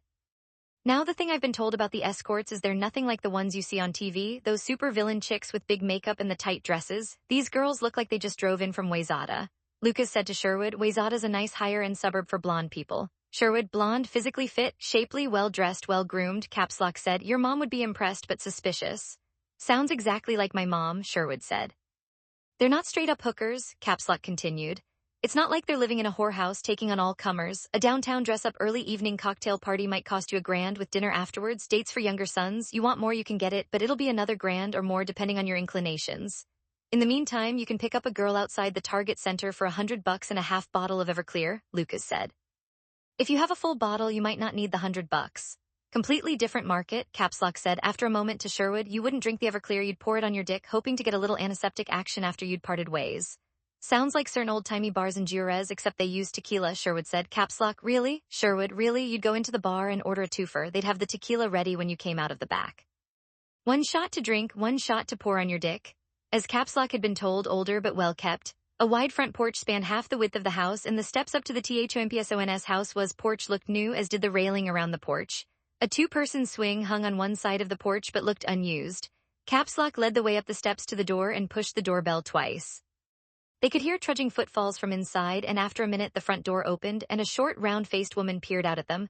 Who are you? She asked. Lucas said, U.S. Marshal's Service. We need to speak to Mr. Thompson. She frowned and said, I'm not sure he's here. I'm the housekeeper. His bedroom door is still closed. He's here, Sherwood said. We can see him on our cameras. Go knock on his door. The woman took a half-step back, said, wait here, and disappeared into the back of the house. I gotta use that camera's line, Caps Lock said to Sherwood. Thank you, not a problem. They heard the housekeeper knocking, heard a man's voice, and then she came back and said, come sit in the front room. He is putting on his trousers. The 3 of them stepped inside into a short hall that opened onto a living room to the left and a set of stairs that went to the 2nd floor on the right. Everything looked new and recently painted. The place smelled of root vegetables and bread. Thompson appeared a moment later, a tall, paunchy man, sandy-haired and blue-eyed. He had a 3-day beard going white, dressed in a black V-neck t-shirt, gray sweatpants, and pomegranate-colored slippers. He appeared to be about 40. He said to the housekeeper, Marie, why don't you finish in the kitchen? I'll talk to these men here. The housekeeper went trudging off. Lucas, Sherwood, and Caps Lock hadn't sat down, and Thompson asked, you want to sit down? The words were right, but colored with an accent. They all sat on a brown leather couch and 2 leather club chairs, and Thompson asked, Marshal's Service? We're checking with local, Russian nationals with connections, Caps Lock said. We got your name from people familiar with your business interests. We're perfectly legitimate, Thompson started. Lucas broke in. We're not interested in your legitimacy or the girls you're running. We're trying to track down a Russian hit team that killed a Russian woman a couple of days ago and shot her husband. We know you guys are shipping a lot of cash back to the motherland, and you couldn't do that without government contacts. We expect you've been tracking all this through the news, and we thought you might have additional information from back home, something that could give us a lead to the hit team. Thompson listened to it all without moving until he began to slowly shake his head with the smallest of smiles. I don't know what you're talking about. Running girls? I'm not running any girls. I manage a dating service. That's all there is to it. I don't ship money back to the motherland, and I don't need any contacts in the old country because it's the old country. I'm living in the new country. I didn't explain myself clearly enough, Lucas said. We need a lead to this hit team. We know local Russians have been helping them out by supplying them with cars. We think you could probably find out who that might be. We're counting on you to do that. If Thompson threw his hands up. I don't know anybody, Lucas rode over him. If you continue to say that you have no idea, then, well, we've got a search warrant for this house. We'll tear the ass off it looking for your connections around town. You'll probably get your computers back next year. Given the guys your high-end girls are banging, I expect we'll find some interesting names and phone numbers. Maybe some even going back to the old country, Sherwood suggested. What the fuck, search warrant? I haven't done nothing but run a dating service. Thompson's pale face had gone pink and he was losing his grammar. Give us a break, Sherwood said. You're running a string of whore. Who the fuck are you? You look like you jumped out of a Cracker Jack's box, Thompson said to Sherwood. You ain't a cop? That should worry you, Lucas said. Let's not everybody get all upset, Caps Lock said. But I gotta tell you, Rick, can I call you Rick or Ollie? We will wreck this place if we don't get some help.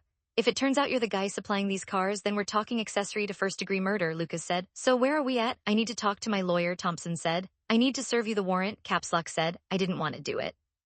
Came down the stairs carrying a brown leather shoulder bag with a hand in the purse. Caps Lock pushed back his sport coat and Lucas crossed his hands in his lap. Thompson picked up on that and said, wait, Sally doesn't have a gun. Then tell her to take her hand out of her purse without a gun in it, Caps Lock said to Sherwood. I hate shooting women. Instead of moaning they scream or cry. The woman said, what? And snatched an empty hand out of the purse. Who are you? Are you with Larry? They're investors, they're not with Larry, Thompson said. That's interesting, she said. She was nice looking but not crazy pretty or sexy. She looked, as Caps Lock had said, like she'd just driven in from Wayzata in the BMW convertible that Daddy had given her. Low heels, pearl earrings, gold bracelet, short brown wool coat that looked expensive and subtly chimed with the bracelet. Lucas, would you like to join us? I have to get my hair done, she said, her voice crisp and suburban. Have a good time, Caps Lock said, though I gotta say your hair looks perfect.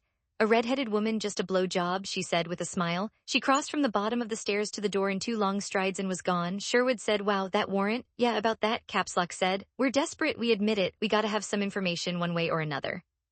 Thompson held up a finger, wait 1, and walked over to the stairs, walked up 4, craning his neck, then another step, seeming to peer down a possible hallway at the top, took 1 more step, then turned and came back down. The people who run my former country can be very rough. A lot of people would be happy to do them a favor, as you know, insurance in case they decide to go back. Sherwood, yes. Thompson looked him over and said, you're not a cop. No, then what are you? You don't want to know that, Sherwood said. Another few seconds spent examining Sherwood, then, okay, I'm up to my neck in shit. I'm hoping the other lady upstairs doesn't hear us. You want to talk to Lawrence Bell, formerly Ilarion Belov, who I know is close to the people you're interested in. The people in Russia, maybe not exactly this crew you're searching for. People like, he nodded at Sherwood. Where's he live? Lucas asked. Belov? I don't know exactly. Minneapolis in general. He seems to have several places. I have his cell phone number. We'll take that, Lucas said. If you tell Belov where you got the number, I will probably part ways with my testicles, if not my entire skin, Thompson said. Thompson said. About we've already forgotten your name, Lucas said, though we have it written down on this warrant. We'll be back with it if you're lying to us. I'm not, I really don't want. Listen, you gotta if you. Like that for 10 minutes. Sidewalk. After more threats and saying goodbye to Thompson, Sherwood looked back at the house and said, you know, that place could be a little treasure chest of information. I bet there are places like it in every big city in the country. Probably, Caps Lock said. Even some middle-sized ones. I know there's one down in Cedar Rapids. Local cops know that they're running sex workers out of there, but you don't do anything with it. Nothing illegal about escorts if all they're doing is hanging on the arms of tech bros at parties, Caps Lock said.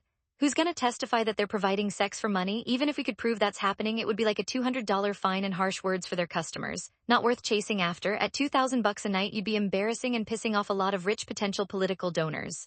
Where are you going with this? Lucas asked Sherwood. Possibly simultaneous raids by FBI agents looking for information about overseas connections.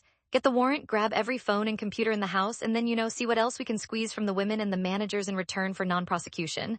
What a shitty thing to do, Caps Lock said. I like it. Let's go see Larry, Sherwood said. Call your phone guy at the BCA, see if he can get a billing address. If we get an address, we go back to the judge and ask for another warrant, Lucas said. If he'll do it. He'll do it, Caps Lock said, out on the through with a billing address for Bell's cell phone, and Caps Lock told the judge about the possibility of Russian spies in the community and about the hit team, and the judge came through with another warrant. He asked only that he be told of the outcome in a narrative way and not just through the return on the warrant. Caps Lock said he could do that. The address was on the south side of Minneapolis, in a trendy neighborhood of older houses and coffee shops and people who didn't have much to do in the morning. On the way over with Lucas driving, Caps Lock riding shotgun and Sherwood in the back, Caps Lock asked a lot of questions about the investigation so far, and after Lucas filled him in, he turned to Sherwood and asked, do you know if the FBI did one of those identikit facial things with the neighbor who talked to the Russian, out in Minnetrista? They did. It's been on TV news shows, it's on the internet, Sherwood said. Do you guys, the CIA, do facial recognition stuff, picking guys out of a crowd? Sure, not in the States, that's FBI again. I'm wondering what would happen. I mean, there are cameras all over Hennepin Medical Center. I wonder if facial ID could pick out the guy based on identikit if he shows up at the hospital. If they decide to go into the hospital, they'd have to do a recon first, Caps Lock said. Sherwood said, I don't know if anyone's ever tried it. I could call St. Vincent and ask. You're not doing anything else right now, Lucas said. Sherwood called. St. Vincent was in a conference and couldn't be interrupted, so Sherwood left the request with an assistant who promised to get the question to St. Vincent as soon as he was free. I'll have him call you back, should be within the hour. He added in a hushed tone, he's talking to Washington. The BCA came in. Sherwood rang off in caps lock, said, talking to Washington? All of another well-kept older house like Thompson's had been, and as it happened at Thompson's, the door was opened by a female housekeeper. She looked at the three men on the porch and said, I will get Mr. Bell. She closed the door on them, but a minute later it cracked open again and Bell peeked out. He was almost Thompson's opposite. While Thompson was tall and soft-looking, Bell was short, thick, with a face that would have fit a minor evil character in Lord of the Rings. He was chewing on something, possibly a cud. Sherwood smiled and said, Ilarion beloved as I live and breathe, good to see you prospering, man. Bell swallowed and asked with a heavy accent, do I know you? No, you don't, but I know you. You don't know these other two people either, but they're police officers, and honestly, he switched to Russian, you're up shit creek without a paddle. Bell regarded him with stone eyes and then said in English, I have been up this creek before, but here I am. Caps lock, what a creek, shit creek, Sherwood said. Bell looked over his shoulder as if to make sure the front room had been evacuated and said, you come in, is this about Friday? It might be, Lucas said, improvising, Friday. What happened on Friday? If this keeps happening, this Friday problem. That boy, he was spoiled and he was too rough, Bell said. He got what he deserved and is fine this morning. I asked and his father said we are all okay. We returned the escort fee and they will not be back, either one of them. That's not exactly what we heard, Caps lock said. Bell's place was, but that is where we are, Bell said. They followed him into a living room and he said, I would give you a beer, but you're working. That's okay, Lucas said. Is your housekeeper a Russian? And no, I don't want to get you in trouble in case you decide to answer some of our questions, Lucas said. I should tell you that we have a search warrant for your house. We may not need it if you cooperate. If you don't, I will call a BCA search crew with hammers and screwdrivers and they will take this house apart. Can I see this warrant? Bell asked. Sure, Caps lock said. He took the folded document from his jacket pocket and passed it over. Bell looked at it for a full 2 minutes, even though there wasn't 2 minutes worth of information, sighed and handed it back to Caps lock. There's nothing here you can look, Bell said. It might be true that you'll find things that you don't want to find. I have some very prominent clients. They hate being disturbed. This thing on Friday, it's very, very unusual.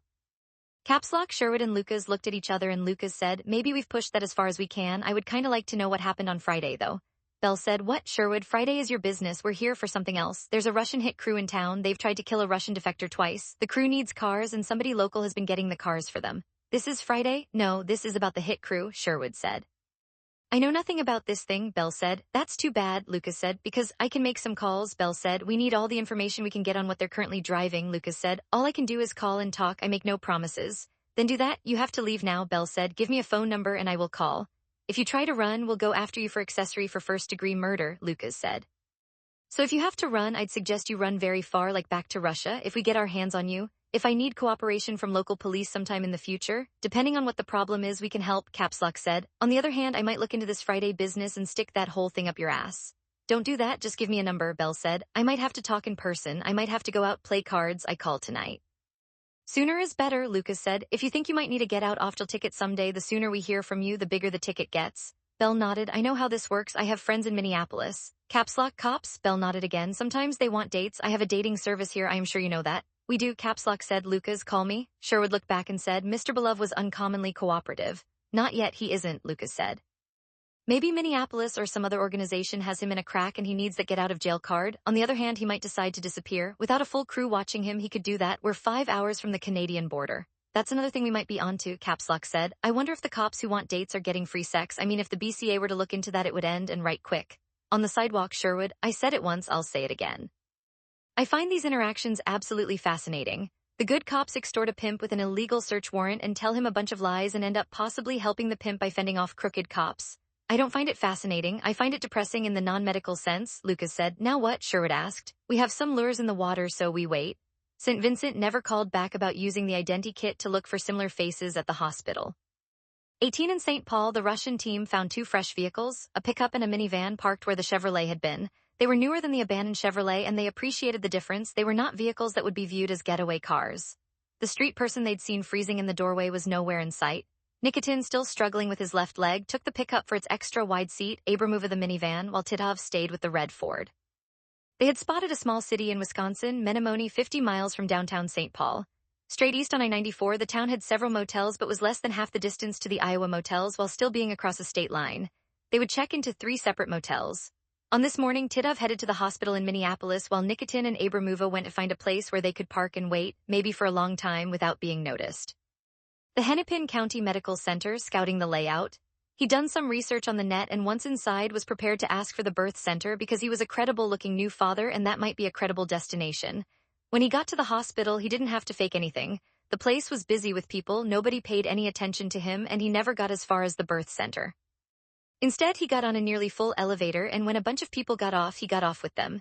He was on an internal medicine floor, and he tagged TITOV drove around along behind an elderly couple, close enough that somebody might think he was with them. When they peeled off at one of the rooms, he kept walking, then turned back and grabbed a down elevator and got off at the first floor down and wandered some more. He saw cameras.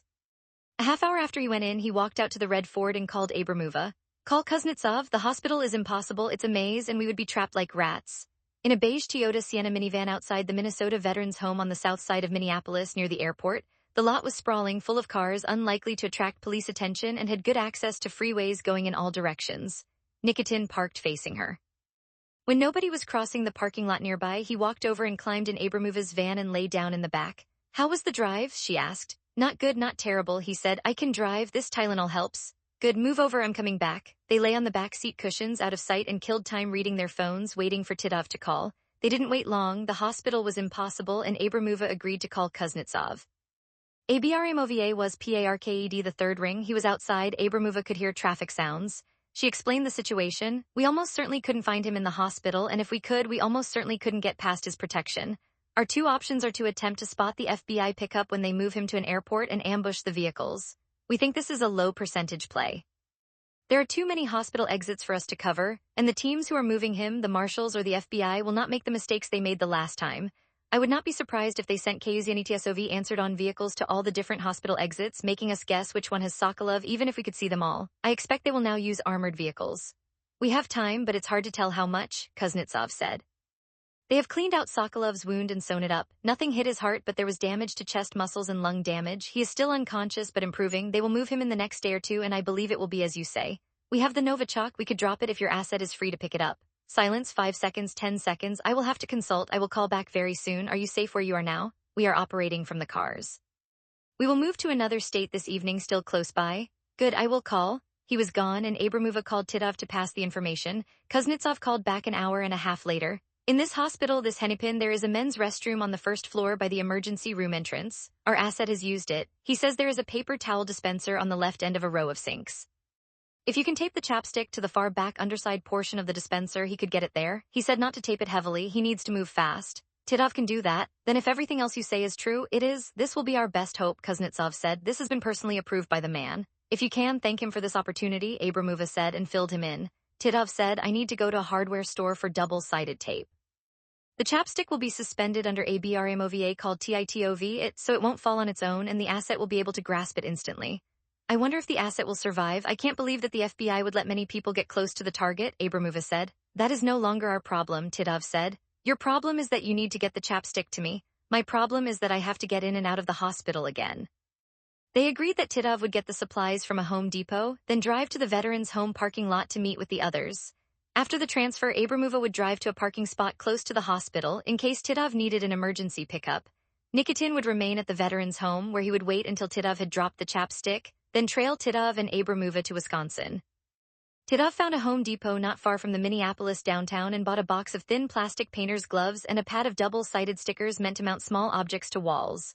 At the Veterans Home, he slipped into the back of the minivan with Abramova. Nikitin had moved back to his truck. The chapstick was tightly sealed inside a small plastic box, so tightly that Abramova couldn't open it with her short fingernails and had to use her switchblade to pry it open. That done, she carefully lifted out the chapstick, which looked ordinary enough. Gloves, Titov said. They put on the gloves. Abramova picked up the small tube and then, hesitating a few seconds, she turned it in her hands and said, It looks like nothing. Made by devils, Titov said. Abramova said, Must be done, and she twisted off the cap. That took some effort. The cap didn't come off easily. When it was off, Titov held one of the unused plastic gloves open at the wrist, and Abramova began twisting the dial at the bottom of the tube, pushing the chapstick out of the tube. She had ejected a little more than an inch of the waxy stuff into the open glove when the black glass separator appeared. We are there, Titov said quietly. Careful now, hold tight, I will lift the seal. The seal had a tab sticking up from the top, not more than a half-inch long. He gripped it as tightly as he could and lifted the seal off. Below it, in what looked like more waxy chapstick, they could see a pink dot. That's it, Abramova breathed. Titov said, Don't move, let me. He carefully dropped the seal into the glove they were using for the chapstick disposal, then tied the glove off. He set it aside and picked up the top of the chapstick tube. Push up a little more, Titov said. Abramova twisted the dial at the bottom of the tube, lifting the contents up 1/8 of an inch above the rim of the tube, and Titov fitted the cap back on top. He fished another glove out of the box of gloves, dropped the tube inside, and tied the glove at the wrist. They both sat back and exhaled. I think we are okay, Abramova said. I believe so. They both looked at the 2 gloves sitting on the minivan seat. You should call Kuznetsov, tell him we are ready to place the chapstick. We need to know when his asset will be ready to pick it up. A precise time, but it would be sometime after 3 o'clock, but before 5. Titov looked at his watch. Not much time, I've got to hurry. Your sticky tape, got it? Good luck. Abramova reached out and patted him on the hand. Kuznietsov, have like the recon. Titov walked into the hospital, found an empty booth in the men's room, put on a plastic glove, took the chapstick out of the glove where he'd carried it, and put an inch-long piece of double-sided tape on the chapstick tube. Somebody had followed him into the restroom, and he could hear a man shuffling around by the urinals. Then another man came in and took the booth, and it went next to his. There was a splash of water and the sound of paper being pulled out of a towel dispenser. He waited until he heard the outer door open and the shuffling of feet stopped. When he was sure the other man was gone and the man in the next booth was still occupied, he flushed the toilet, listened, then stepped out into the room, walked to the sink, and in 3 seconds stuck the tube to the bottom of the paper towel dispenser. He threw the plastic gloves in the trash and felt a sudden and urgent need to pee. He did and got out of the hospital. Later, Bernie followed a bored FBI agent into the restroom. The agent looked around, saw that the room was empty, and said, I'll be outside. 2 minutes, I gotta pee like a Russian racehorse, Bernie said. The agent didn't laugh but did leave. Bernie peed for verisimilitude, washed his hands, and when he went for one of the paper towels, reached under the towel dispenser and found the chapstick. He looked at the door, then pulled the top off the chapstick. The bead of poison was right there, a watery, fleshy pink. He put the cap back on, dropped the tube in his pocket, checked his hair, gave it a damp hand and back where his hair tended to flare up, dried his hands again, and walked out. The agent said, home, Bernie considered. Let's go see the old man, then I won't have to go tonight. How come I don't have one of your FBI females following me around? Somebody who knows how to get it on the dance floor? Do you even have anyone like that? We asked, and none of the women volunteered, the agent said. Bernie said, don't know what they're missing. The chapstick in his pocket pressed on his leg like a concealed carry weapon, which he supposed it was. How's my hair look? About an hour at the hospital for a few minutes. Leonid Sokolov had been mostly immobile since his operation, and when Bernie entered the hospital room, his 2 bodyguards remained in the hall. The 2 agents inside the room nodded at him, and one said, he woke up a little bit around lunchtime and again around dinner time, couldn't eat anything. Doc said he could be more responsive tomorrow when they start backing off the painkillers. I'm always surprised you're not dead from the boredom, Bernie said. We're okay, one of the agents said. Bernie nodded and moved to the far side of Leonid's bed and asked softly, how are you, Papa? Leonid Sokolov didn't respond, but did snore, a little snorting sound.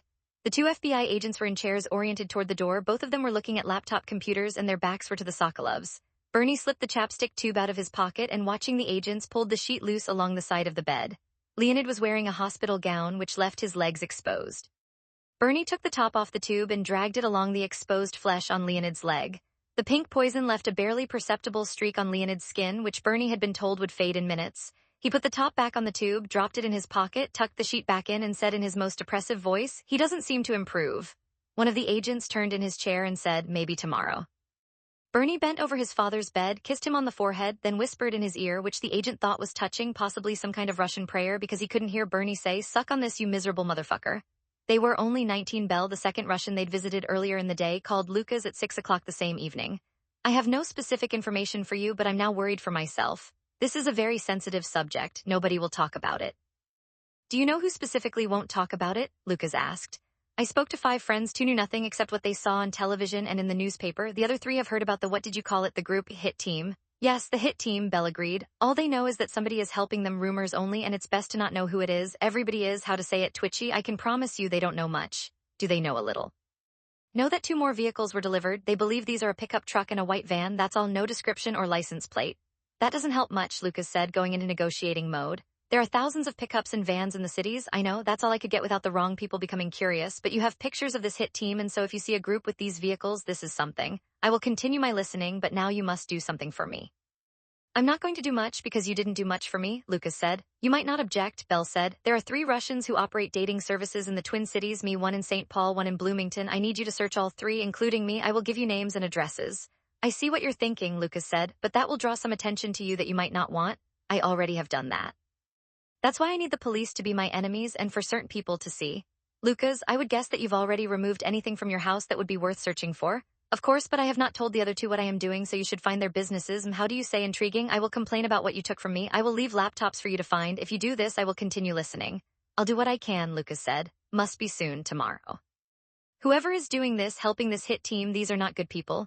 And you are? Lucas asked. I hurt nobody, I run a clean business, no drugs. We'll have to disagree about that, Lucas said. Give me the names, I'll call a guy. Talking, Lucas called Caps Lock, who told him that his judge was unlikely to sign a batch of search warrants. We're both already on a tightrope.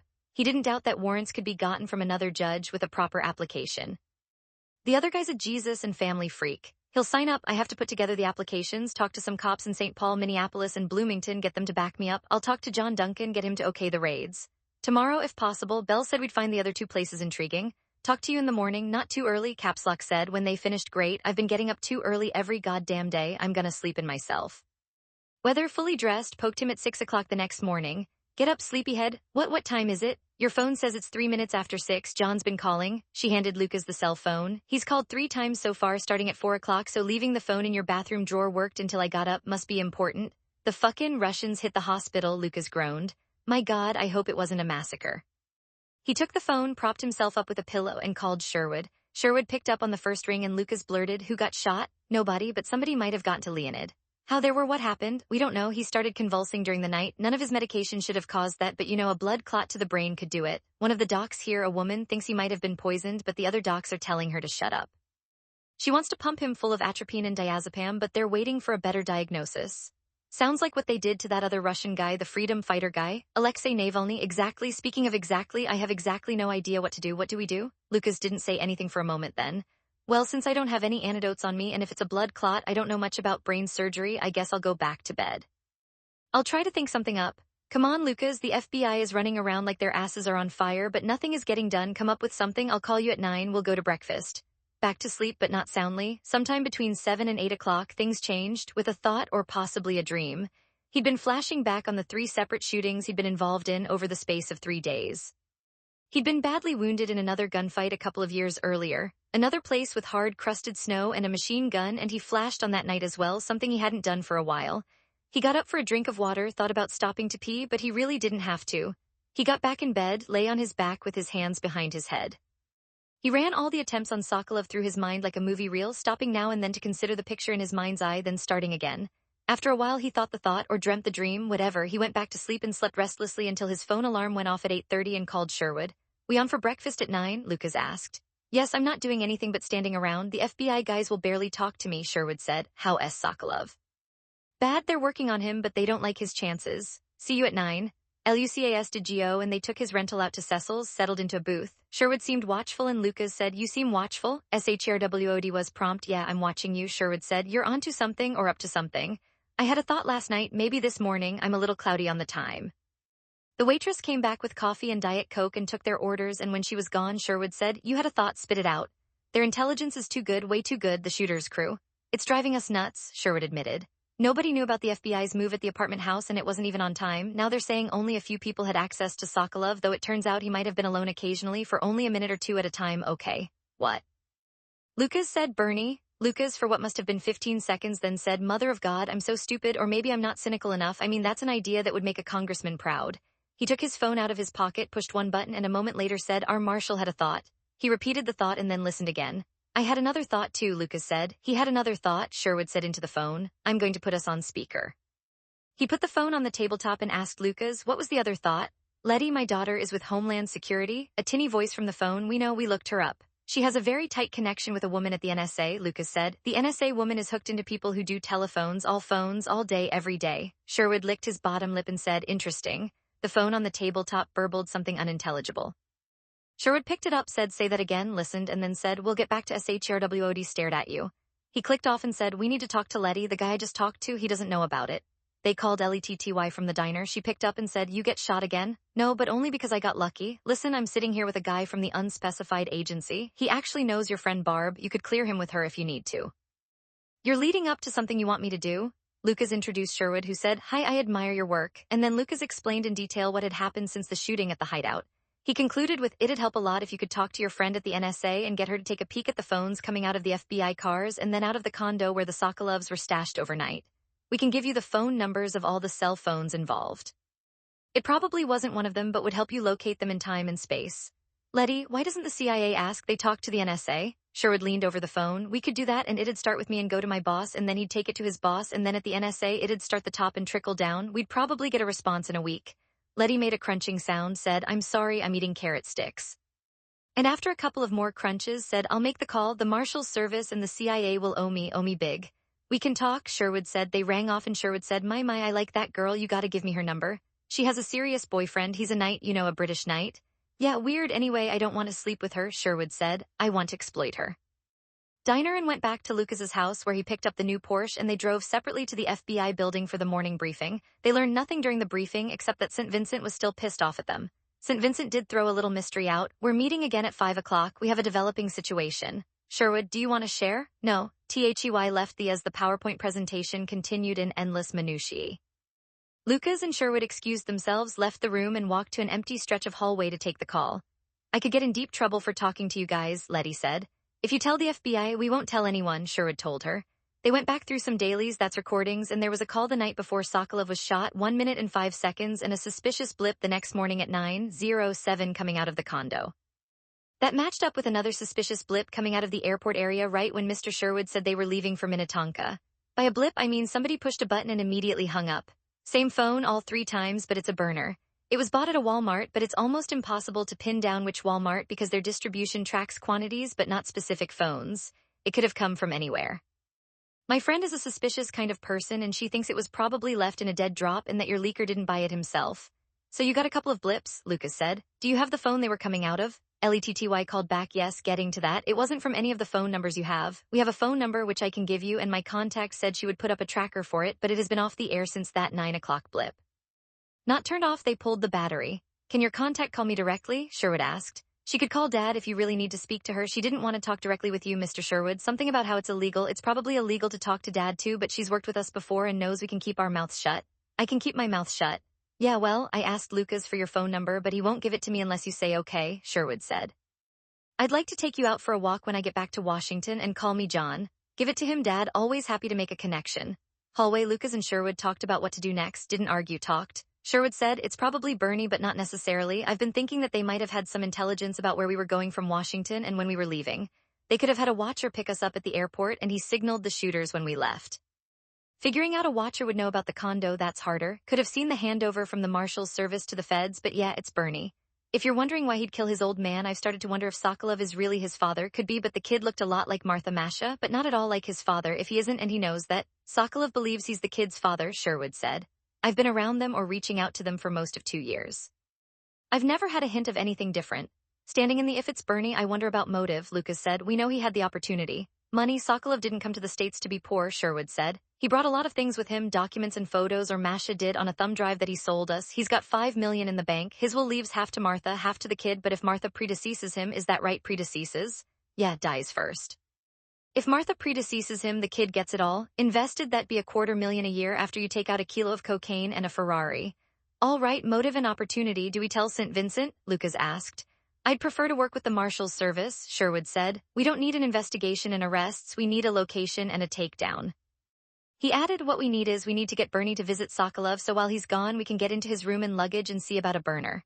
Search warrant or black bag? Let me call home. If a black bag were needed, would there be a local resource who might provide us the necessary tools? Possibly, Lucas said, at the apartment building where his father was shot. Lucas and Sherwood went back to the briefing room and made separate, careful inquiries about security arrangements around him. As it happened, Sokolov himself was being guarded at the hospital around the clock by 6 agents, and Bernie was being guarded by 2 more, and the 2 traveled with him. At the end of the PowerPoint presentation, Lucas asked a casual question on Sokolov's condition, how soon he'd be able to move on to Washington, this time with better security, and whether he was able to talk. Sherwood, sitting on the other side of the room, asked if Bernie had seen his father yet. St. Vincent said impatiently, he can talk, but that's not important. I mean, what's he going to say? He doesn't know as much as we do. Bernie's BERNIE was still being annoying. He'll visit the hospital if we take him, but he seems to be more interested in hitting a couple of downtown clubs. We'll swing him by the hospital this afternoon. We're discouraging him about the clubs. That's good, Lucas said. Put a couple of FBI suits in most clubs and it'd clear them out in a hurry. Another FBI man said, we're discouraging him, but he's pretty intent. It's all he's interested in. St. Vincent was looking at Lucas, visibly fuming. Do you have anything serious to contribute? Maybe later, Lucas said. How about you? St. Vincent snapped at Sherwood. Sherwood raised both hands overhead in a surrender. Just watching the professionals do their stuff. Keep hanging out with Davenport, you might get the wrong impression. After a moment of restrained silence, working up a burn, Lucas said, David, you're a fucking cheese-eating bureaucrat. You couldn't find your own ass with both hands and a searchlight? Ah, fuck it, I'm out of here. You're out of here, St. Vincent shouted, and Lucas was out of there. Later, Sherwood wandered over to Lucas's Porsche, where Lucas was reading the operating manual, and knocked on the window. Lucas looked up from the manual, dropped the window, and said, I've got a Wi-Fi hotspot right here in the car. They're taking Bernie out of the condo after lunch for a visit and maybe a little shopping. I don't know exactly what that means, but it's not long from now. We can't actually kick the door. Do you know which door? I do, Sherwood said. There won't be anybody watching it because nobody thinks the Russians want to kill Bernie. Good. I wanted to talk to you before I left, but I have to see a friend about a tool and you can't come. Go get a coffee or something. I won't be a half hour long. Meet here? Sherwood asked. No, I don't want any feds to stumble over us, Lucas said. Why don't we hook up at Bernie's condo? We can watch the door from your rental, which is the next thing to invisible. Unlike, say, a Porsche, does Minneapolis have Starbucks? Sherwood asked. Yeah, but I'd recommend a Caribou coffee. Lots of them around. A friend that he wanted to see about a tool. He had a hidden drawer on the underside of a stairway in his garage. He designed and contracted the house himself, and the hidden drawer was part of it. He drove home, made himself a cheese and bologna sandwich on sourdough bread. Calling St. Vincent, a cheese eater had left him peckish, went into the garage, opened the drawer, and took out a cylindrical electronic lock rake about the size of an electric toothbrush. The drawer also contained 2 cold revolvers, a taser, generic handcuffs, a burner phone, 2 handheld walkie-talkies like hunters used. They left no cell phone trace, and $5,000 cash in random denominations. He pushed the drawer back in place, finished the sandwich on the way back out to the driveway. 20 minutes later, he'd left the Porsche and walked down the street to Sherwood's rental car. Got what we need? Sherwood asked. Yeah. Another 5 minutes and they were parked by the same bus stop where Titov had waited for Leonid Sokolov to walk out to an FBI truck. LUCAS have more than an hour. Lucas was reading a Paul Krugman economics blog on his phone when Sherwood said, SUV at the front door. I can see bumper flashers, but they're not flashing. They waited for, that's them. Here's Bernie. Bernie, escorted by a single agent, walked out of the building and they both got in the SUV. How far away is the hospital? Sherwood asked. Hennepin General, maybe, I dunno, a mile, lots of traffic lights. Let's move. The front door in 2 minutes. The door was not locked because it led into a 10-by-10 lobby space with a call box and a wall of mailboxes. The inner door had a decent lock, but Lucas had a decent rake, and though it made a loud chattering noise, they were through in 5 seconds. Goddamn thing sounded like you dropped a spoon in a garbage disposal, Sherwood grumbled. You need better gear. Hey, we're in. If you've got better gear, send it to me. Look for an unexpected FedEx box, Sherwood said. They were onto a small interior lobby with a stairwell behind a door to the right and an elevator to the left. They ran up the stairs, looked both ways down the empty hall on the second floor, and hurried to a green door that read 240 and had an empty plate that might have held the name of the apartment owner but didn't. They hadn't yet seen a single person in the building. Lucas knocked on the apartment door and waited, knocked again and waited, used the rake, and they were in.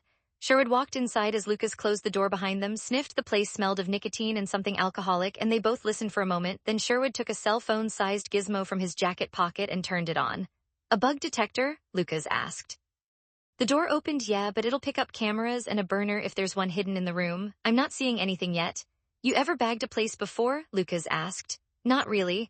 I've gone into places after the Delta guys blew the door and killed everybody inside, but we weren't all that quiet about it. I was never the first through the door.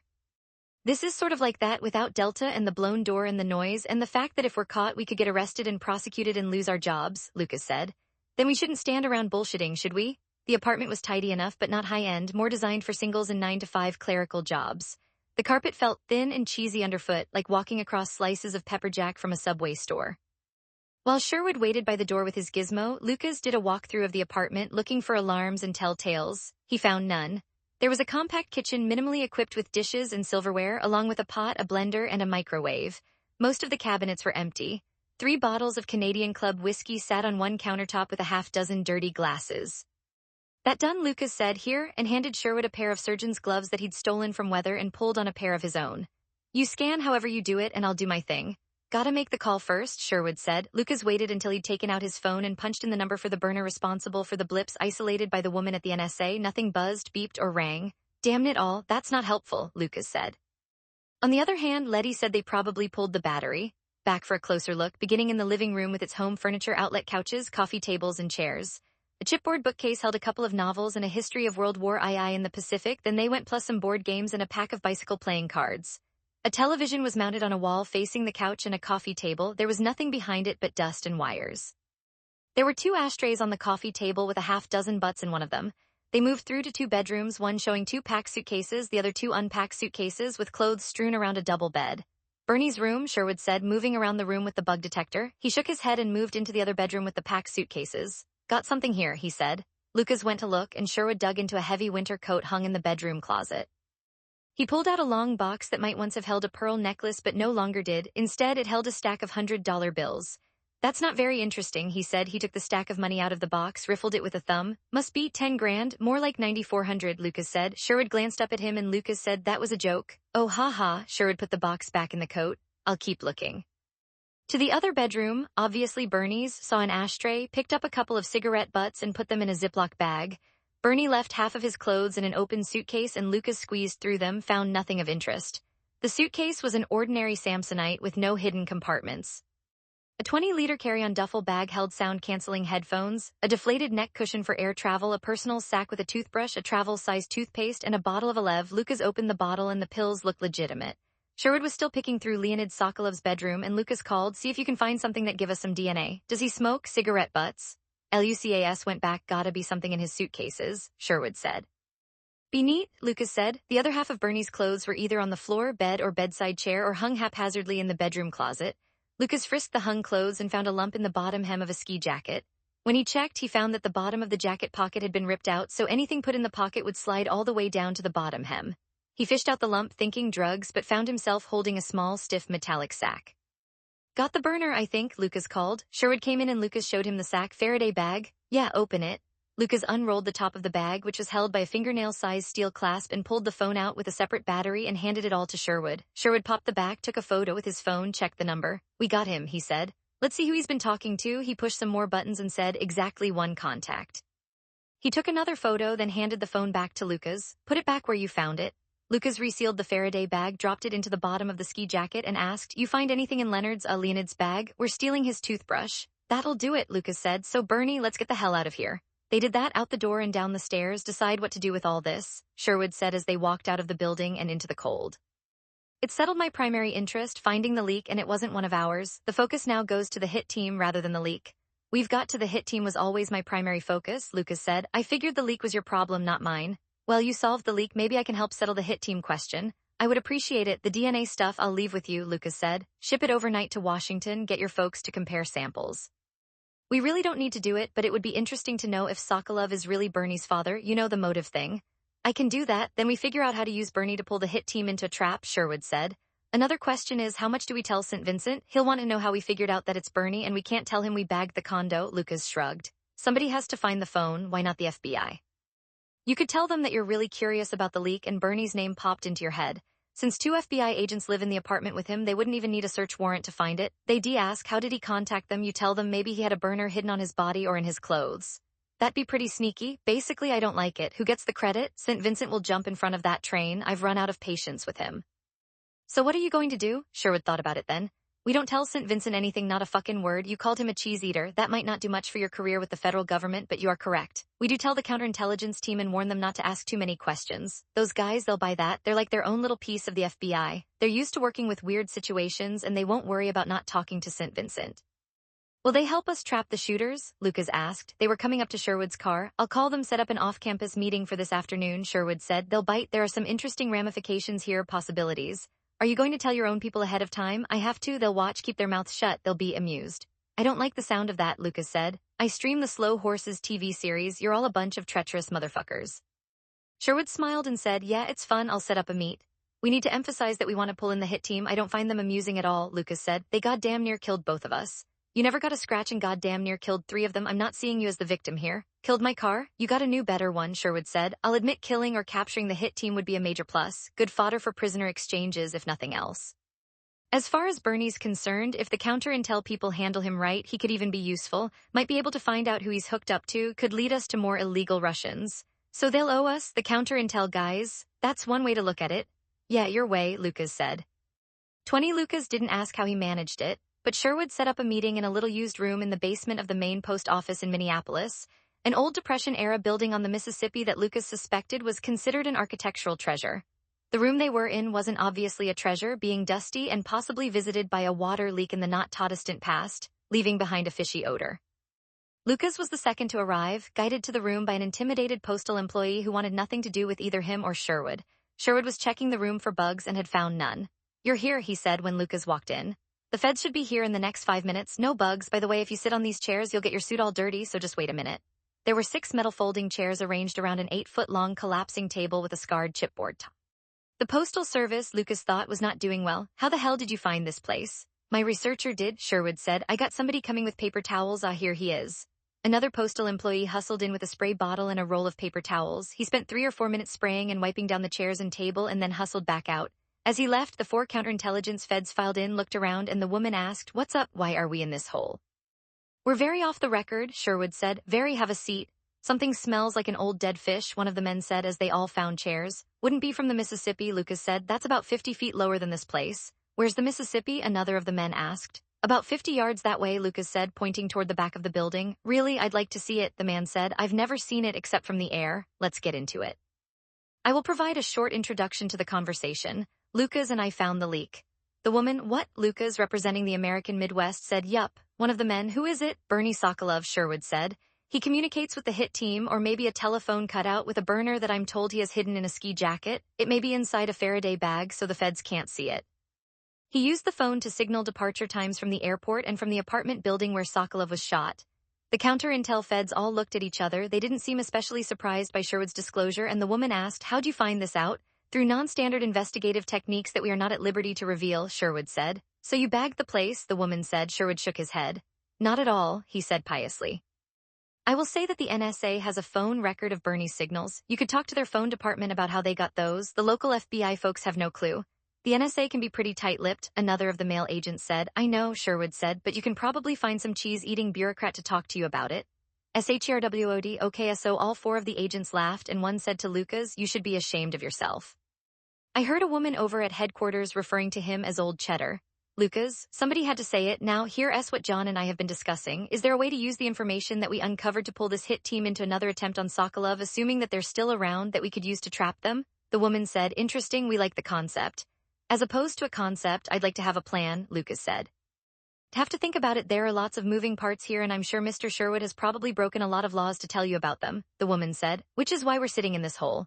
"Just looking for a quiet, interruption-free place to talk," Sherwood said. "How about if you guys pulled something out of your collective asses that would suggest that Bernie is the guilty one that you could take to St. Vincent?" Lucas suggested. "Say that you talked to the NSA and they spotted the signals. When you looked into Bernie's background, you found he was close to, whatever Russian intelligence service you might think appropriate. Tell him to search all of Bernie's clothes. They'll find the burner. They tell Bernie that he's going to disappear into the American court and prison system and nobody will know. We'll never acknowledge having him, so he'll never get traded back to Russia." "I like the idea, but that wouldn't happen," one of the agents said. "I don't even know how it could happen." "He'll lawyer up," Sherwood exhaled in exasperation and said, "Guys, you'd be lying to him. All you have to do is tell a couple of little fibs, get him to feel like his back is against the wall, get him to cooperate. He's a Russian. He won't know anything about the American justice system." "There is that," the woman said. "If we can get St. Vincent to cooperate," another of the agents said. "Lucas, guys, yeah, we know," the woman said. "We tell St. Vincent a couple of little fibs." "Exactly," Lucas said. "Oh, by the way, one of our contacts collected DNA samples from both Leonid and Bernie, and they've been sent to a CIA lab to confirm that they're related. We're not sure Bernie is actually his son." After a moment of silence, the woman said, "I wish I had your contacts." Broke up, Sherwood headed to his hotel room to call his bosses in Washington to tell them that the deal with the counter-intel people had gone down as planned. Lucas walked back to his office in the federal building where White had her nose in a computer. "I'm no longer on the case," she said when she spotted him coming in. "I'm going up north." "What for?" "Guy got convicted of kidnapping his kid from his ex. He's a winger who doesn't recognize the court's authority, so he didn't turn himself in to do his time. The court, of course, does recognize him." "Don't get hurt," Lucas said. "You don't get hurt. You almost got your ass shot again." "What is it about you?" "I dunno, just lucky, I guess," Lucas said. "White, you look a little down." "I need some sleep is what I need." White, "Uh-oh, not that bad yet. Sherwood sort of cheers me up." "Good for him," White said, "though he didn't really strike me as the cheerful sort." "He's not cheerful, he's phlegmatic. That's better than cheerful when you don't have much to be cheerful about." "I'll take your word for it," White said, "but pills are better than Into the Pit. As long as they're the right kind, stay away from the Ambien." Depression seemed endemic in the Marshal's service. "I will," Lucas said. "In the meantime, I'll be back in my office." After the meeting, what chalkin' the chicken? "I'll try not to get noisy," Lucas said, drawing pad out, which gave him a broad, unmarked surface to work on. He began drawing circles and squares around the individual Sokolov events with cartoon balloon commentaries on the events. Most of the cartoons' balloons had only a word or two in them. He was still doing that, bereft of ideas, when Sherwood called. "What are we doing?" Lucas asked. "I dunno, I'm in a hotel downtown," Sherwood said. "You want to come over?" "What's the hotel?" "It's a big glassy thing, Four Seasons." "Jesus, the taxpayers put you up at the Four Seasons." "It's not a suite or anything, just a room," Sherwood said. "After Masha got shot, I had to find something quick and it was the first name that came to mind." "Where are you?" About 4 blocks away, there's a Whole Foods sort of kitty corner across the street from the hotel. They've got a cafe. It's noisy enough that we could talk. When I'm doing nothing, 10 minutes. Lucas got his cafe table and was eating a sesame bun when Lucas arrived. Lucas pulled out a chair and sat. You got anything at all? No, the well is dry. I was hoping we could do some plotting. Sherwood's phone rang. He looked at the screen and said, I've got to take this. He walked down to the end of the cafe area talking on the phone and was back in a minute. SHRWOD had of the Russian that was shot bad? Lucas? Yeah, probably taken to Milwaukee. Came in the night you guys shot him up, perforated bowel, bullet under his stomach skin, like Doc Juarez said. They operated on him, sewed him up, fed a bunch of antiseptics and painkillers into him. The next morning he was moved to a private surgical hospital in a private ambulance, discharged with really good paperwork. The private surgical center never heard of him and they don't have their own ambulance. They did find the ambulance with a medical service company and the driver says they took the injured man to a private jet. Man, the FBI is gonna be pissed when they find out, Lucas said. Oh, they know, Sherwood said. They're just not talking about it. But they called you? No, that was my boss. We have our sources in the FBI. Wouldn't you in our position? Sherwood asked. Lucas thought about it for 1 second, then said, of course. To get back to plotting, Sokolov gonna die? Lucas asked. I've heard that it's a distinct possibility. He wasn't in great health to begin with. He's got type 2 diabetes. He's still recovering from being shot, even if the slug didn't make it to his heart, and that doesn't help. They're fighting it, but they're saying he's less than 50-50 to make it. If he croaks and Bernie tells the hit team they're gone, we gotta do something now. I think we leak the car and van descriptions coupled with everything else we have, the identikit image of the guy who rented their safe house, along with speculation that they may be staying in motels. If they see the leak on the cars, they'll dump them, Sherwood said, and have to deal with getting new ones. All right, going back to your Daisy Jones friend. First off is going everywhere. I had a child with a woman who's a big deal at Channel 3 here. That's our major network station, and she's still a good friend. She'll get it on. I'll go back to Daisy with those two. Everybody else will pick it up. It's our best chance.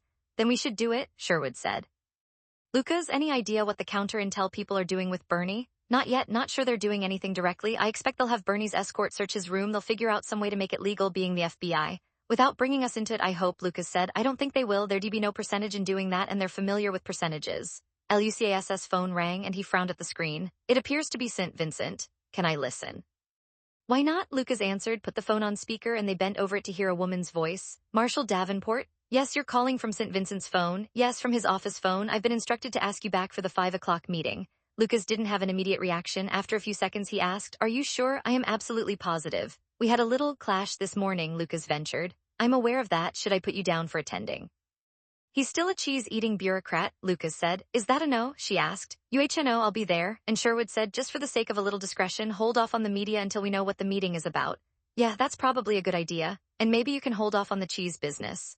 He rang off 21 Lucas, and Sherwood got off the elevator at the FBI building and stepped toward the meeting room, and a man called from behind them, Davenport. Lucas turned, shook his head, and said, Butter my butt and call me a biscuit, as Virgil Flowers would say. What are you doing here, Louis? Louis Mallard was walking down the hall toward them, a bulky man mid-60s frowning in an FBI blue suit and rep tie shoes that were possibly spit-shined. He was empty-handed but trailed by a tall 40-something woman who was carrying a leather briefcase that looked, from the slump in her shoulder, like it might be filled with rocks or maybe anvil irons. Lucas said, Hello, Jane. Go fuck yourself, Lucas, the woman said. I thought you'd be over it by now, Lucas said. I'll never be over it, she said. Lucas said to Mallard, She's such a fuss budget. Yes, but it works for me, Mallard said. I spent the last hour talking with the cheese eater. I wish you hadn't run your mouth like that. It's not helpful. He is, and you know it. He's not most of the time, Mallard said. Sometimes with a difficult problem and with unfortunate results, he can come across that way purely out of disappointment. Administratively, he's quite effective. He eats cheese, Lucas said. Sherwood had been looking back and forth between Lucas, Mallard, and Chase, and now asked Lucas, Who are these people? Lucas said, Louis Mallard, Deputy Director of the FBI, and Jane Chase, Louis's personal fuss budget, also a lawyer and FBI agent. Guys, meet John Sherwood, a spy. Sherwood shook hands with Mallard and Chase and said to Chase, I entirely agree with your apparent assessment of Marshal Davenport. He can be absolutely disgusting in his lack of regard for well-established rules of law. We could compare notes over steaks and red wine tonight if you're free. I don't drink with spies unless you want to tell me about the ones you've stuck in the Justice Department, Chase said. I'll never get over the cynicism of Washington insiders. It makes me sad, Sherwood said to Mallard. Mallard smiled and went back to Lucas. Where's this hit team? We're working on that, Lucas said. In case you haven't been informed, there's been a major break. The FBI has identified your leak, the one feeding information to the hitters, Mallard said. That's terrific, Lucas said overenthusiastically. Mallard didn't react to Lucas's reaction, but Chase did. She said, Oh shit, Louis, he's got a finger in this pie, sir. He already knows what happened, who it is, it might even be his pie. David, St. Vincent isn't aware of that, Mallard said, peering at Lucas. Interesting, and how's Virgil Flowers, Lucas? Working on his 5th novel, Lucas said. I've seen him on the Times bestseller list. Amazing, really. He projects a certain rural genie size qua. Yeah, that's because he lives in a fucking haystack, Lucas said. Let's get this meeting over with. As they continued down the hall, Sherwood, keeping pace with Chase, asked, What's your problem with Lucas? Am I sensing a romantic thing or— No, he's a killer, Chase said. I joined the FBI to put killers in prison. Oh, what? Working with a killer doesn't bother you? Chase asked. Well, once in Western Iraq, I targeted a big ISIS meetup and the Navy stuck a Tomahawk missile in their window. Killed 20 people more or less, Sherwood said, affably enough. We couldn't tell exactly how many. I flew in to assess the damage and see if we could salvage any hard drives. There were heads and feet everywhere. To answer your question, I guess I'd say no, it doesn't bother me. Bothers me we're not in a war? Well, that's one opinion. Lucas, who was walking along with Mallard, chatting about nothing, overheard the last of the conversation, turned his head to Sherwood and said, You really are a charmer, dickweed. No steaks and wine for you.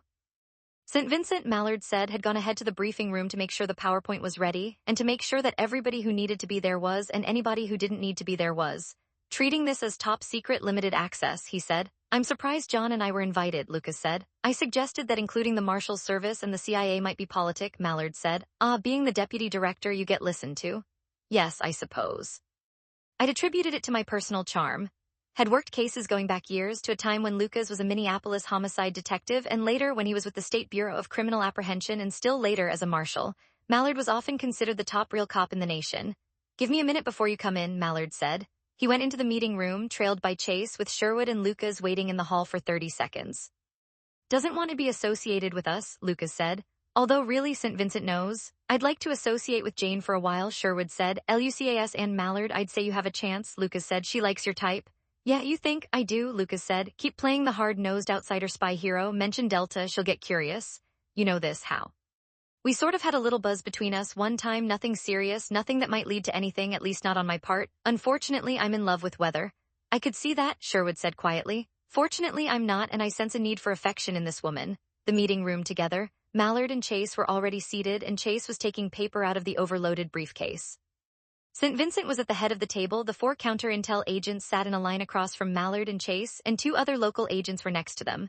Lucas muttered to Sherwood, Go, and Sherwood led the way, sat down next to Chase, and tactically ignored her. St. Vincent, we're all here. I want to warn everyone, he looked at Lucas. What is said here is not to go anywhere under very serious penalty of law. There were glances and nods up and down the table, and St. Vincent said, We've determined that the person who has been leaking intelligence to the Russian hit team is almost certainly his son, Bernie Sokolov. There were no gasps or exclamations from the table, since almost everybody there carried the gene for sneakiness. St. Vincent told them about the discovery of the burner phone in Bernie's ski jacket, and confirmation by the NSA that he'd sent signals from the airport and before the apartment ambush. We're going to use him to trap the hit team, St. Vincent said. There were 2 objectives in this investigation after the killing of Masha Sokolov. They went into 1, find the leak, and 2, capture or kill the hit team. We've accomplished the first objective, now we work on the second. Mallard, how are you going to do that, David? St. Vincent nodded at him. The agents acting as Bernie's bodyguards know that he's the leak, so they're not so much guarding him as sequestering him and steering him, although he doesn't know that. After discussions with my other senior agents, he nodded at the 2 local agents. I spoke to Frank Potts, the CIA's deputy director of operations, about John Sherwood sitting here next to Ms. Chase. Sherwood raised a hand. Potts said that John is a capable agent with good abilities of dissimulation. One of the counter-intel agents said, You mean he lies well? I mean he can play roles. We're going to ask John to accidentally bump into Bernie in Leonid Sokolov's hospital room, take him aside and grill him about where he's been and what he's been doing, St. Vincent said. Play the role of a suspicious CIA agent. We're hoping Bernie'll panic and try to get the hit team to pull him out. Agents who have been escorting him have assessed him as a bit naive and quite stupid is the word. He may want his father's money, but he certainly doesn't want to wind up charged with accessory to first-degree murder, espionage, and so on. Sherwood, I can do that. Play the role. Mallard, from the reports I've read, he patted a stack of paper. Bernie seemed distressed when his parents were shot. He was prepared to act as the shocked son, St. Vincent said. That doesn't take a genius.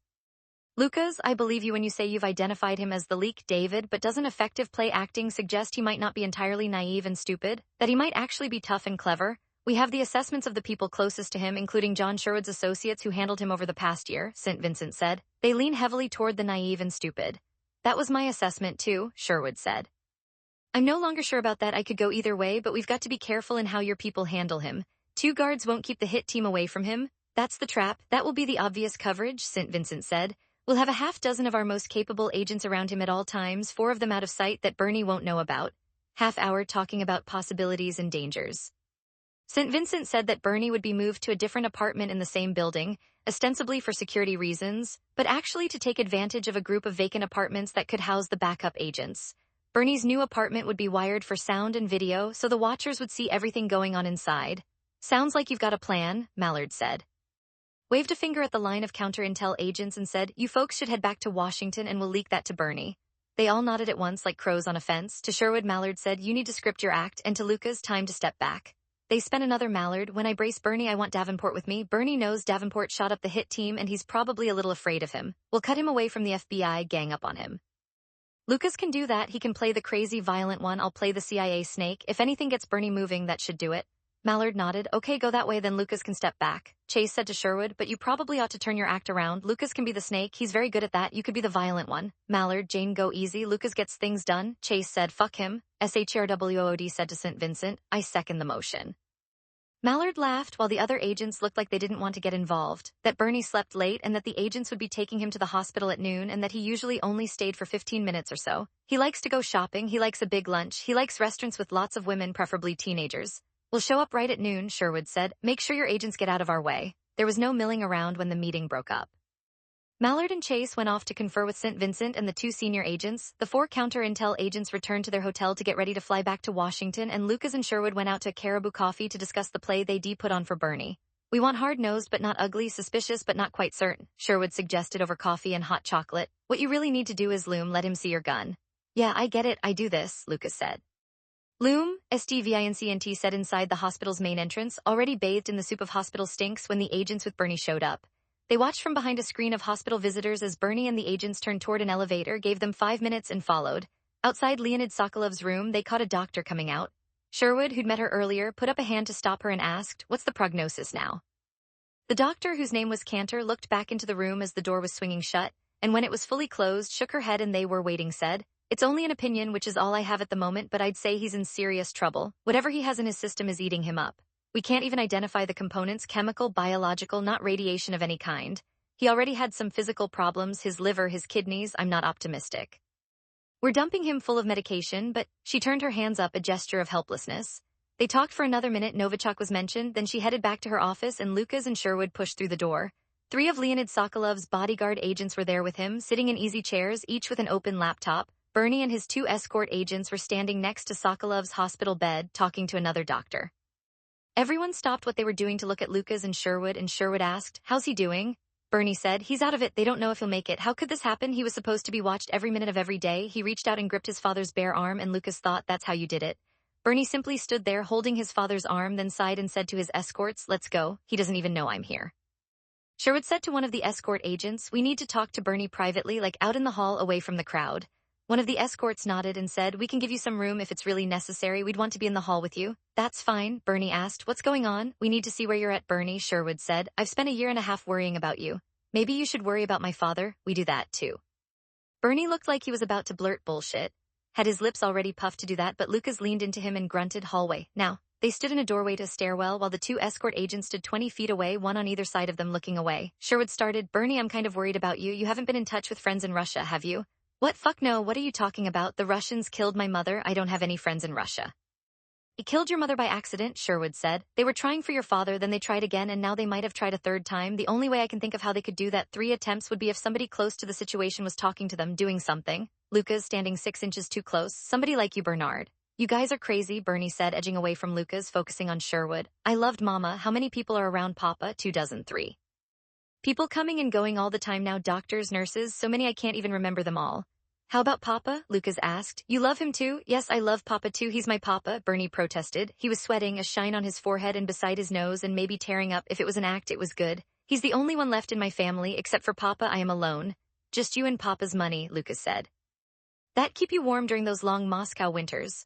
Back off, Davenport, Sherwood snapped. I've worked with this man for a long time now. I can't imagine that he could have anything to do with what's happening. Come on, Sherwood, the guy's a weasel, Lucas said. I know a weasel when I see one. You are the man who was supposed to protect my mother and my father, and did you do this? Bernie's language was beginning to fall back into Russian rhythms. You did not do this, you failed. You are looking for somebody to blame for your failures. He turned to Sherwood, you too. I believe you're okay, we had to talk, take it easy, Sherwood said in the hall. I don't think he's okay, I think he's lying through his fucking teeth, Lucas said. If it turns out his father's been poisoned, who else could have gotten to him? Fuck you, I don't talk anymore, Bernie said. He called to his escorts. Come on, guys, I go back to the apartment. The three of them walked toward the elevators. Sherwood asked Lucas, what do you think? He might have been about to take me on. You see him set his feet? He's had some training. Yeah, and I didn't know that, Sherwood said. He's always come across as a weenie, and that's what I thought he was. If he gets on that phone and does anything, even a couple little clicks, some prearranged signal will know that the trap might snap. If he doesn't, I don't know what that would mean. Might not be the phone. I'll ask the FBI to get one of their tech geniuses to put a keystroke logger on his laptop, see if he's going out to anyone. We should have done it before now. All I've ever seen him do on his laptop is play games and watch videos. Do it, Lucas said. So you gonna step back? I know Mallard's got some clout as a deputy director. He does, but the Marshal's service doesn't necessarily pay attention to what Louis wants, Lucas said. I'll go with you guys if you can think of anything to do. As they watched and made pasta with his secret ingredient pasta sauce, which was basically regular tomato sauce with a shot of Heinz 57, and after they'd loaded the dishwasher and the kids were off to do whatever they did, which was mostly talking on her phone, Gabrielle, and studying a driver's LUCAS went home license exam booklet. Sam Weather cross-examined him on his status in the investigation and why he'd been disinvited from participation. That took a while to explain, and then she asked, didn't John tell us that Bernie liked to go clubbing? Yeah, being a DJ, playing video games, and clubbing, those supposedly are his things, maybe driving fast cars if he gets an inheritance. I know you don't like my commentaries on your investigations, she began. You're wrong about that, but go ahead.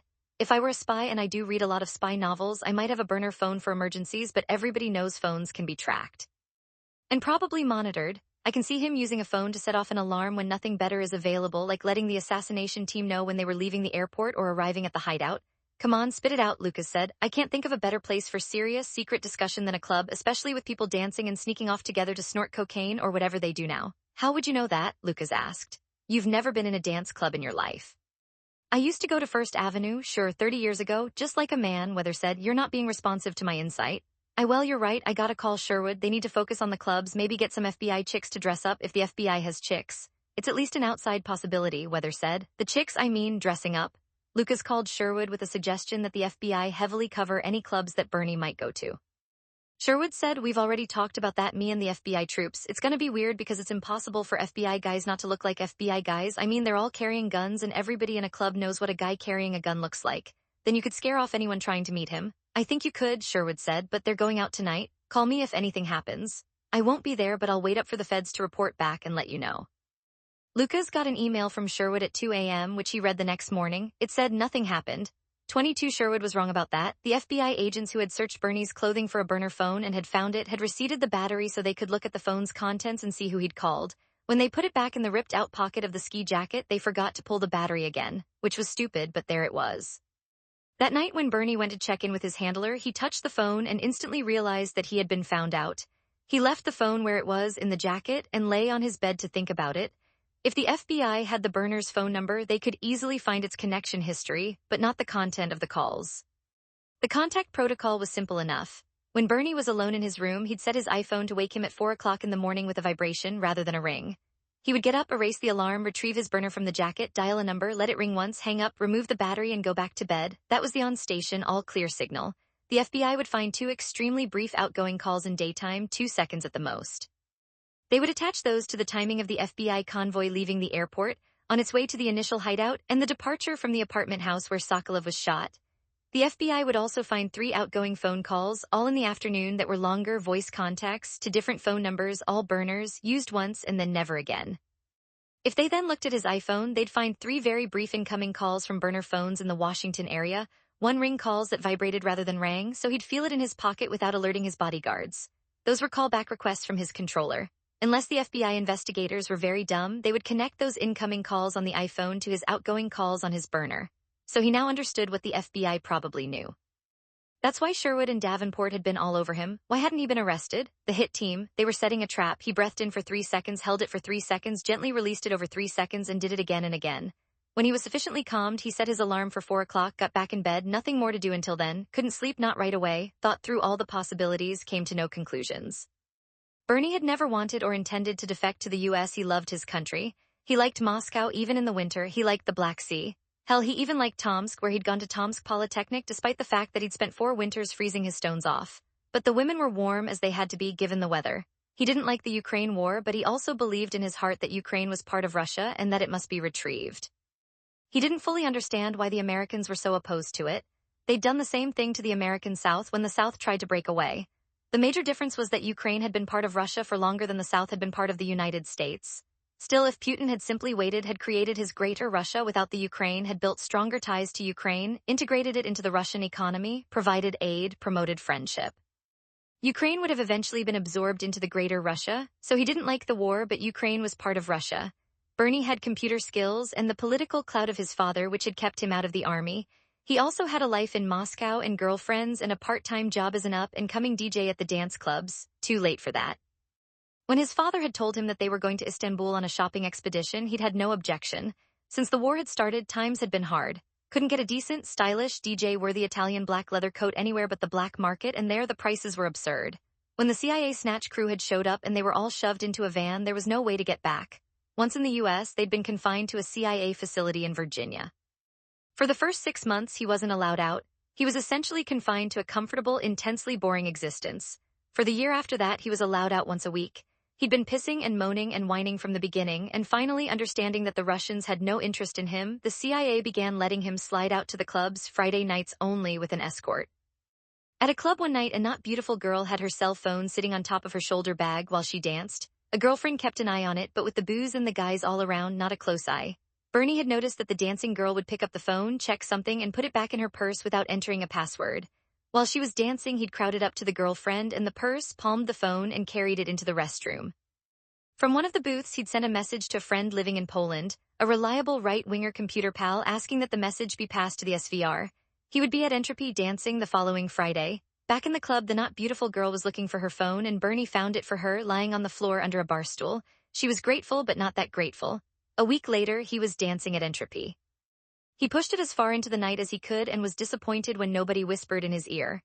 The disappointment faded when he put his hand in his jacket pocket and found a burner. That contact had produced a series of calls and new burners. He hadn't asked for anything, only to return to Russia, but the Russians had asked. They wanted his father dead and they wanted his help. He was happy to give it and told them so. He'd hated his father for the weekly beatings he'd taken from the time he was an infant until he was 12 years old, the last one administered with fists. If he needed to kill his father to get back home, the only problem was how to do it. The altered telephone in his ski jacket and set the iPhone alarm for 4 o'clock. He slept but restlessly. At 4 o'clock, the iPhone buzzed and he got up, used the burner to call his regular contact, let the phone ring twice. Maybe the NSA or the FBI could distinguish one ring from two, probably could if anybody actually timed them, but maybe they would attribute it to an insignificant difference between that call and others made on other nights. It wasn't insignificant. The second ring was a disaster call, get me out. The Russians wanted to hear in much greater depth what he had to say about the CIA facility where he'd been held. They told him that in the early conversations, and he'd become a familiar figure as he wandered around the farm's almost 14 square miles, walking, jogging, working out. With help from Sherwood, he'd also been allowed to shoot on the huge rifle range. As an engineer, he had a good memory for what and who he'd seen at the farm. As an engineer, he'd become an excellent shot because even a moron can become an excellent shot given decent eyesight and competent training. Not a great shot, but excellent, and he'd looked at a lot of faces. He had that going for him, the possibility that the Russians really would get him out. After his 2-ring call, Bernie went back to bed after he found 23 Eddie Lamb was Lucas's putative boss. She found Lucas with his feet on his desk reading a C.J. Box novel, and when she asked, he said no, he wasn't doing anything. Would you mind doing something? We've got things to do around here. Depends on what you got, Lucas said. Lamb took a chair. Every year around this time I have to kick your ass. You get down in the winter and you freeze up. Winter's not a happy time for me, Lucas said. Everything closes in. Come see me in my office in 15 minutes, she said, and heaved herself out of the chair. Lucas was an independent agent, and some members of the Marshal's service were unhappy about that. Some other members weren't, and those members included the director, the deputy director, the general counsel, the associate director for operations, and so on. Using his badge in some peculiar circumstances, Lucas had built strong allies in the U.S. Senate, and the Senate paid the services bills. If a serious bureaucratic problem flared up, Lucas was happy to call his Senate contacts for a chat. Sometimes, not always, the chats paid off for the service. Lamb was the U.S. Marshal for the Minnesota district and something of a friend. 15 minutes after she caught him with the box novel, Lucas was in her office where he told her about being disinvited from the FBI coverage of the Sokolovs. They were chatting about what he might do next. The hit team was somebody else's problem, although their freedom continued to nag at him. Lamb in her office had produced an FBI report of a man named George DeWitt Horn Jr. Horn is assessed by the FBI to be in the Alexandria area at a 60% confidence level, Lamb said, peering at the FBI report. In other words, he probably isn't, Lucas said. The FBI always cheats on those assessment levels. Yeah, but if he is and you tracked him down, that'd be a nice feather in our caps, especially since the FBI can't find him. Horn had murdered 3 young women in the Chicago area, according to DNA samples taken from their bodies and matched to Horn's DNA, a sample that had been taken after his first conviction for child molestation. When a task force comprising FBI and local cops broke into his cubicle at a transient hotel, they found nothing but a full-color photocopy of Horn's asshole taped to one wall and a photocopy of his right middle finger taped to another. The task force surmised that Horn had seen them coming. He was in the wind with no known car. He had been born and raised in Alexandria, Minnesota, a small city 130 miles northwest of Minneapolis. He was known to have gone back several times since graduating from Alexandria Area High School, Iowa Lakes Community College with an AAS degree in wind energy and turbine technology, and from Lino Lakes Correctional Facility in Minnesota on the molestation change. If I went to Alexandria this week, I'd most likely freeze to death, Lucas said. As far as I know, this office has nothing going in Miami or Los Angeles, so it's Alexandria or nothing. I really would like to catch this asshole. She held up a photo of the asshole that Horn had left for the FBI. Jesus, put that back in the file. I don't want to look at it, Lucas said. I'll make some phone calls. I know a couple of guys out there. I hoped you'd say that. If you go, you could take Shelley with you. She bagged that guy in Grand Marais. Good, let me make my calls. Day working phones, getting nowhere. He took a call from John Duncan at the BCA, who said that BCA agents and local cops had raided 3 Russian-run dating services and returns were spotty. Lucas also checked with 2 marshals who worked with the Special Operations Group in Louisiana to see if they had anything really good. They didn't, but they had good gossip, which was mostly why he called them. Schur had called to say that the CIA lab had looked at the 2 Sokolovs' DNA and had confirmed that Bernie was Leonid's son. There's probably some kind of deep psychological trauma there that we'll never find out about, Sherwood said. Not until you get Bernie to a black site. We don't have those anymore, Sherwood said. Cost-cutting measures. Lucas went home early, did a 3-mile run during which he froze his face, shot 1 basket with a basketball that had frozen solid behind a bush in the backyard, ate dinner with Weather, watched a movie, sent the kids to bed, and then suggested that he and Weather go upstairs and fool around for a while. Almost too late, but not quite, Weather said, checking her watch. Let's get up there, time's a-wastin'. Lucas spent that he was eating a late breakfast while reading the Wall Street Journal on his laptop when he took a call from a number that rang a bell but that he didn't recognize. This is Lawrence Bell. That's why your number rang a bell, Lucas said. The guy with the whorehouse bell, not a whorehouse, mother of God, I don't know why I make this call. So what's up, Larry? The next morning, Lawrence. Your BCA and Minneapolis police raided me yesterday, Bell said. I heard. They found nothing, of course, only me and a lonely cleaning woman. Good for you, Larry. Well, take it easy, Lucas began. Wait, something happened last night, Bell said. I don't know what it is, but something happened. Happened? With these people who interest you, Bell said, the ones in touch with the old country. Let's start from the beginning, Lucas said. Where were you when you heard something happened? I have breakfast with friends. I don't tell you who they are because it would hurt them and they don't know much. But they knew something happened last night. Somebody was asked to take a girl to a dance club in the Northeast. Maybe this Nightshade Club, these people who send the girl, they are the people who interest you. My friends say she made a delivery. We thought maybe drugs, but that seemed unusual. Drugs, you can find them laying on the street. Why the big secret? My friends, they didn't know where she came from or what she delivered. What girl? They don't know a girl, Bell said. Who sent her exactly? Lucas asked. Nobody knows this. People talk, other people hear things. A pretty girl was taken to a dance club in the Northeast. Maybe this Nightshade, that's all.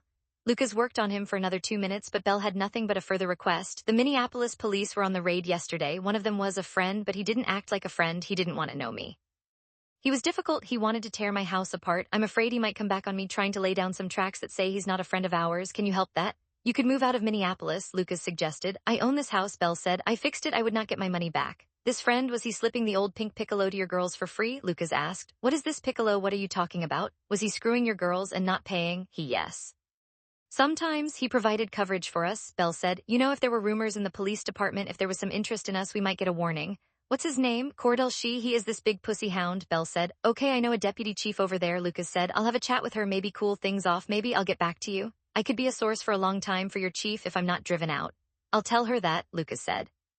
Who, without saying hello, went with, I knew it. You got something that the FBI doesn't. Where was Bernie last night? Lucas asked. Clubbing. Where? I don't know, Sherwood said. I spent it in my lonely hotel room alone since your girlfriend Jane was sincere when she said she doesn't go to dinner with spies. Find out if Bernie was at the Nightshade. It's a low-rent dance club and cocaine dispensary on 4th Street. Call me back. Give me 30 seconds, maybe a minute. Lucas called SHRWOD. Sherwood called back. Got him, Nit. He was at the Nightshade for 2 hours. What happened? What have you got? Our Russian friends, the ones with contacts back in Europe, supposedly sent a girl there to deliver something to somebody. A rumor, but in a minute later, interesting one. What did they send? They said not drugs, since you could probably buy them over the bar. I'm thinking, a new burner, Sherwood said. Yes. He may have a new phone, which would mean that he probably knows the feds found his old burner, Lucas said. That means he probably was talking to his handlers last night. Sherwood, I gotta make some calls. We're pretty far down the road from a rumor that something was sent to the Nightshade to him having a phone. If he did get one, we can probably get a look at this chick on the club's videos since they've all got them. Yeah, but she could be anybody, a messenger, Sherwood said. The big question is if he got a phone, what'd he tell the handlers? That we're onto him, is he gonna get picked up by the hit team? If that team had gone into this club last night, there were 2 agents there that Bernie knew about, but there were 4 more outside. This team is gonna include a counter-surveillance expert. He'd spot the extra agents in 1 minute. They're about as inconspicuous as a car full of refrigerators. What would they do? Would they kill them? We could have wound up with 6 casualties. Is Bernie going out tonight? Lucas asked. He goes out most nights. I don't know if he's going tonight, but I could find out. Do that. The thing is, if the hit team is going to try to pull him out, they'll have to kill at least a couple of FBI guys, Lucas said. We've got to warn them. Long silence then. I don't know, Lucas. I mean, the FBI set this trap. They're looking for the hitters. They should. They don't have this specific information. They are apparently not good at this. You said a car full of refrigerators. We've got to tell them. More silence. Then, okay, you're right. You want to call St. Vincent, or should I? I'll call him. I'm also going to invite myself back in. And me, Sherwood said. Vincent's office got his secretary who put him on hold. St. Vincent came up a minute later. Lucas, he said, you and I, we gotta talk. This is fucking ridiculous. Yeah, I agree, and I'll talk. But I've got something I need to pass on, and right now. St. Vincent knew about Lucas's and Sherwood's contacts with Russian immigrants and the immigrants' dating businesses. Lucas told him about the phone call from Belle and the rumor that something had been delivered to the Nightshade while Bernie was there. Sherwood and I think it might have been another burner. That Bernie may know that we've spotted him, that he may have asked for a new phone somehow, might have gotten one and is talking directly to his handlers. We're wondering if the hit team might try to pull him out. Oh boy, you think he'd have the phone on him? No idea. If he believes we found his phone, that would mean that he also knows we shook down his room. So he could hide it someplace he's sure has already been searched, or he might have it on him, Lucas said. The key thing is, if he's going clubbing tonight, the team could knock over your surveillance guys and Bernie's escorts like a bunch of 10 pins. They're sure to do some heavy scouting before they'd try to get him. Or they could try to hit Bernie's ride to the club or back from the club, St. Vincent said. They've got those automatic weapons, and if Bernie told them that the escorts are in the front seats and Bernie's in the back, hit them at a stoplight, your guys can figure out the possibilities. I'm not even sure Bernie got a new phone, but I want back in if only for this club thing. Sherwood and I want to go up to the club, pry loose some videos, see if we can actually spot a contact. Do it soon? Lucas called SD. Yeah, real soon this morning, before there are employees around to talk about cops looking at videos. I got a guy who probably knows the owner and can get him over to the club this morning. All right, go, I'll get my people together. When this is done, we gotta talk. Caps Lock, who agreed to meet at the Nightshade's front door in an hour. Who's the owner? Lucas asked. Bunch of jocks around town, couple Vikings, couple Timberwolves. It's managed by Jerry Don James, who used to run the Gamecock over on West 7th. The one that burned down? Yeah, fire so hot it melted the pots and pans in 10 minutes, Caps Lock said. The fire marshal says it was arson, but he can't prove it, and neither could the insurance company. They paid off $2.1 million, though I understand the bank got most of that. So Jerry Don James is a dirtball. He prefers to think of himself as an innovative businessman. Lucas, if Jerry Don doesn't want to cooperate, ask him how interested he'd be in a charge of multiple first-degree murder and maybe treason. I'll speak to him, Caps Lock said. See you in an hour. Lucas called Sherwood, who would meet them at the Nightshade. Lucas called Dell in a rust-challenged beige Camry, reading a free paper. Lucas parked, walked down the street toward the club. Caps Lock saw him coming and got out. A car slowed and gave them a quick honk as it passed, and Sherwood went down the street and pulled into a parking space a half-block away. CPSLOCK was sitting when they were all assembled outside the club's front door. Caps Lock leaned on a call button, and a minute later the door opened an inch and a thin, young, dark-bearded man who might have been a 60s folk singer peered out and asked, You the cops? No, we're Lady Gaga's backup band, Caps Lock said. Where's Jerry Don? The man stepped back and opened the door. He's waiting, he's at the bar. The Nightshade was painted black, floor, walls, ceiling, and tables. The seating surfaces, booths and chairs were white, and tiny star-like LED lights sparkled from the ceiling.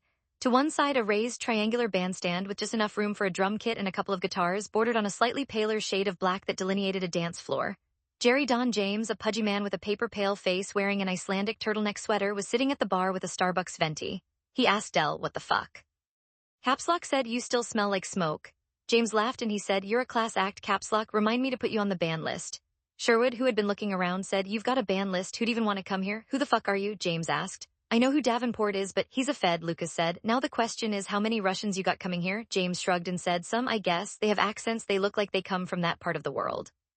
Good dancers. They have a good time, spend money. Does this have something to do with those shootings that have been going on? We're not sure, Lucas said. We want to look at the security video from your club last night.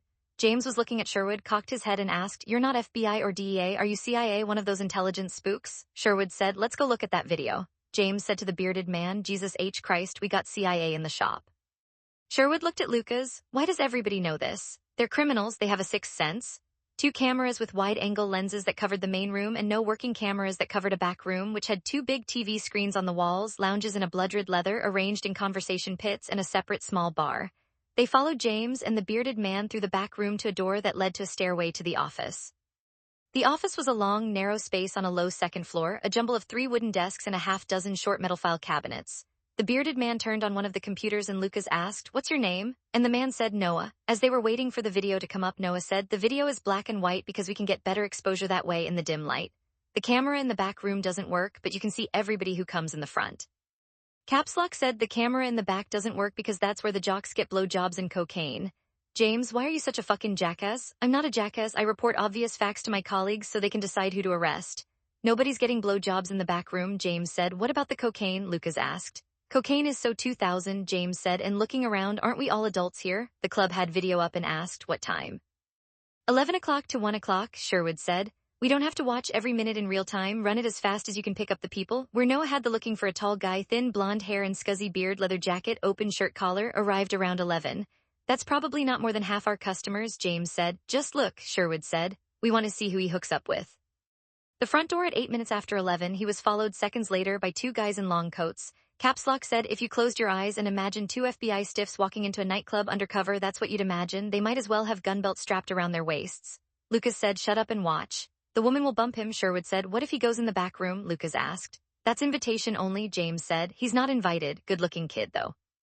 Doesn't look like a Russian. Shut up and watch. The 5 of them clustered around the computer screen for an hour, watching the customers come and go. Noah went down to the bar and came back with bottles of cold ginger ale. In the club there was more drinking than dancing, but Bernie danced more than he drank and was good at it. He spent most of his time hustling young women, dancing but not touching.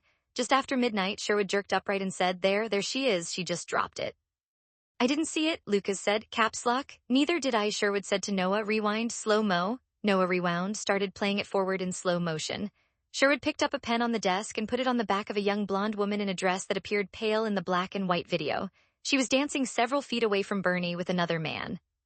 She started backing toward BRNIEWLKD through Bernie, hands over her head most of the time, or reaching out to the unknown man she was dancing with, her head back, laughing. Then her hands came down and she turned and seemed to randomly bump into Bernie, and she bounced away and continued dancing. Boy, she did it well, Sherwood said. She's had training.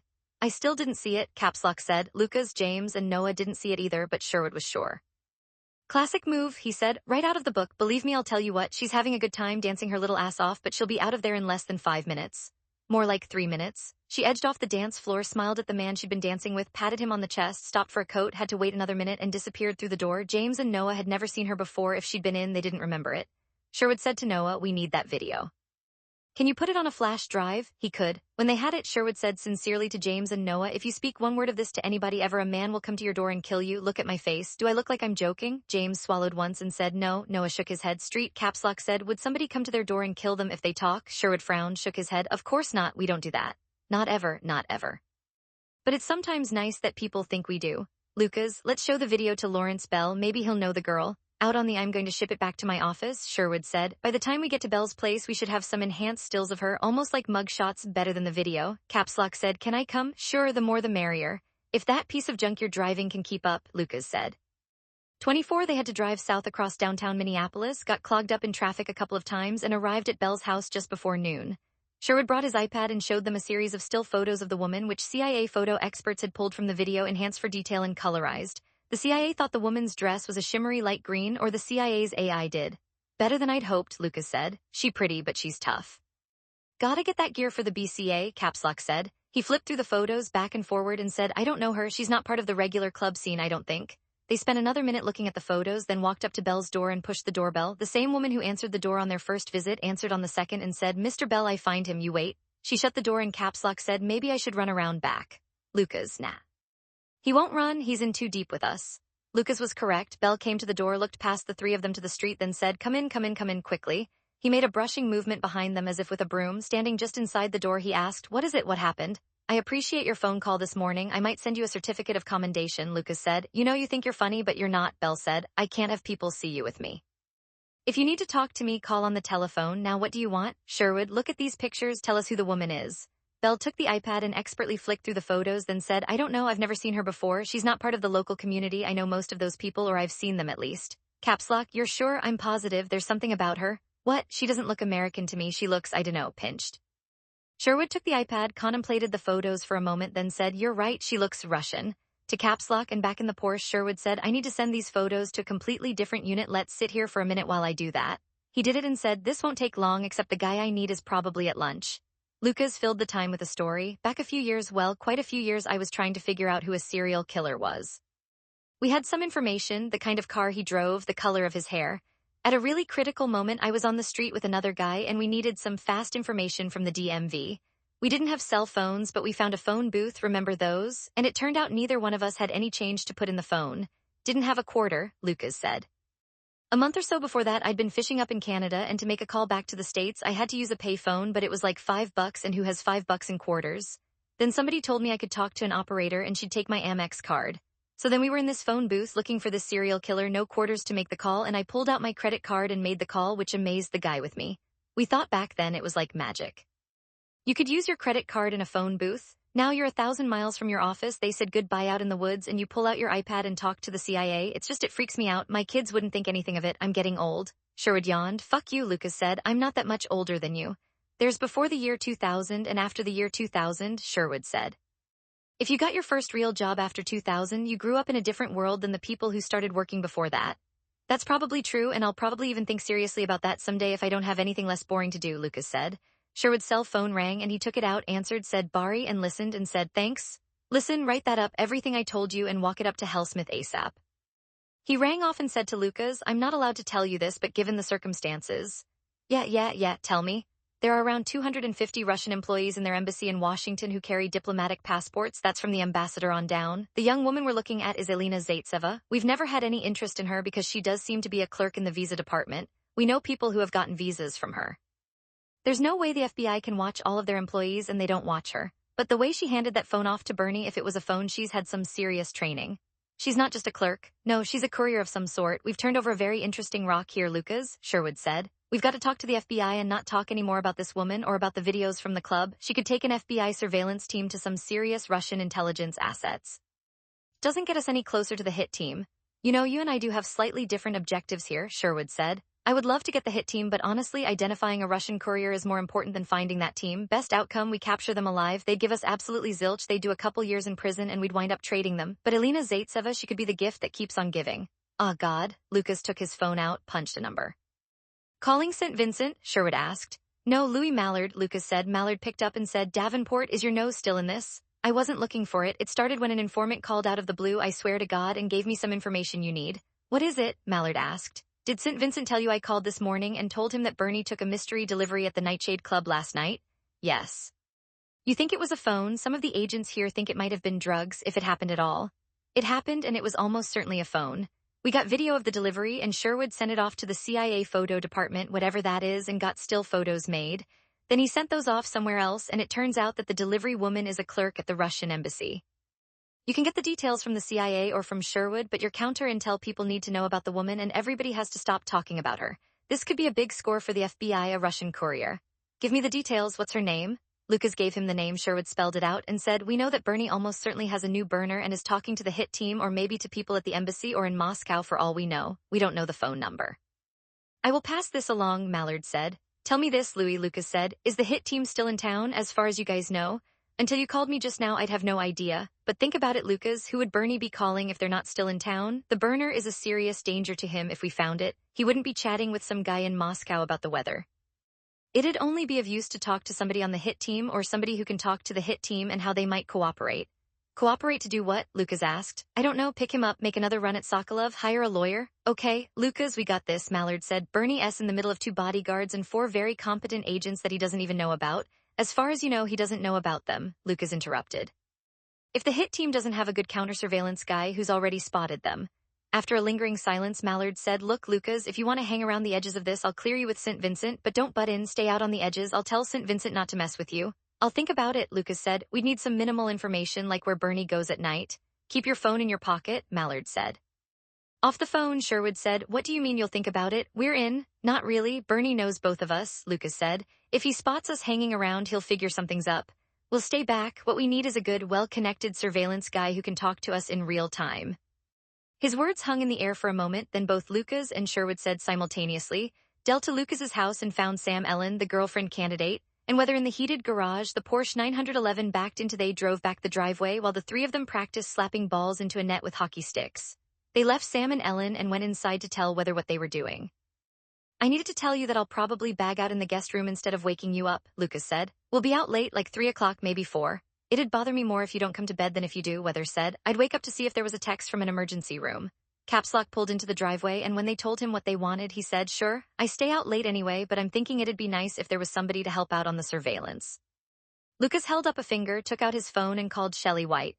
"What are you up to, sweetie?" "I was planning to sit slack-jawed in front of my TV and watch the 4th season of Elementary. You got anything better?" "We do, it's related to Sokolov," Lucas said. "My old lady's gonna make some mac and cheese for dinner and we can talk it over. Basically, we'll want you to sit in a doorway like a street person, shivering in the cold, maybe with a wine bottle between your feet."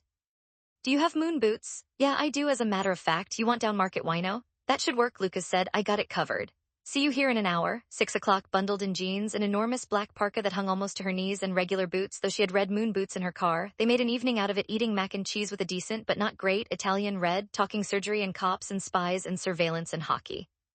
Sam went off with Ellen, who already had her driver's license, while Lucas and Weather's daughter Gabrielle went to practice her cello, which was Gabrielle's speak for talking endlessly on her telephone to girlfriends. White ARRIVD at White told Weather that she still had muscle pain from the repair work done on her leg from when she was shot 2 years earlier. Weather had no advice except physical therapy. At 9 o'clock, Mallard called.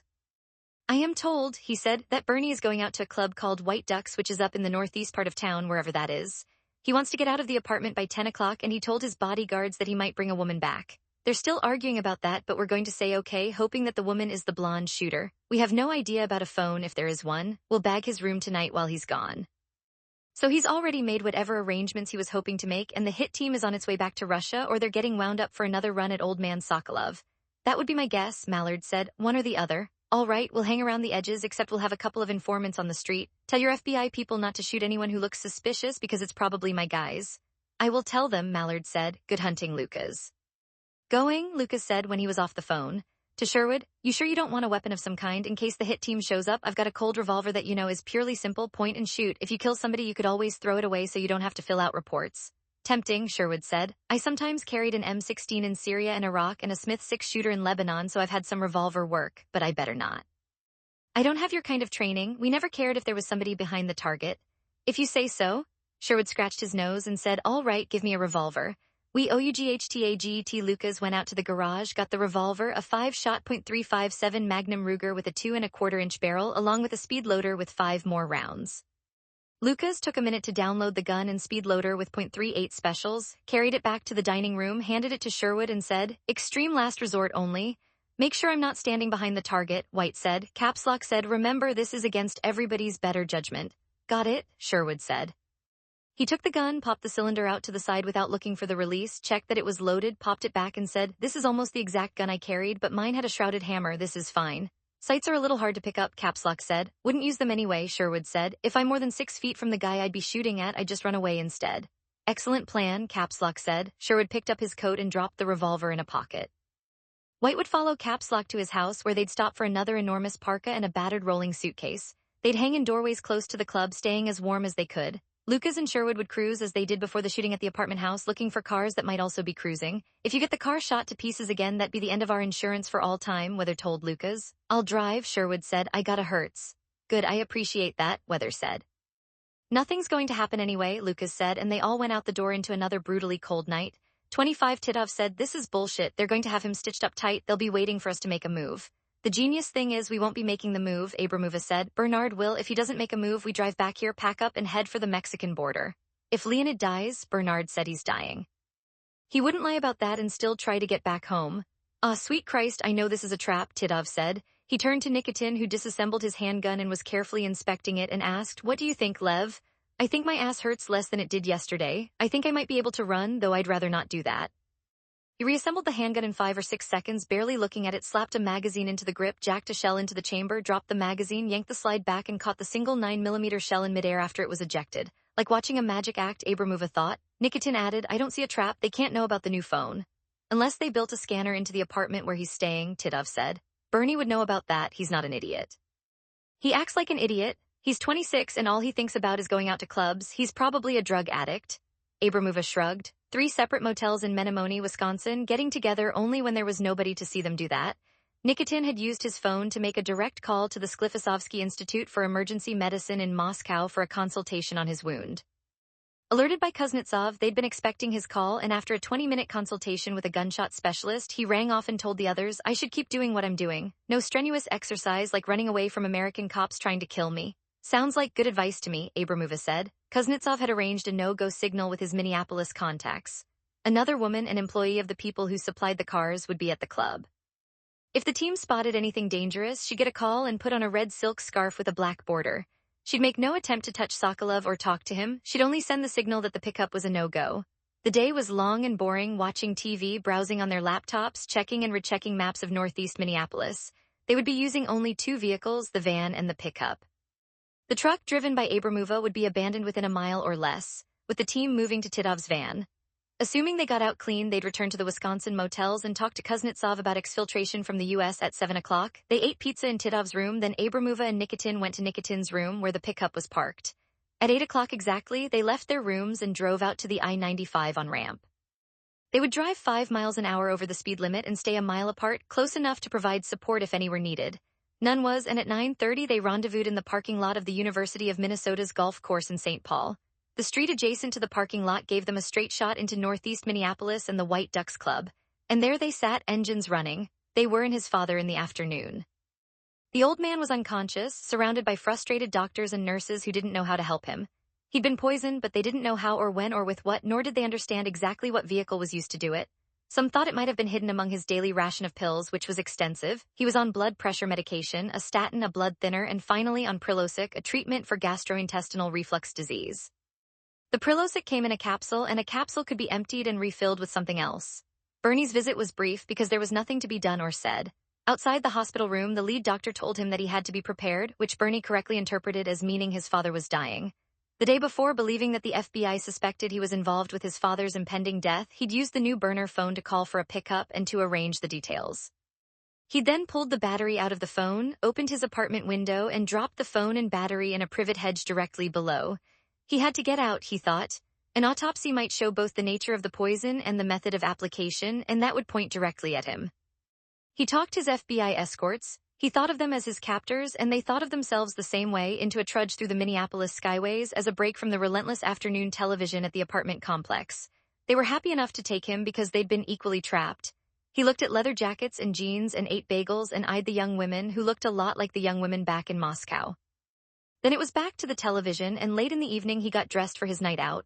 Unlike other nights, he started with long underwear, covered it with Italian-made wide leg wool slacks, a black silk shirt covered with a V-necked green cashmere sweater, which was clunky but necessary. On other BERNIESOKOLOV visited nights, he'd worn his black Italian boots, but this night he chose high-top Converse Chuck Taylor All-Star sneaks. Checking himself in the mirror, he thought he looked seriously good, except maybe for the sweater. The sneaks would definitely work in St. Petersburg. He used his phone to check the weather, 5 degrees and falling. He picked up his leather jacket and stepped into the living room where one of his escorts was watching CNN and the other was poking at a laptop. As he zipped up the coat, Bernie asked, ready to rock. Named Dave Droll and Olaf Haskins, FBI agents with 7 and 8 years, experience respectively, both married, Droll with 2 children, Haskins with 1, neither happy to be on late-night duty with a man who they dismissed as both a simpleton and a prick, more interested in leather jackets and pants, cashmere and death metal bands than in the important things in life like wives and children. As they walked out to the Suburban that they'd drive to White Ducks, Droll said, "I've never seen you with that coat zipped up. You finally get cold?" "I'm tough, but I'm not crazy," Bernie said. Behind Bernie's back, Droll looked at Haskins and shook his head. Bernie's escorts were 26 Lucas, riding shotgun with Sherwood, called Caps Lock and told him that Bernie was on his way to the club. Caps Lock, sitting in his piece of crap car with the heater on high, checked his weather app, 2 below zero, cold enough that he really didn't want to get out, but he had to. He had brought along a hunter's foam tree stand seat that strapped around his waist and dangled below his butt under the parka, so he had that going for him. He climbed out of the car and stumbled down the block, the tree stand seat banging on his butt. He found a doorway a half block from the White Ducks Club and wedged himself into it. He pulled his arms out of the parka sleeves and sank down into the parka like a tent, so nothing froze but his face. He had his iPhone in one hand with the neck of the parka unzipped just enough that he could stick his phone up in front of his face if he needed to answer it or make a call. Made one call to Lucas. I got a spot across the street from the club and down a bit, maybe 25 or 30 yards. Shelly should be on the back door by now. Lucas, she's calling me now. I'm going to take her call. Caps Lock tucked his phone back in the tent. Lucas took White's call, which was the same as Caps Lock's, reporting that she'd found a doorway to sit in an alley behind the club, and she was close, no more than 10 yards from the club's back door. She was warm for the time being. I'm wearing electric socks. They must not allow weed inside the club because there are 3 people outside the door passing a joint and a couple more just went back inside. All right, Sherwood and I are doing stop and go. We'll be moving a lot, but we won't be more than a block or 2 away. If you see anything, yell. Where are the feds, the surveillance guys? I don't know, Lucas said. 2 of them are with Bernie, but the 4 guys in the box, I think they're parked. I haven't seen them. This cold, you should see some engine exhaust, White said. Yeah, but we haven't. I don't know, maybe they're cruising. They all settled into wait. Lucas and Sherwood were on a side street, and Sherwood asked Lucas, you ever been to Moscow? No, Sherwood looked out the window. This is what it's like in winter, except Moscow has snow. We usually have snow, just not this year, Lucas said. You got the cold, though, like Moscow. Yeah, we got the cold. The club. It was his 3rd visit in a week, so he was somewhat known for buying drinks for friendly women, and since the drinks were not cheap, the women tended to be friendly. There was a coat check just inside the door, and he peeled off his leather jacket and handed it to the woman behind the counter and took the claimed chit. His 2 escorts kept their coats on. The club was large, navy blue walls covered with cartoon characters from underground comics, the paint starting to rub off on some of them.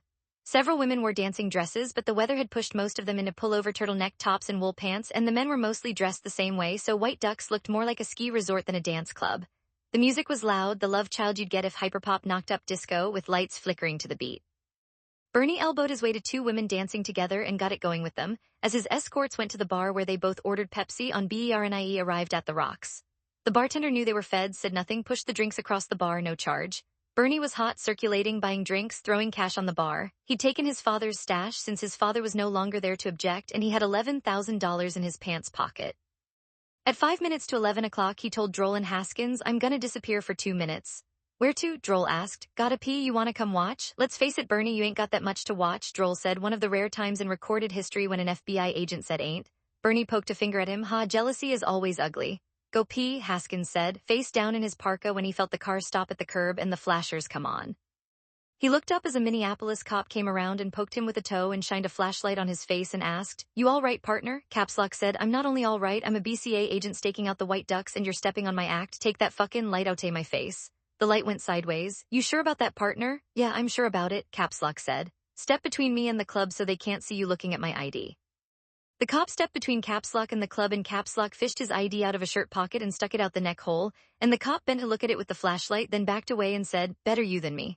Go away, Caps Lock said, and the cop walked back around his car, turned off the flashers, and went away. CPSLOCK had his 2 couples had come out of the club and had seen the cop checking Caps Lock, and now they walked over and a man asked, You all right?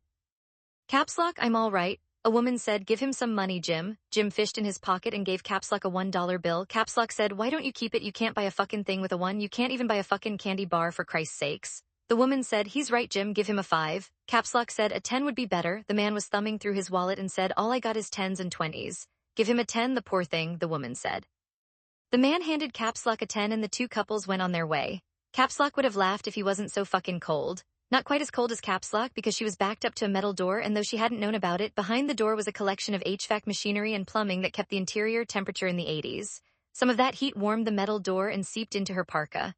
Her feet would be warm as long as the sock batteries held out.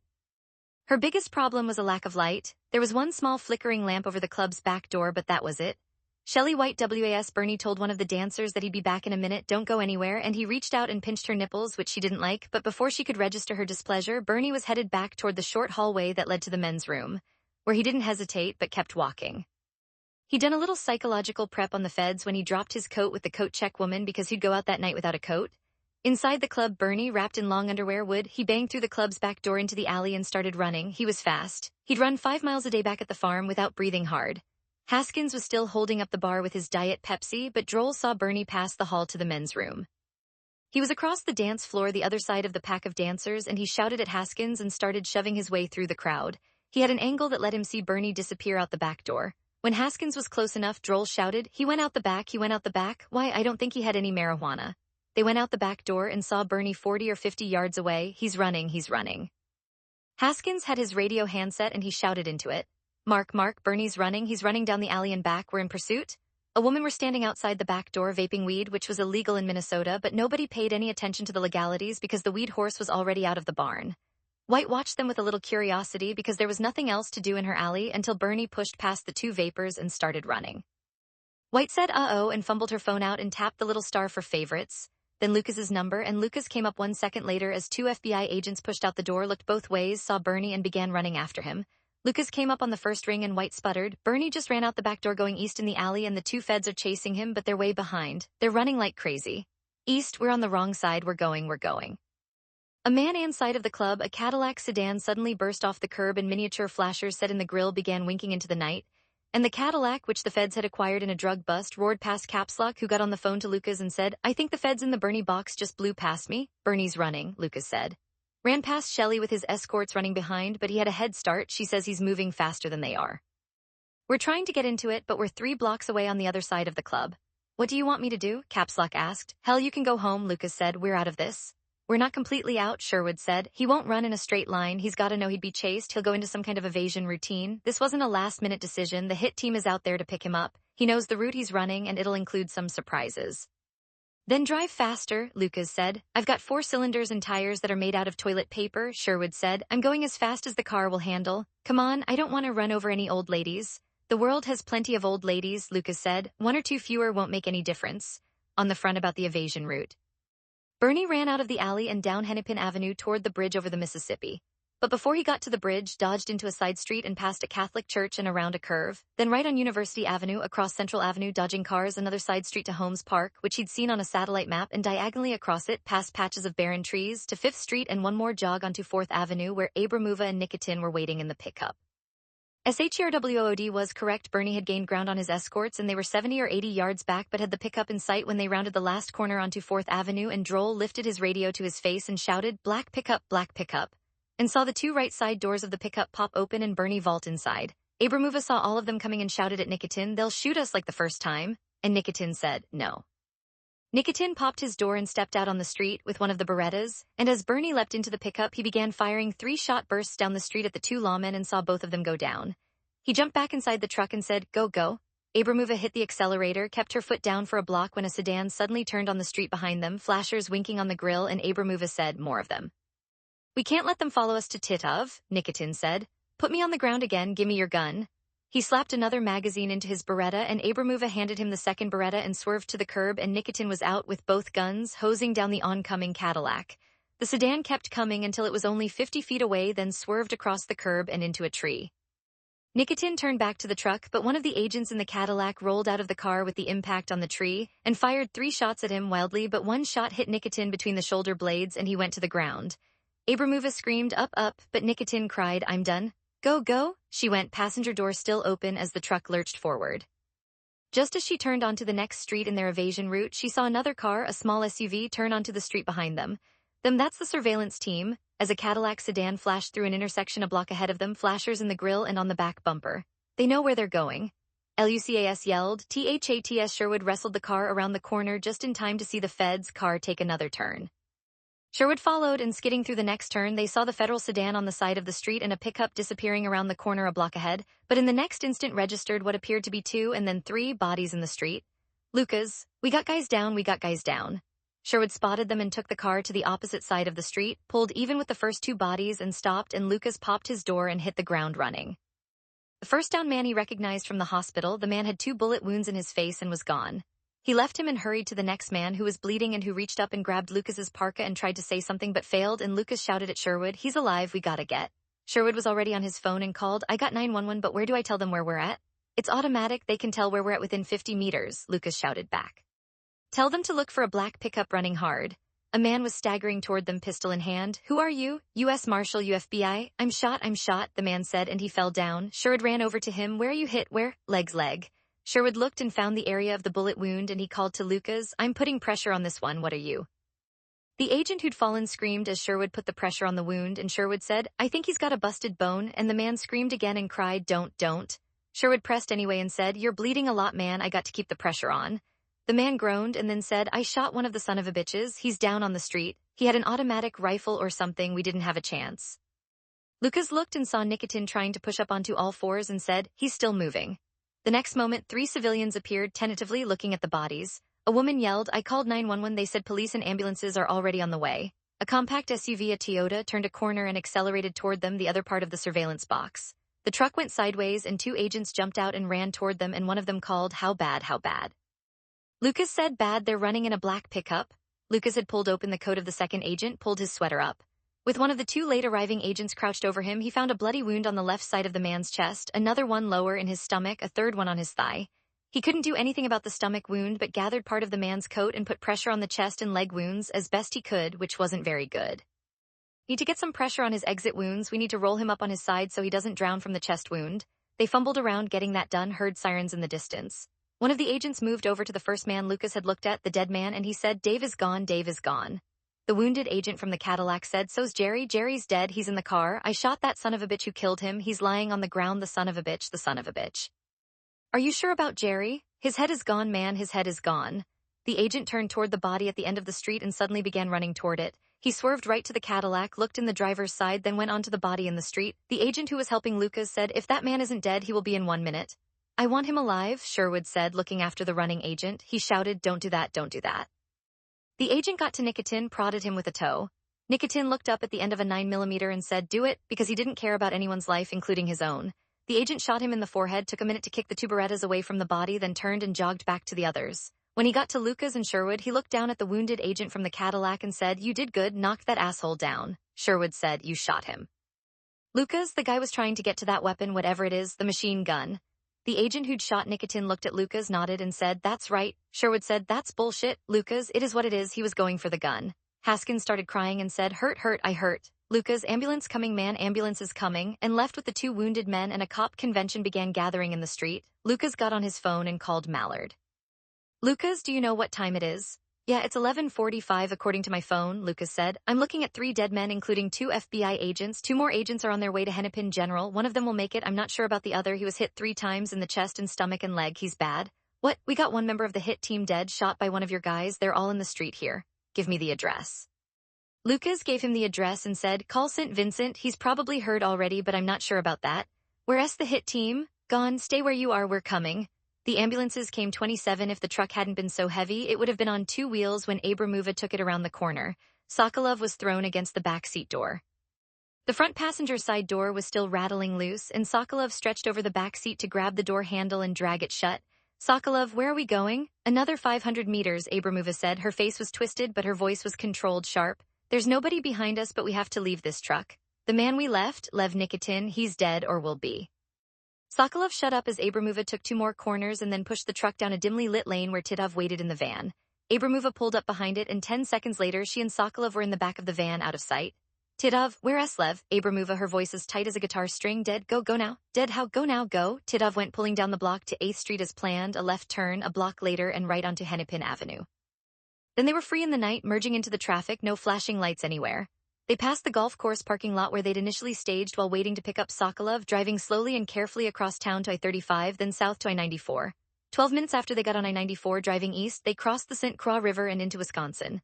They hadn't spoken much as Titov drove them across town until they got on I-94 where Titov said, "Tell me."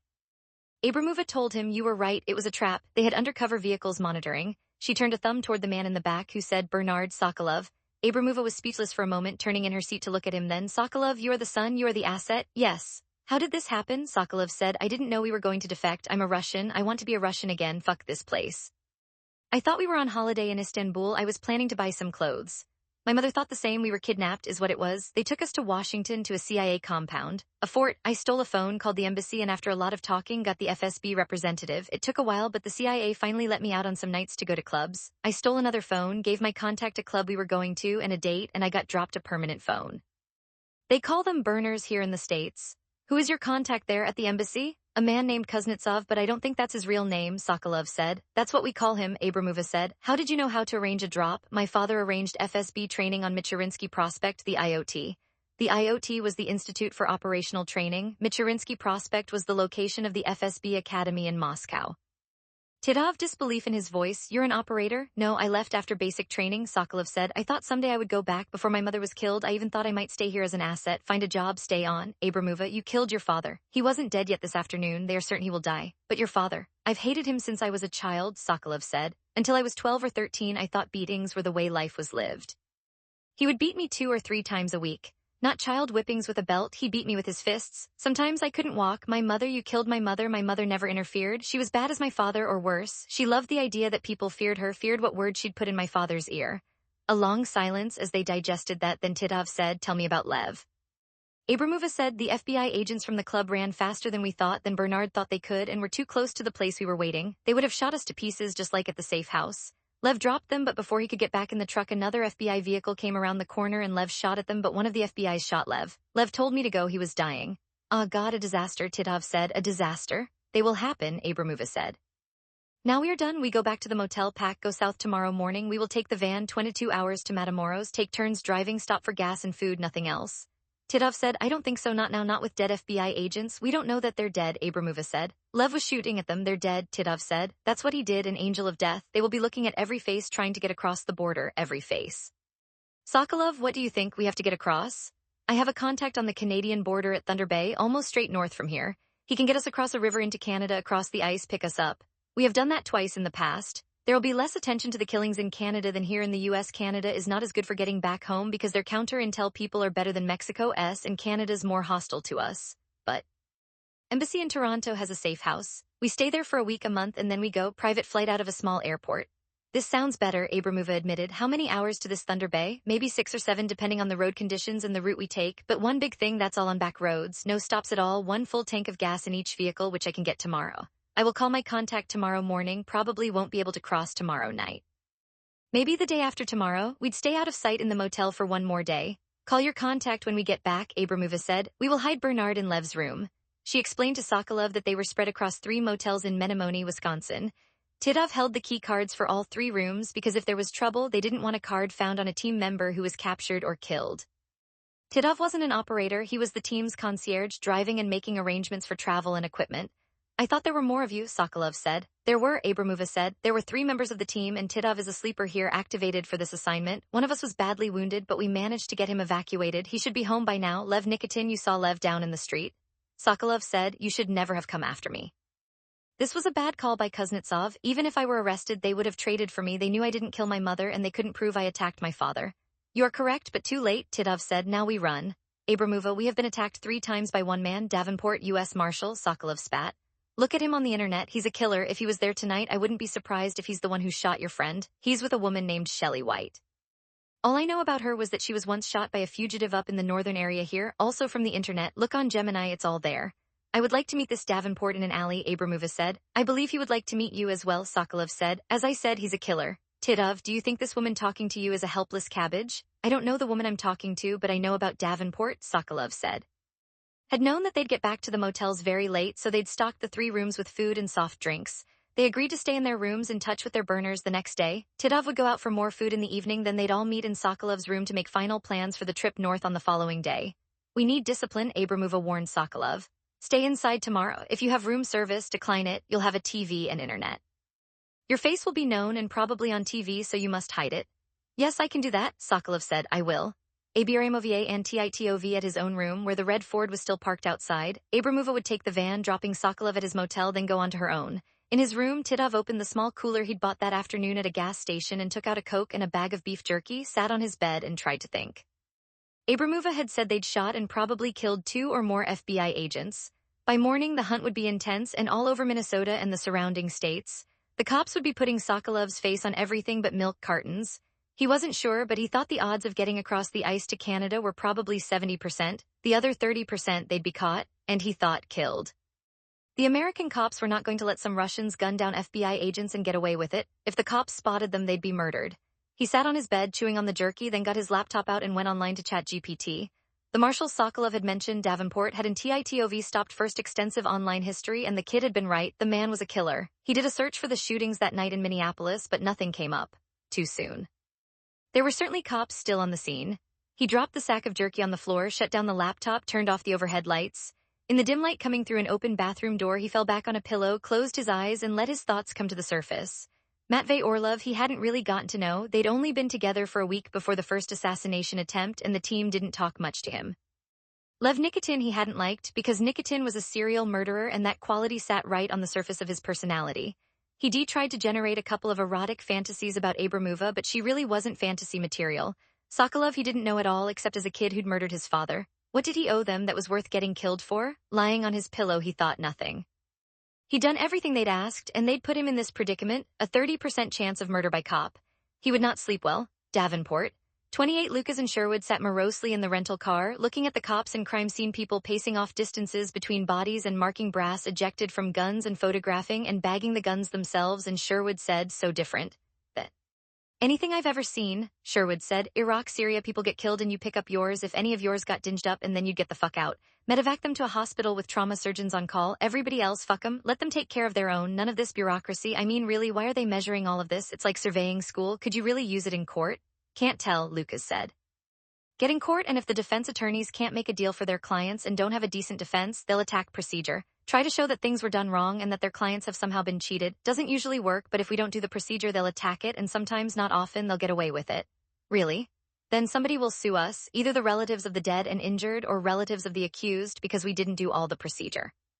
That's where we're at now in terms of finding justice. That's not good. Nope. Jane Chase had been wandering around the crime scene, getting close, staring down at the bodies while trying to stay out of the way. After a while, they started toward Sherwood's car, and Lucas said, here they come, and he and Sherwood got out to meet them on the street. Mallard had tears in his eyes and evidence that more had already trickled down his aging cheeks. This is dreadful, he said. This is the worst thing since Miami. If that poor Haskins dies, it'll be worse than Miami. Have you heard anything about him, about the guys in the hospital? Lucas asked. Haskins is a mess, Chase said. He'll be in the OR all night. The other agent has a bullet wound in his leg, torn up muscle and cracked a bone, but he should be okay aside from any psychological trauma, which could be extensive. Haskins, we don't know, Sherwood asked. But he won't die. We don't know. He could, Chase said. Mallard. I heard just before you guys called. Leonid Sokolov died about 11 o'clock. They say that the wounds from the bullet, plus the deterioration of the poison, whatever it was, couldn't be recovered from. So Bernie got it done, Lucas said, Sherwood turning away from them. Unbelievable. Louis Mallard and been shot in the leg confirmed what Lucas and Sherwood had seen, that the hit team had fled in a black pickup. The Minneapolis cops began scouring back streets, and a possible pickup was found in half an hour along with a witness. The witness, who'd left her own apartment to smoke a cigarette, said it was so cold that she stayed inside her building's outer door to smoke it, and if that was illegal, sue her. She'd seen a man and a woman get out of the pickup and get into a white van, which immediately pulled away from the curb and disappeared around a corner. The man didn't seem to be wearing a coat. The agent hooed she thought that was curious, but not notably illegal, so she finished the cigarette and went back upstairs to stream a video before she went to bed. When she'd seen the flashers on the cop cars surrounding the pickup, she went back downstairs and out into the street to ask what was going on. The pickup wasn't quite empty. The cops found a half-empty gun magazine lying on the floor that would match the 2 Berettas found at the scene of the shooting. The 2 guns were like nothing anyone had seen before. That information was passed to the feds. St. Vincent had shown up and had spoken to the agent who killed Nikitin, then put him in an FBI vehicle by himself to be further interviewed by the FBI's own inspection division. After isolating the agent, St. Vincent walked over to Mallard and Chase and took them aside for a moment, then Mallard called to Lucas and Sherwood. Hey guys, Lucas, John. They went over and St. Vincent said, our man Tom Lawrence said you witnessed the shooting, the one where Lawrence shot the man on the ground. The Minneapolis crime scene people says it appears that the shot was fired into his forehead from a very close range and apparently straight through his head and into the blacktop. Tom says the guy made a move for one of the Berettas, and if he'd gotten it up, Tom himself might have been killed and other people on the street. You guys were supposedly witnesses. That's the way I saw it, Lucas said. We dumped our car and ran over to the 2 guys who were down, Haskins and the other guy. Droll, they all glanced over at the body, now covered with a black plastic sheet. Lucas continued, yeah, while we were doing that, I saw the hit team guy moving, not dead. The guy who was shot in the leg said he had an automatic weapon. After the ambulances had gone, John and I walked over to look at that Cadillac, and he was right. You can see it in the car. There were no guns within reach, St. Vincent said. Those Berettas. That's because he made a play for one of them. Your man shot him, and then he kicked the guns away just, like you're trained to. Thank you, St. Vincent said. I appreciate it. Mallard nodded, and then Chase asked Sherwood, did you see the same thing? I was putting pressure on the guy's leg, the guy who got shot, and my back was half turned away. I looked when Lucas said the man on the ground was still alive, and I saw him trying to get up. I didn't actually see the shooting, but I know the man on the ground was still alive. Good, somebody from our inspection division may want written statements from the 2 of you, but I'm satisfied, Mallard said. I think we may have to look a little more closely at this, Chase said. Mallard turned and snapped, I don't think so, Jane. Mallard, Chase, and St. Vincent moved away, still talking, and Sherwood muttered to Lucas, Jane thinks you're a lying sack of shit, you lying sack of shit. Fuck Jane. I'm trying, Sherwood said. If you get there, no pillow talk about this, Lucas said. Besides, I did sort of see something like that. I didn't, and I was looking right at them. Stick with the half-turned-away story. They not only bought it, they desperately want to buy it. Stayed until all the bodies were gone, and all the FBI agents except Mallard and Chase. A crime scene crew was still looking for cartridge cases and marking frozen blood puddles. A few of the neighbors were still standing on the sidelines, but when a wrecker arrived to tow the shot-up Cadillac, they started drifting back to their homes. Then Mallard waved goodbye and he and Chase headed for their rental car. Lucas and SHRWOD is gonna be long gone, Lucas told Sherwood. They were sitting in their own car trying to get warm. If they're headed for Mexico, the hit team they could already be through Des Moines. Gotta get Bernie's photo out to every border crossing, but I kinda think they're gone for good. They had to have a solid plan to get out of the country. I'm afraid you're right. Well, I'll probably get out of here myself tomorrow or the next day, Sherwood said. I can't say I found Minneapolis to be overwhelmingly charming, me being wounded and all. Not healed up yet. I only got shot 2 days ago, Sherwood said. Yeah, but it was like being scratched by a pine needle. Maybe Jane could kiss it and make it better, Sherwood said. If that happens, I'll personally award you $100, Lucas said. Ask to see her bullet scar. It's on her rather attractive ass. I happened to be around when she got shot. Do tell? I do tell, Lucas said. Listen, you won't get out of here tomorrow. Too much bureaucracy to deal with. Why don't you come over tomorrow night for dinner again? We'll get weather and go out to somewhere good. I mean, there's no chance you'll be taking Jane out. We both know that. I'd like to do that, Sherwood said. What are you doing? I plan to start by sleeping late, he shrugged. After that, I suspect both of us will be up to our necks in cheese-eating bureaucrats. The next day they were interviewed, jointly and separately by FBI interrogators and Minneapolis cops, about the shooting of Nikitin and exactly how they'd got involved in the chase.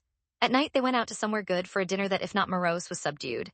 Lucas had never been impressed by the general run of FBI agents, but had known some exceptionally good ones, including Mallard and Chase, and the killing of the two agents was a weight on them all. At their latest report, Haskins was hanging on, but his career as a street agent was over. Some of his injuries would probably never fully heal. Lucas was right. Sherwood said he had a flight out to Washington the next day at 1 o'clock. Leaving the restaurant, he shook hands with Lucas and said, next time you're in DC 29 at 6 o'clock the next morning, Weather prodded Lucas and said, your phone is ringing. Lucas, who'd been wrapped in sheets and had a foot stuck under Weather's weight blanket, groaned. What time is it? About 6:30, but it must be important. You want me to get it for you? Lucas had left his phone in his sock drawer with only a thin charging cable attaching it to the outside world. I guess, he said. Weather was back in a minute and handed him the now silent phone. The call had come from the Marshal's service office in Minneapolis. He poked the redial, and when the phone was answered, the woman on the other end said, a man called here, said it was critical that he talked to you, but he was going to throw his phone away in half an hour. That was 6 minutes ago. Who'd he say it was? He said it was about the Russians you've been tracking. He had a Russian accent. I think it was a Russian accent. Give me the number. Lucas punched in the number, which was answered on the first ring with a duh. This is Lucas Davenport. Who am I talking to? I'm not sure I should give you my name in case I manage to squeak out of this mess on my own, the man said. Anyway, I'm the man whose face you've been putting on television, the sketch from My Neighbors in Minnetrista. Lucas dropped his feet to the floor, hunched over the phone as Weather sat down on the bed beside him. He pressed the speaker option so she could hear and asked, what do you want? There is an excellent possibility you will kill me later today. I don't want that to happen. I'm what you Americans call a sleeper agent. I arrange the comings and goings of Russian spies in the United States. That's all. I'm not part of the assassination squad sent here to kill Sokolov, but I'm with them. How do I know you're not lying to me? You don't sound much like a Russian. I can do a Russian accent if you want me to, Titov said in a heavy Russian accent. Then back to his American voice, he added, I'm a sleeper agent for Christ's sake. Of course I sound like an American. I even hate the Packers.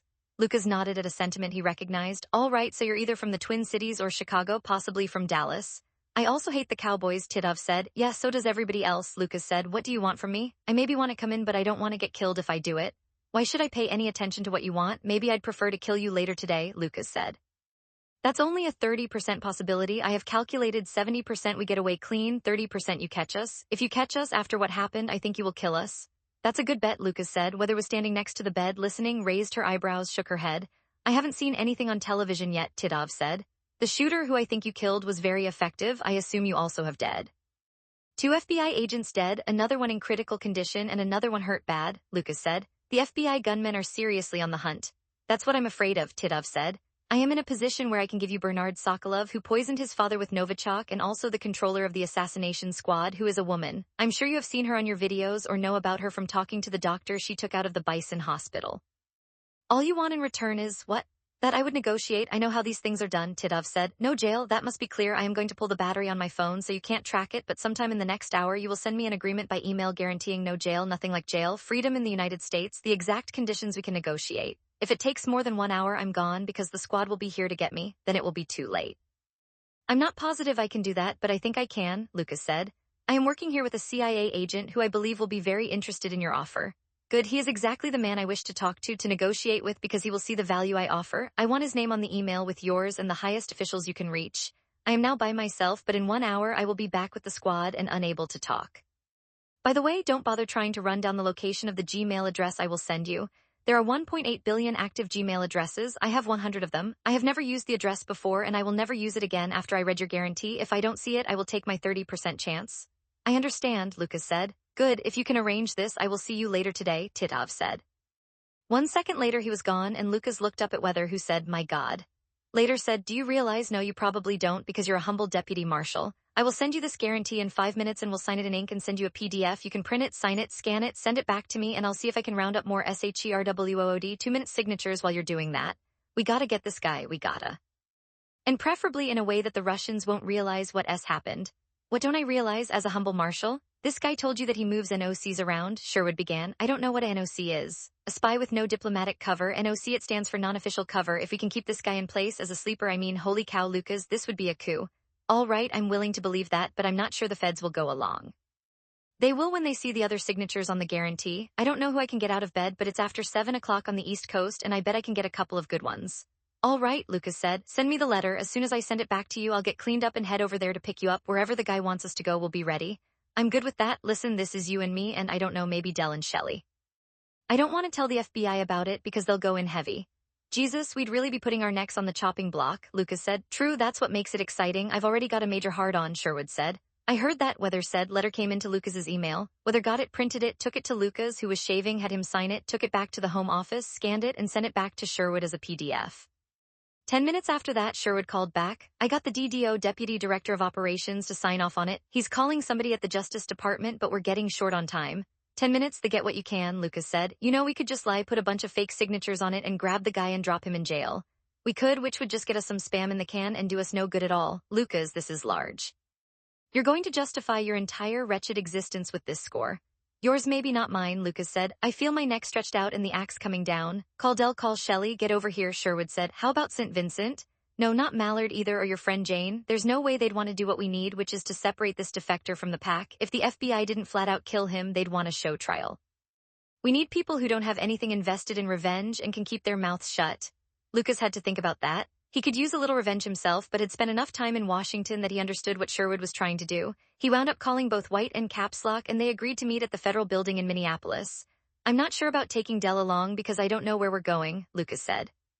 If it's not here in the state, all he could do is stand around. Call Eddie Lamb, White said. Tell her to get her ass into the office. What for? She can deputize Del, perfectly legal and not totally uncommon. In fact, I think you or I could deputize him, but I'm not sure about that. You think she could deputize Sherwood? Lucas asked. I think she can deputize a ham sandwich if she wants to, anyone she likes, including a flat-out ass-scratching sidewalk citizen. I'll call her. Lucas looked at his watch, still early Saturday morning. Eddie Lamb was the U.S. Marshal for the District of Minnesota. She liked to have a drink or 8 on Friday nights. All right, he thought, an exaggeration. She was trying to dry out, but he wasn't sure how far that project had gotten. If it hadn't gotten far, she could be unconscious. He called anyway. She answered the phone immediately and said, "This must be bad, I assume about the Russians." "Yes, there's been a development." Lucas told her about the call from the member of the hit team. "We want you to deputize Del Capslock and John Sherwood because we don't know where we'll be going. The team is on the run and they're probably on the road somewhere." Lamb said, "We'll be leaving here in 10 minutes. I can be down in the office in 30 minutes. If you can swing by, we'll fill out some paper. Who else is going with you?" "Shelley, and she's good, so just the 4 of us." "I will see you in half an hour." Sherwood was enthusiastic. "I'll walk over as soon as I'm dressed. I called my guy in Washington, told him the situation. If we can get this guy." Lucas was in his car when the hit team man called back and asked, "What are we doing? You should have gotten an email." "I did 1 minute ago," the man said. "It looks okay. I was beginning to think you were going to turn me down." "No, tell me where you want to meet," Lucas said. "At the Muskie Hunters Bar in Hayward, Wisconsin. I'll be wearing a red ski mask with the bottom pulled up over my chin, blue parka, blue jeans, Nike shoes." "What time?" 11 o'clock. Lucas glanced at his watch. They had time, but with the stop at the marshal's office, they'd have to move right along. "I've talked to our CIA contact about this, and he doesn't want you to, I don't know how to put this, he doesn't want the other members of the team to know you've given them up. I don't have a tight grip on that myself, but you need to be alone at the Muskie Hunter." "I can do that. Do you know this bar? You sound like—" "I have a cabin 20 miles east of Hayward," Lucas said. "So yes, I know the place. You guys, you're headed for the Canadian border?" "Yes, but I won't say where on the Canadian border. This whole thing might still fall through." "Don't let it," Lucas said. "Come on, don't let it." "I'll see you at the bar," the man said. Outside the entrance to the Federal Building when Lucas arrived. "I had to stick my car in a parking garage. I assume I'll be reimbursed for the charge?" "Maybe," Lucas said. "I'm sure you'll have the sincere thanks of a grateful nation." I'd rather have the money, Caps Lock said as he followed Lucas inside. White and Sherwood were sitting at White's desk when Lucas and Caps Lock arrived, but Lamb had not yet arrived. Lucas called her and she said, "I'm just getting out of my car, I'm right outside." While they waited, Lucas told the others about the second phone call from the hit team member and about the 11 o'clock appointment at the Muskie Hunter. "The four of us have to talk to my boss in Washington when we get out of here," Sherwood said. "We don't need to mention that to Ms. Lamb." Lamb was in the office 2 minutes later wearing woolly tights and a ski jacket. She said, "I've got to do some paper on this sooner or later, or maybe I can skip it altogether if you don't find these people and we can all pretend this didn't happen. But I need Mr. Sherwood to write his name on a piece of paper so I can fill it in later, and I already know Dell, so anyway, I need to be able to say that I talked to you individually and you agreed to serve as temporary deputy marshals. Is that correct?" CAPSLOCK was waiting. Sherwood said yes, and Caps Lock said, "I never aspired to anything more," and Lamb said, "I understand that perfectly, Dell, but I'm afraid you're too dumb for a permanent position. Anyway, yabba dabba do, you're deputized." She started back toward her office. "Hang on here a minute." "We're in a hurry," Lucas said. "Yes, 1 minute." She disappeared into her office, came back in less than a minute with 2 badges which she handed to Caps Lock and Sherwood. "In case you need them," she said. "If you don't, I want them back." "No chance of that," Sherwood said. "I'm gonna arrest my neighbor in D.C. for using his leaf blower." "Let's go," Lucas said. "We need to be in Hayward by 11 and as much earlier as we can." "You're going to Hayward?" Lamb asked. "Yeah, Hayward's where I'm going," Lamb said. "Today's the Berkebiner." Lucas looked at her flabbergasted and said, Today's the Berkey? What's that?" Sherwood asked. "A big goddamn cross-country ski race," Lucas said. 55 kilometers, 12,000 racers, probably 20 or 30,000 spectators. The whole town has less than 3,000 people in it, so it gets completely overrun. "Maybe that's why the contact chose the place. He can get lost in the crowd if he needs to," Sherwood said. "Maybe, but I think he would have mentioned something when he called. Maybe he doesn't even know about it," Lucas said. "Whatever," Lamb said. "If you're gonna meet him at 11, you better motivate. You could get clogged up going into town." Office in a hurry, but Sherwood told White and Caps Lock that they needed to rendezvous in Lucas's car before they left Minneapolis. "From they left the here, it's 3 hours up there on a good day, and it's coming up on 7 now," Lucas said. "You're sure we gotta talk?" "We gotta." They crowded into Lucas's car and Sherwood made the call, put the phone on speaker. The woman on the other end said, "Yes, John." "We're all here, 4 of us," Sherwood said. He seemed to be vibrating. "We gotta go in a hurry if we want to get this done. The meet is set at a bar in Hayward, Wisconsin, 4 hours from now, and it takes 3 hours to get there. The town is having some kind of big fucking ski race. I'll make it short, and I don't have any real authority to make this arrangement, so we appreciate any help we can get from the Marshal's service," the CIA woman said. "What we would like, the best case, the best possible outcome, is for you to kill or capture the woman in the team, but let the defector escape with Sokolov. Let them go wherever they want. Again, best case would be for the sleeper to come out of this as a hero for the Russians and go back to his regular job here in the U.S. Letting them go could create an unprecedented stink with the FBI and the Justice Department," Lucas said. "That's not really my problem," the woman said. "My problem is how do we identify and then preserve the sleeper in his job?" Sherwood said. "Tara, will do the best we can. We're trying to keep the FBI out of this because they'll want to rain all over these people and not with little water droplets." "I understand," she said. "Do you?" "Yes, they're dead agents. Now you better hurry if you're going to make the meet. Talk about it on the way. You know what we want, and it will be difficult to say the least, but it would be a great benefit if you could pull it off."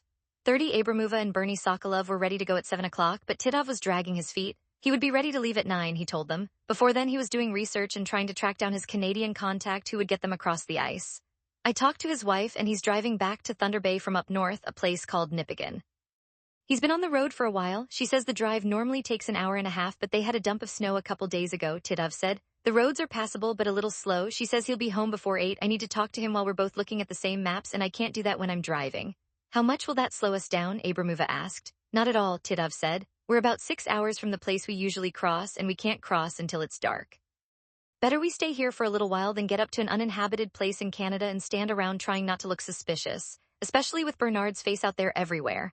"You know this, his face? Go online, put Bernard Sokolov in Google," Titov said. "He's on every television station in the Twin Cities. When we go north, you have to drive. Cat, be good if you could get Bernard to lie down in the back and maybe find something to cover him with." "Cover him with what?" "Let me think about that. I'll call you when Edward gets back to me." Right at 8, he could move them that night across the Pigeon River. 5,000, he said. "We'll need a car. Will I get it back?" "Yes, we need to drive it to Toronto." "You could do that, but it's at least a 16-hour drive if we don't get any more snow, and I'd want another 10 grand, for the inconvenience and risk of losing the car. I could put you in an air taxi with a guy who won't talk for 5,000. In-country flight from a general aviation airport to another general aviation airport outside Toronto, no IDs required." "Let's do that," Titov said. "I'll hand you the cash at the river." 6 o'clock, be there or be square, Gagnon said. "I'll call you," Titov said. EDOUARDGAGNON called on the motel bed as he spoke to Gagnon, watching a news program from the Twin Cities with the sound muted. A feature story came up, a rosy-cheeked woman wearing a ski hat and wearing a bright red ski jacket, and a caption at the bottom of the screen said, "The Berkebiner, Hayward, Wisconsin." He thought, what? And as soon as he signed off with Gagnon, he picked up the remote and unmuted the TV.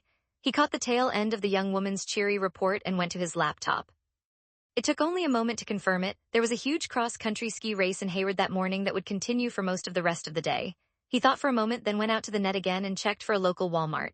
He found one just across the interstate and called up the website. The Walmart did sell cross-country skis. He called Abramuva, who said without preamble, "Are we ready?" "Almost. I talked to my contact. We have a crossing point."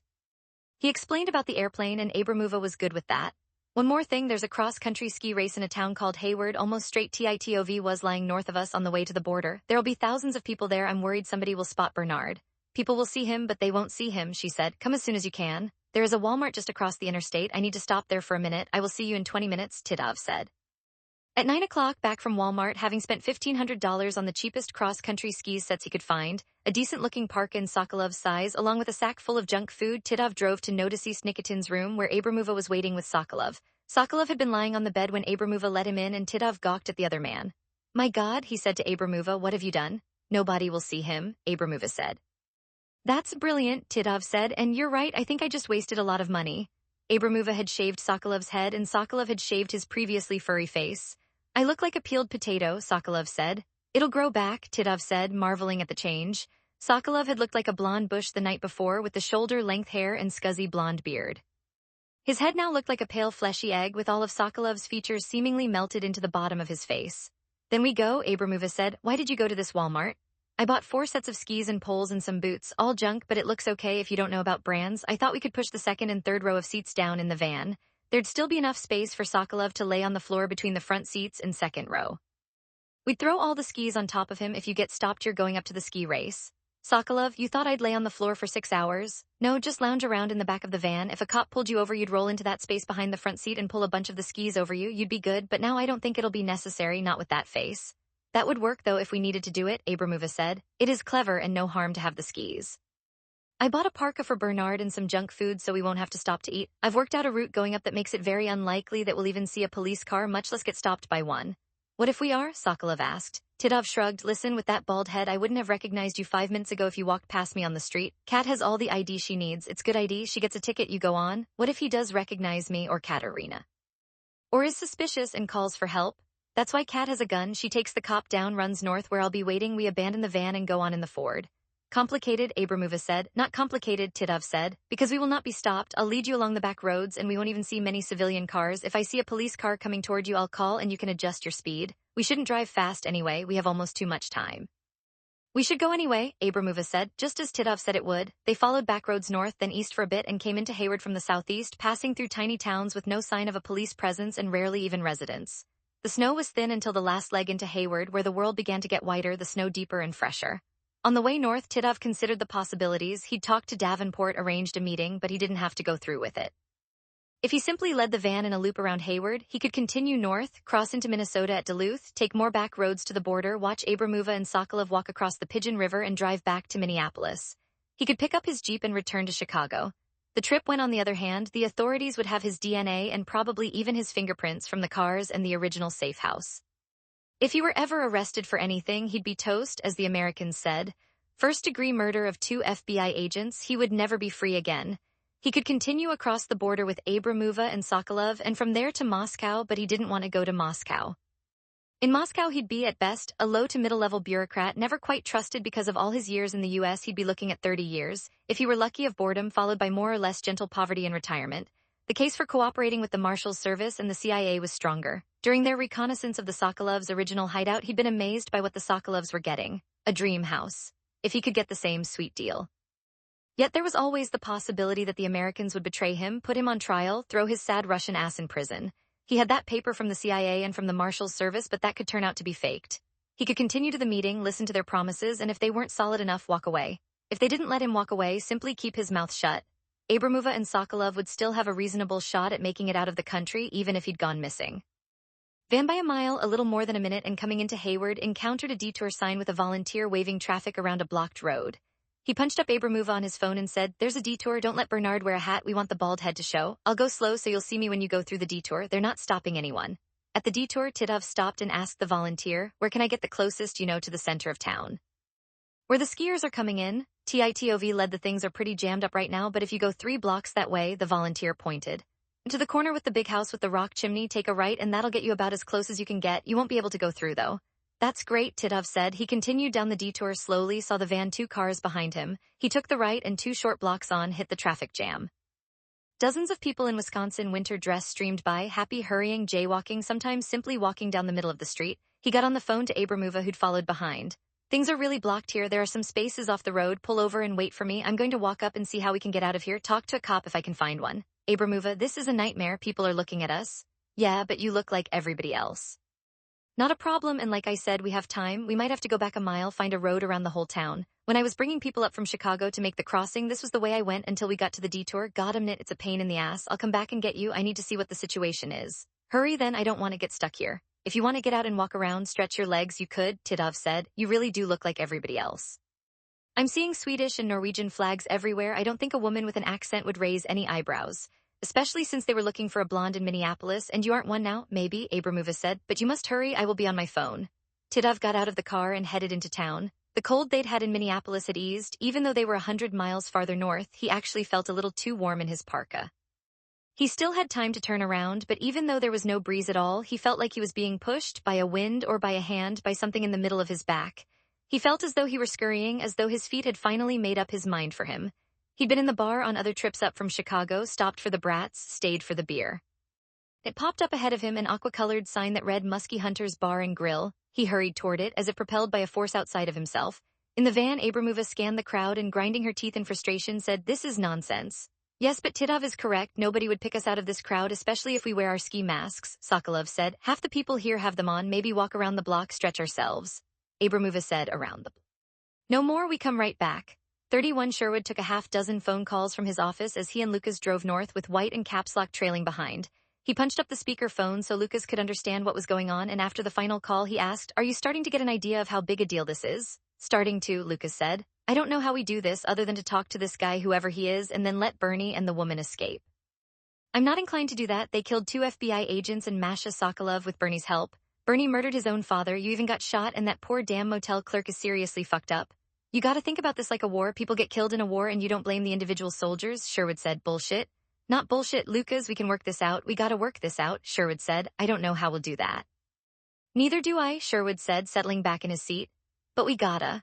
Lucas would never figure out how everything in the new Porsche worked, but he fiddled around with the satellite radio while he was driving and landed on the Chris Stapleton station and left it there. The trip was fundamentally boring, through a flat and low countryside, grim-looking oaks and drab pines and spruces, widely spaced small towns with nothing to recommend a stop except the need for gasoline. Sherwood continued to vibrate until Lucas said, "You gotta calm down." "I'm absolutely calm," Sherwood said. "If you don't calm down, you could screw us up. You need to calm down and think about how we do this." "I'm thinking I'm calm." 3 hours after leaving Minneapolis, they rolled into Hayward to the sound of Tennessee whiskey. The trip had taken longer than usual because of a thickening of traffic on the 2-lane going into Hayward and occasional snowpack in shady spots on the highway. By the time they got inside Hayward, they were inching along and finally found parking spaces well out of the downtown area. As they walked the rest of the way in, Lucas told Caps Lock and White that they would play the part of barflies and stay well away from the conversation with Titov. "You guys are the backup if there's a problem. We'll talk to the manager when we go in, make sure he knows about all 4 of us so we can hang out," Lucas said. "He'll probably want to keep things turning over, so 2 people sitting at the bar drinking 1 beer for 45 minutes won't work, unless he knows what we're doing." White asked, "Do we talk to the local cops?" 3 skiers went past on an improvised track just off the street, and then 2 more. They weren't racers, and 50 yards ahead they ran into a crowd that had trampled down the track they were using. The crowd was thick and confused, individual members moving in all different directions all at once. "Not yet," Lucas told White.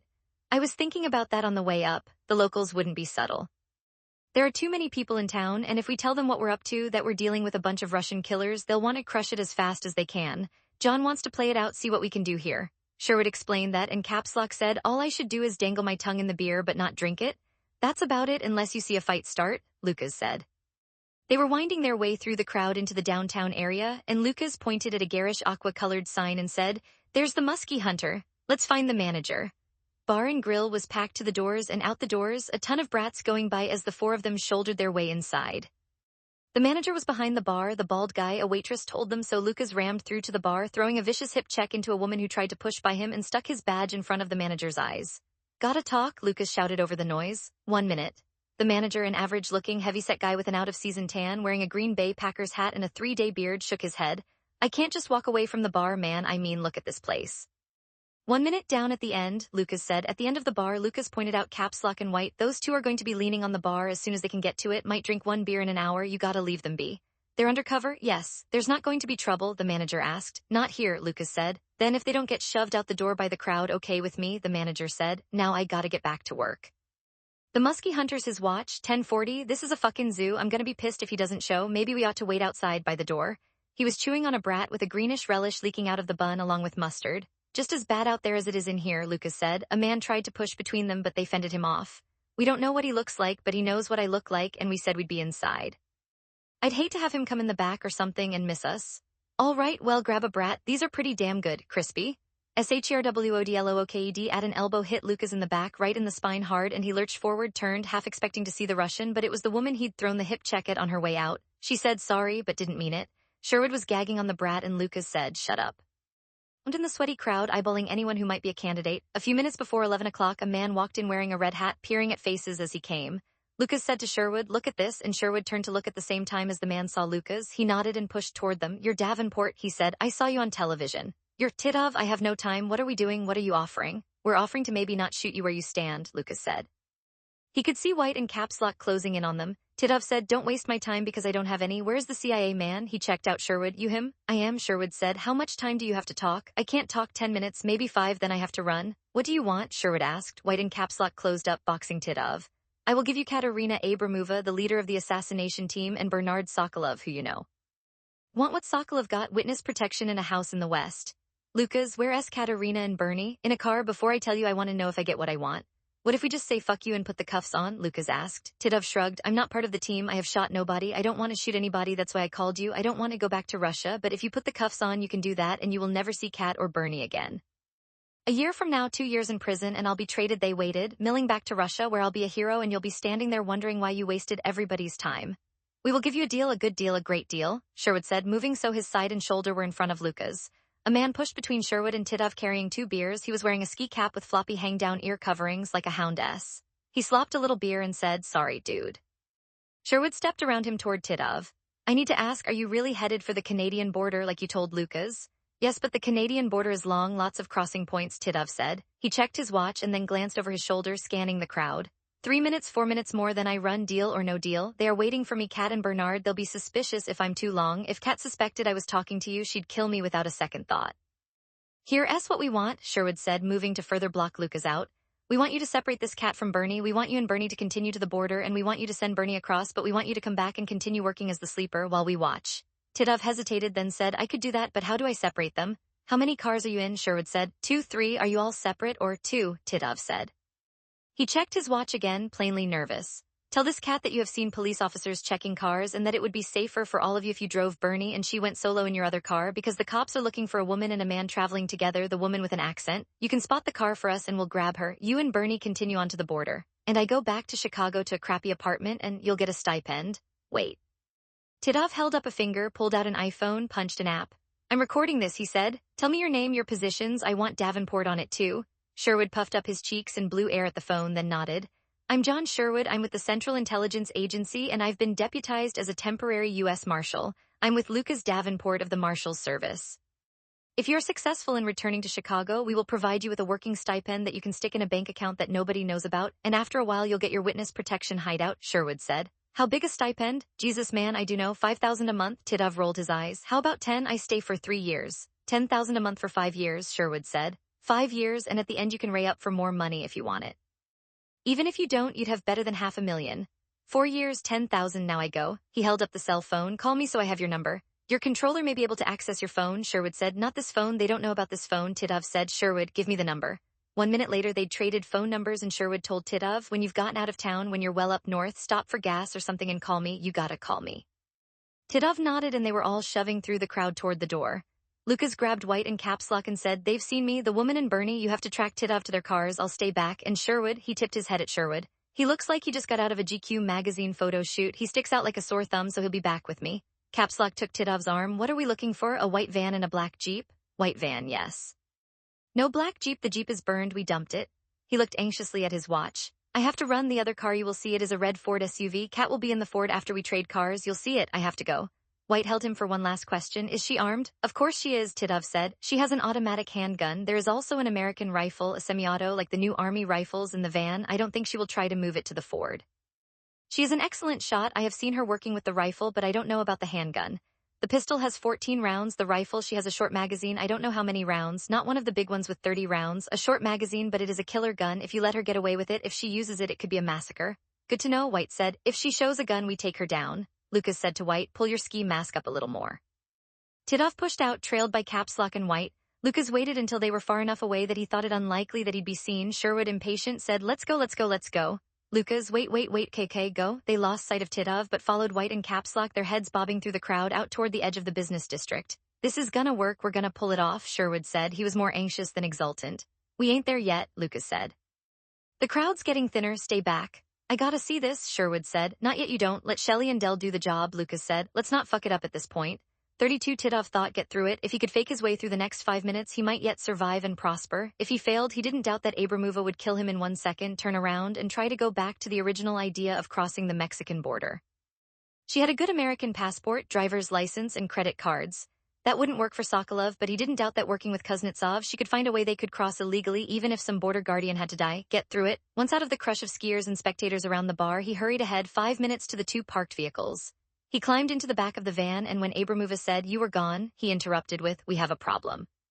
What's this problem? She asked. I went through to see how people were leaving town on the other side of the race course. There are 2 police cars, and they are stopping cars to take a look inside, not search, just look. Sokolov, you think they look for us? I don't know what they're looking for, but they're looking could be local. We need to take a back road out. Abramova's tongue flicked out across her lips. We have little choice now. We could go back after we failed the first time to kill Leonid.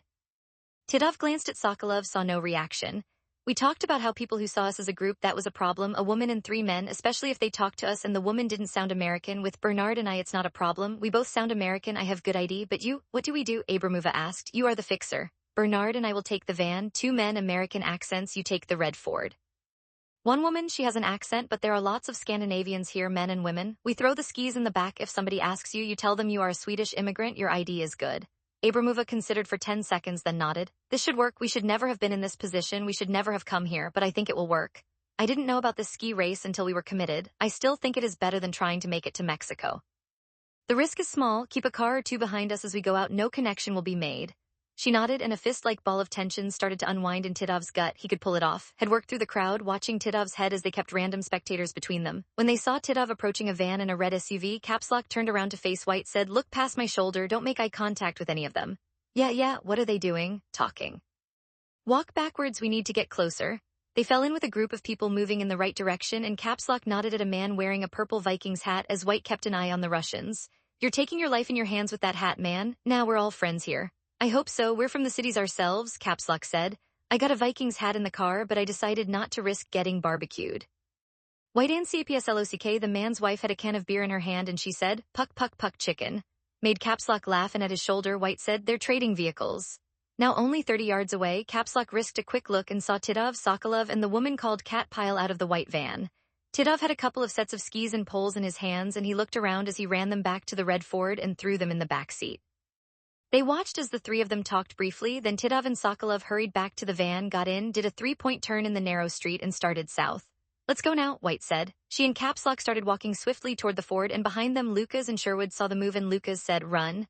They ran. Sherwood collided with a man who said, hey, and then shut up as he saw the revolver in Sherwood's hand.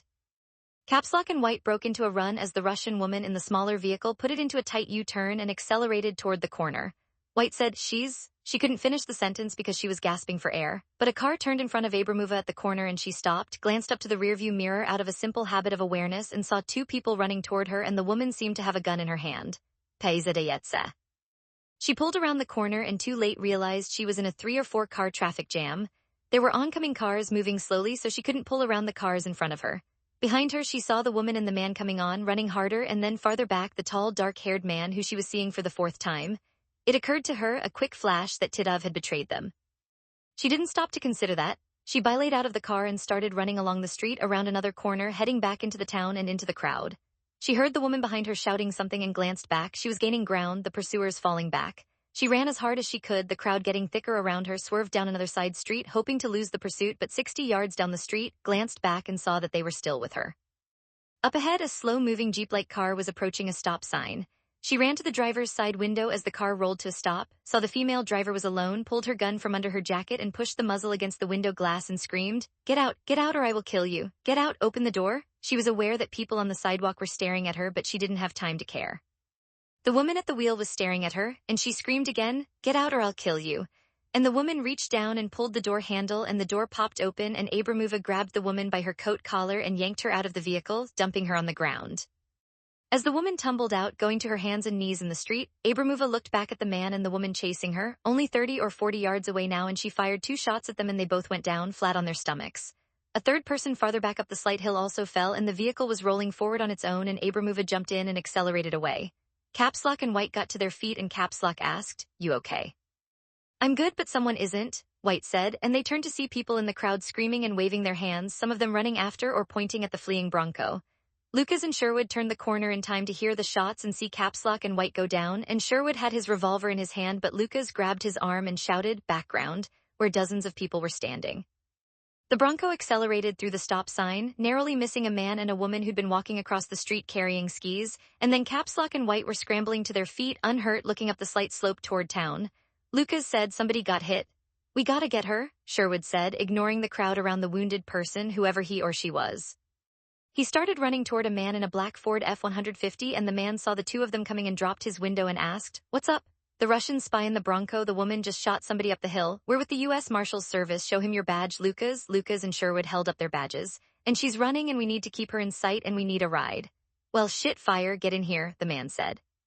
Lucas ran around and got in the front passenger seat as Sherwood got in the back, and Lucas said, "See those two people?" He pointed at White and Caps Lock. "The woman's another Marshal. Stop and roll your window down." They pulled up to Caps Lock and White, and Lucas shouted, "Got somebody down. She hit somebody. We're gonna chase her. You take care of whoever's down. Talk to the cops."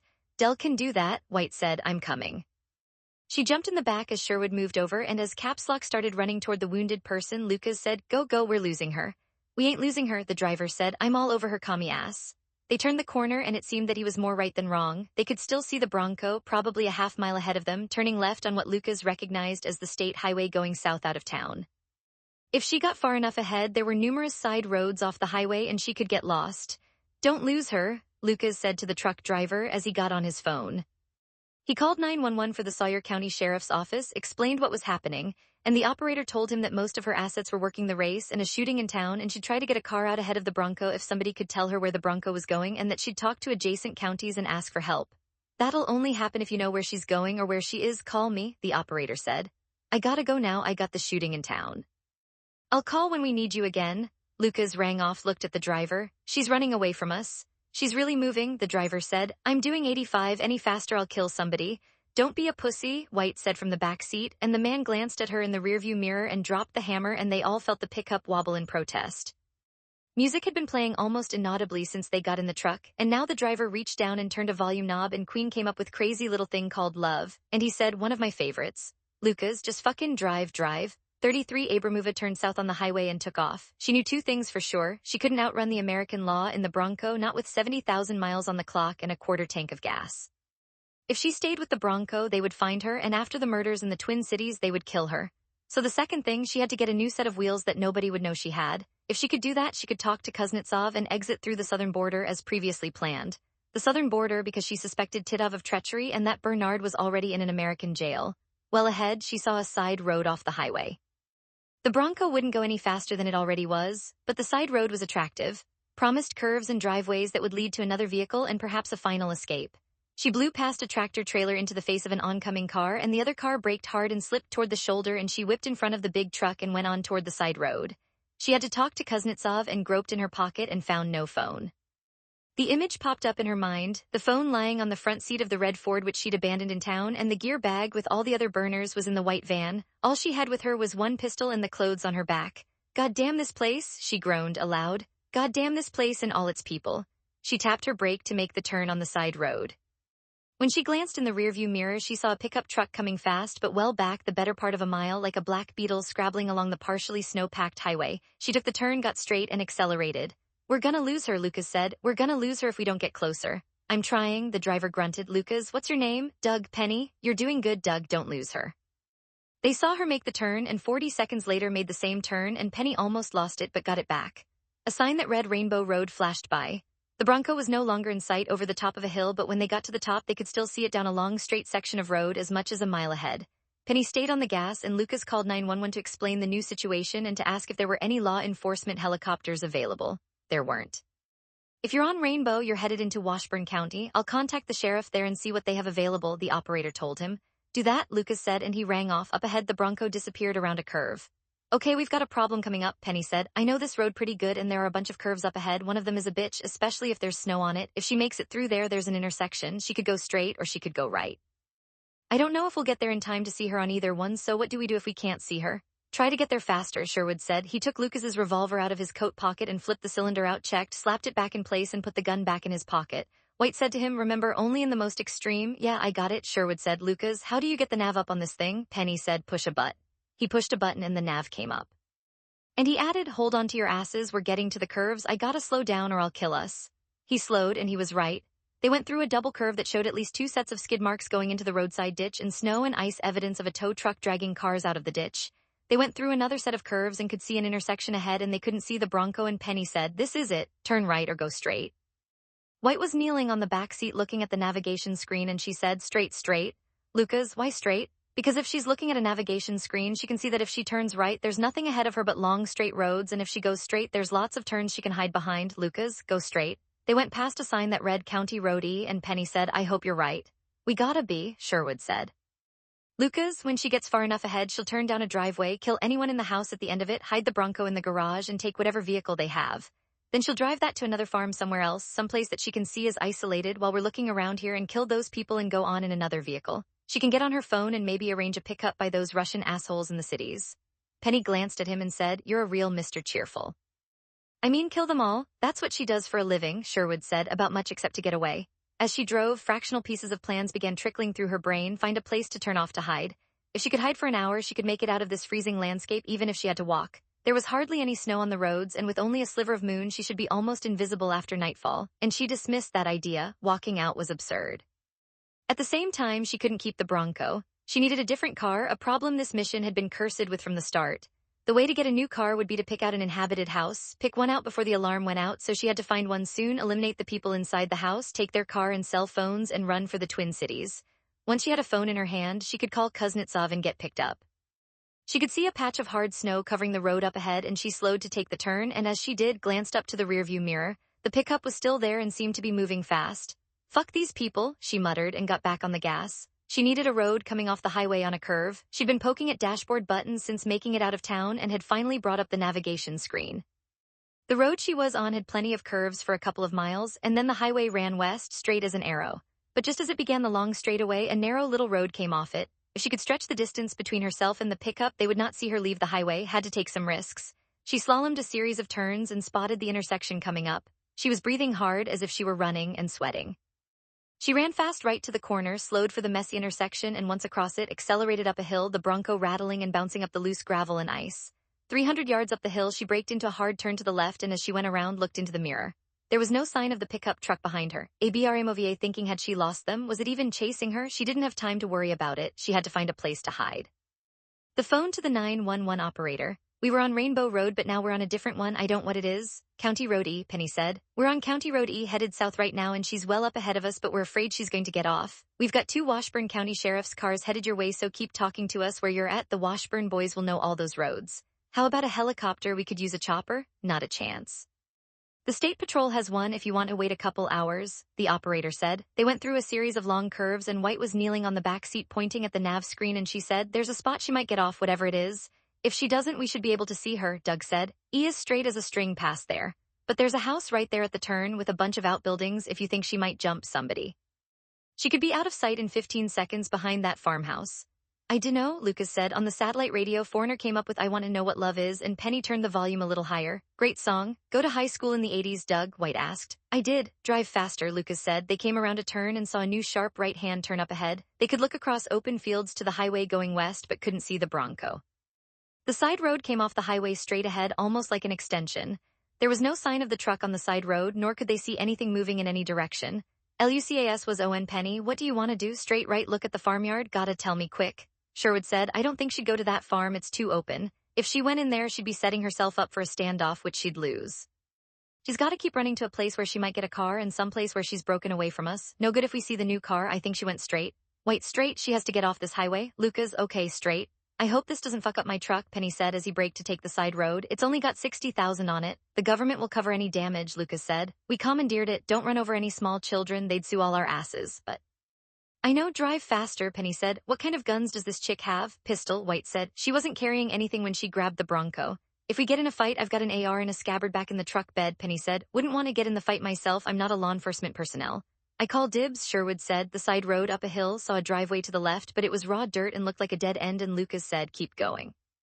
Farther up, another driveway, but this one had a gate with a layer of snow in front of it with no tracks. Penny kept going. They passed turns to the right, but Penny said they were hunting trails and there was no sign of tracked snow. Deer season ended back months ago, he said. They went past a closed gate to the right as the road turned sharply to the left and the driveway showed multiple tracks in the snow, and Penny slowed and Lucas said, I don't know. We can come back, Sherwood said. The nav shows a straight road ahead if we keep going and see her. They went ahead, rattling along the gravel road over a couple hills and then along straightaway with no sign of the Bronco, but another pickup was coming straight at them and Lucas said, Doug, block the road. Penny turned half sideways across the road and Lucas jumped out of the truck and ran toward the oncoming pickup, waving his arms, badge in his hand. The truck slowed, stopped, and the driver dropped the window. Lucas ran up and said, U.S. Marshal, did a tan Bronco go past you running fast? Nope, we ain't seen nothing, the driver said. The woman sitting next to him said, nobody else passed us going a mile or two back. Okay, listen, if a woman in a red parka tries to flag you down, don't stop. She shot somebody in Hayward and we're trying to chase her down. If you stop, she'll kill you. Lucas ran back to Penny's truck, got in, said, turn around, take us back to the gate with the tracks. He drove back a half mile to the gate. Penny said, fire sign 928, want me to call it into the cops? Do that, Lucas said as he and White and Sherwood climbed out of the truck. As you're doing that, drive back to the highway and send the cop cars in here when they show up, and send one into that farm to look around. Tell him to be careful. Sherwood walked around back of the pickup, dropped the tailgate, and found a leather and plastic scabbard fastened to the side of the truck. He pulled out an AR-15 and took a 30-shot magazine from a side pocket, slapped it home and yanked the charging handle and let it go, loading the rifle. He shut the tailgate and said, get it on. He and Lucas pushed back the gate and Sherwood said, Lucas, stay way over to the left side of the driveway and lead us in. I'll be back 5 yards on the right, Shelley, trail us by 20 yards. If she's in here, we don't want her to shoot us all at once. We need to stay spread out. We need to shut up and be as quiet as we can so she can't pinpoint us if she's in here. Got it? White said, and Lucas nodded, and they started down the driveway, guns in hand, well separated. The driveway ran downhill through a forest of small, barren aspen trees, probably 3 or 4 year old regrowth covering a clear cut, that she'd have to get off the road as soon as she could, especially if the pickup was still trailing her. When she saw the closed, rusty steel gate standing open a foot or so not locked, she pulled up, dragged the gate open, drove through, dragged the gate fully closed, hurriedly got back in the Bronco and drove it down the hill. At the bottom, she found a 2-story dark wood cabin on a small pothole lake with a garage to one side. There was no smoke coming from the 2 chimneys she could see, no vehicles in sight. The place appeared to be closed for the winter, although there'd been car tracks in the snow. The snow was crusty, probably 3 or 4 days old. She pulled the Bronco into the yard, but behind the garage where it couldn't be seen from the driveway, nothing was moving. She walked around to the front stoop, which had been cleared of snow, but the snow piled off to the side appeared to have crusted over, so it hadn't been cleared that day and probably not the previous day. She was tempted to kick the door, but after a moment's consideration, decided that it might be alarmed and turned away. Back at the Bronco, she went through it quickly, found a pair of cross-country skis, poles, a boot bag, and a sack of Cheetos partly eaten. She had no use for the skis, but opened the Cheetos and gobbled the rest of them, then walked around to a deck that looked over the lake, planning to look in the lakeside windows for an alarm. As she did that, she heard a truck go by on the road above the cabin. She couldn't see it, but it sounded as though it was moving fast. She still had pursuers. Abrahimovier had known from the deck, peering through the windows. She saw nothing on the walls near the doors that might be an alarm pad. She hesitated, then went to the door and kicked it. Inside, the cabin was as cold as it was outside. Moving fast, she checked closets on both floors, looking for weapons, preferably a scoped deer rifle. She found nothing useful. The only food in the cupboards was sealed in canisters or unopened bags. The refrigerator was empty except for 5 cans of PBR. She did find heavy ski gloves, and she took them. Back outside on the deck, she looked over the lake, and far away on the western horizon, she saw a trace of smoke above the trees. The smoke seemed to dissipate, then came back. There was another house out there. She walked off the deck, saw trails through the woods both left and right, took the one on the left and started jogging. White moved carefully toward the house, then Sherwood waved them farther off until White was 50 yards to his right and Lucas 25. As they closed in, Sherwood said quietly, "Guns up, guns up." Sherwood spotted the car and pointed and said, "The car, and then she's here, you two hold where you are, get behind some cover." He moved slowly up to the Bronco, then looked at the side of the house and eased around to the deck before backing away. "She's gone on foot." She kicked in the door on the deck, and it appears that she's running up a trail. There are fresh footprints in the snow. Lucas and White came to look one at a time, then White and Lucas cleared the house, came back out, and found Sherwood 50 feet up the left-hand trail. "She's headed toward that smoke. She hopes to get a car," Sherwood said, pointing at the wisp of smoke beyond the trees above the lake. "Lucas, you stay back a bit, but on the trail, following the footprints. Yell if they swerve off. Shelley, you work your way along the lakeside, look for other prints. I'm LUCASSHERWOOD, and going farther up to the left, she may expect us to be back here somewhere, so if you need to shout, do it." "I'm good with that," Lucas said. "But stay back. You'll be more in the open than Shelley and me, so we'll probably see her first." Along the trail, more widely separated than they had been, and sometimes for a minute or more at a time, lost sight of one another in the oaks and aspens. Sherwood got out 50 yards, then 70, and when he topped a ridge running in the same direction as the trail below him where Lucas was, he moved slightly off the far side of the ridge atop, so Lucas couldn't see him, and began running through the snow, brambles, and small saplings tearing at his coat. He was wearing leather Oxfords to go with his woolen pants and coat, but he ran hard for 5 minutes, leaving the other two behind. About the time he began worrying that they might be on a wild goose chase, he saw Abramuva, and Abramuva saw him. They began moving, man closing on her. He was oddly dressed for the wilderness in what appeared to be a camel-colored dress coat that dropped to his knees. She'd been walking as quickly as she could, but now broke into a run. She needed to get to the house, putting out the chimney smoke. If they had cars there, she could disable all but one and run in that one until she found another target. She still couldn't see the house, and after 2 or 3 minutes running with the heavy coat through the crusty snow, she was breathing hard, snot running down her face and across her lips and chin until she wiped it off with the ski glove. Abramovier saw THE. She slowed to look back. The man was measurably closer and still running hard despite the long coat flapping around his legs. She came to a 3-wire barbed wire fence, climbed through it, and kept running, but the man was only 70 or 80 yards away, coming up to the fence. The house was down a gentle slope but across an open field. She ran as hard as she could for 100 yards, looked back, dropped the heavy ski gloves, and pulled her pistol. There was nobody behind the man, backing him up. The fence, looking down the hill at the woman who turned on him. She had a pistol in her hand, and she was a trained professional shooter, so he had no time. He braced the rifle on the fence post, but had no idea where the gun might be sighted in at. It had the simple original iron sights. She fired at him. A bullet flicked past his head, but he ignored it and the one that followed. He'd always been good with an AR-16, and this was essentially the same thing. He put the sights on the middle of her chest, pulled the trigger 3 times, letting the light recoil make his aim adjustments for him. His second shot hit her, knocked her down. The third shot he thought missed. He crossed the fence, turned around, and shouted, "She's here, she's here." She was down, but was she silenced? He ran through the snow, coming up on Abramuva as she struggled to sit up. She must have had a gun in her hand when she was hit, because it was lying in the snow 2 feet away from her. She looked up at Sherwood and said, "I am done." She didn't get to finish because after a quick look around, Sherwood shot her in the heart.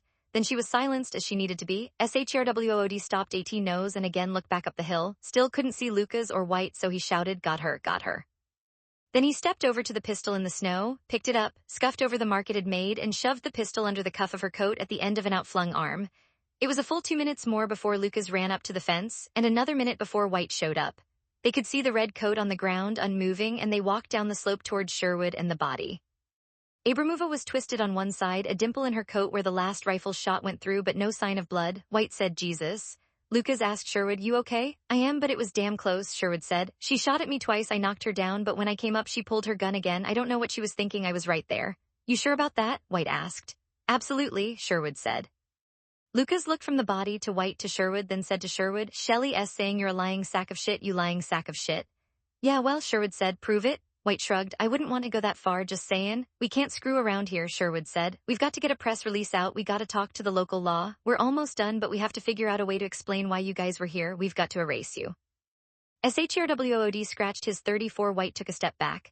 "Erase us?" Sherwood handed her the rifle and said, "Not literally, you dunce. Your presence here needs to be minimized. We should leave the body and walk down to that farmhouse and get all the local cops we can find up here. We need to talk to the sheriff, and what do you call it when you marshals work with other law enforcement agencies?" "Task force," Lucas said. "Yes. We need to create an after-the-fact task force and give as much credit as we can to the locals," Sherwood said. How do we explain your being here except that somebody gave her up, and who gave her up? The only possibility, can't have that." Won't work, White said. The locals will leak like crazy. I think we claim that the Menomonee cops caught the van's plate on a license plate reader, called us, and we responded. A motel clerk saw them headed north out of town. Sherwood, that could work, but motel clerk heard them talking about Hayward. She gave herself away when she for some reason shot somebody in Hayward. The motel clerk's name isn't being released for her own safety, Lucas said. Sherwood, that's all good. We need to fuzz up the circumstances as much as we can. We should walk down to the farmhouse, find out what the address is, and call the sheriff, get a bunch of cops out here. The more the better. On the way down the hill, Lucas said, I have a spy-like suggestion. That would be? Sherwood asked. The first couple Russians that Titov handles you ignore, let them go, no surveillance at all. You're gonna have him for 4 or 5 years, so back off the first few Russians. As far as you know, they might set up surveillance on Titov just to make sure he's not turned on them. We'll talk about that. I mean, we the CIA and the FBI, there's gonna be some nasty deal making. Keep us out of it, White said. I can promise you we'll do that, Sherwood said. North Titov and Sokolov went through Duluth, Minnesota 3 hours after they left Hayward. They stopped at a roadside rest to wait for Abramova. They waited for an hour and a half. She never showed up. What happened to her? Sokolov wondered. I don't know, but it can't be good, Titov said grimly. We need to go on, keep trying to call her. There's more burners in the gear bag, get another one, she'll know it's you. They went on for half an hour, and Sokolov called every 10 minutes, and on the third call got an answer. A baritone voice rather than Abramova's soprano said, Hello? Titov quietly, urgently, hang up, hang up. Sokolov hung up, and Titov told him to pull the SIM card. Sokolov did that and the battery as well, and he threw the parts out the window one at a time, hundreds of yards apart. Who do you think that was? Sokolov asked. Sure as hell was Kat. Something happened to her, Titov said. 75 miles farther they took Highway 61 north along Lake Superior, stopping at 2 harbors for gas. I thought we had enough, Sokolov said. We probably do, but if it turns out we don't, I'd be stuck in about 10,000 square miles of frozen wilderness, Titov said. I'd rather not do that. You want anything to eat or drink? Last chance. Inside the station, Titov called Sherwood. Where are you? Sherwood asked. Gas station way north. I don't know this town, Titov lied. How is our plan? Sherwood was blunt. The woman is dead. Our plan is working. Well, I hope she gave a good account of herself, Titov said. She shot an innocent woman, Sherwood said. Other than that, she didn't do much. But our plan is working. Yes, it is from this end. How about your end? My end is good. I will return to Minneapolis after I deliver Bernard, and I will call you. I need to know, Sherwood began, but Titov had hung up. When Sherwood called him back, Titov's phone was dead. In 2 harbors, Titov handed Sokolov a sack of jerky and 2 Cokes. Try not to fart. It's too cold to open a window. From 2 harbors, they went north along the lake until they turned off on Old Highway 61, which they took all the way to the border, and from there they turned a quarter-mile east on Joe's Road. No traffic, and they were moving slowly. It's right around here somewhere, Titov said, peering into the roadside ditches. Sokolov, somewhere? I thought you knew where the fuck you were going. I do, it's right around here there. A light flashed in the ditch on the north side of the road. When they got there, they found a 2-up snowmobile in the ditch. They stopped. Titov got out and introduced Sokolov to Edouard Gagnon. Gagnon was a tall, bearded man, thin as a rope, wearing a once-through-Duluth snowmobile suit, boots, and a helmet. He handed another helmet to Sokolov and said, You might get a little cool dressed like that. We're half an hour from the car. Cool or frozen? Sokolov asked. Nah, just cool, Gagnon said to Titov. You said something about money. Titov nodded, went to the gear bag, and came back with $10,000. Try not to ditch Bernard and run off with the money. The Russians would find you and kill you and all your family and probably anybody who knows you. I will be careful about that, Gagnon said with a smile. They'd done business twice before, and he'd now heard the warning for the 3rd time. Sokolov turned to Titov and said, You will find out what happened to Kat. Might be on her way to Mexico, Titov said. Or she might be dead, Sokolov said. Let us know. Titov said, You can count on it. Hey, it just occurred to me, Bernard, you're skinnier than I am. Let me get. He went to the van and opened up a suitcase, took out a pair of jeans and said, Put these on over your pants. You'll be less cool. Sokolov did that. Edouard said, We should go, and Titov and Sokolov shook hands, and Sokolov said, I will see you at home, I hope. I will find you when I get there, Titov said. And he thought which literally meant, when a crawfish whistles on a mountain, or not so literally in a pig's eye. A minute later, the sled had disappeared into the trees, headed for the frozen over Pigeon River in Canada. Titov was looking at a long drive. He sat in the van, looking out in the now empty darkness, then sighed and turned it around. 35 Sherwood hadn't quite become intolerable, though he was getting close.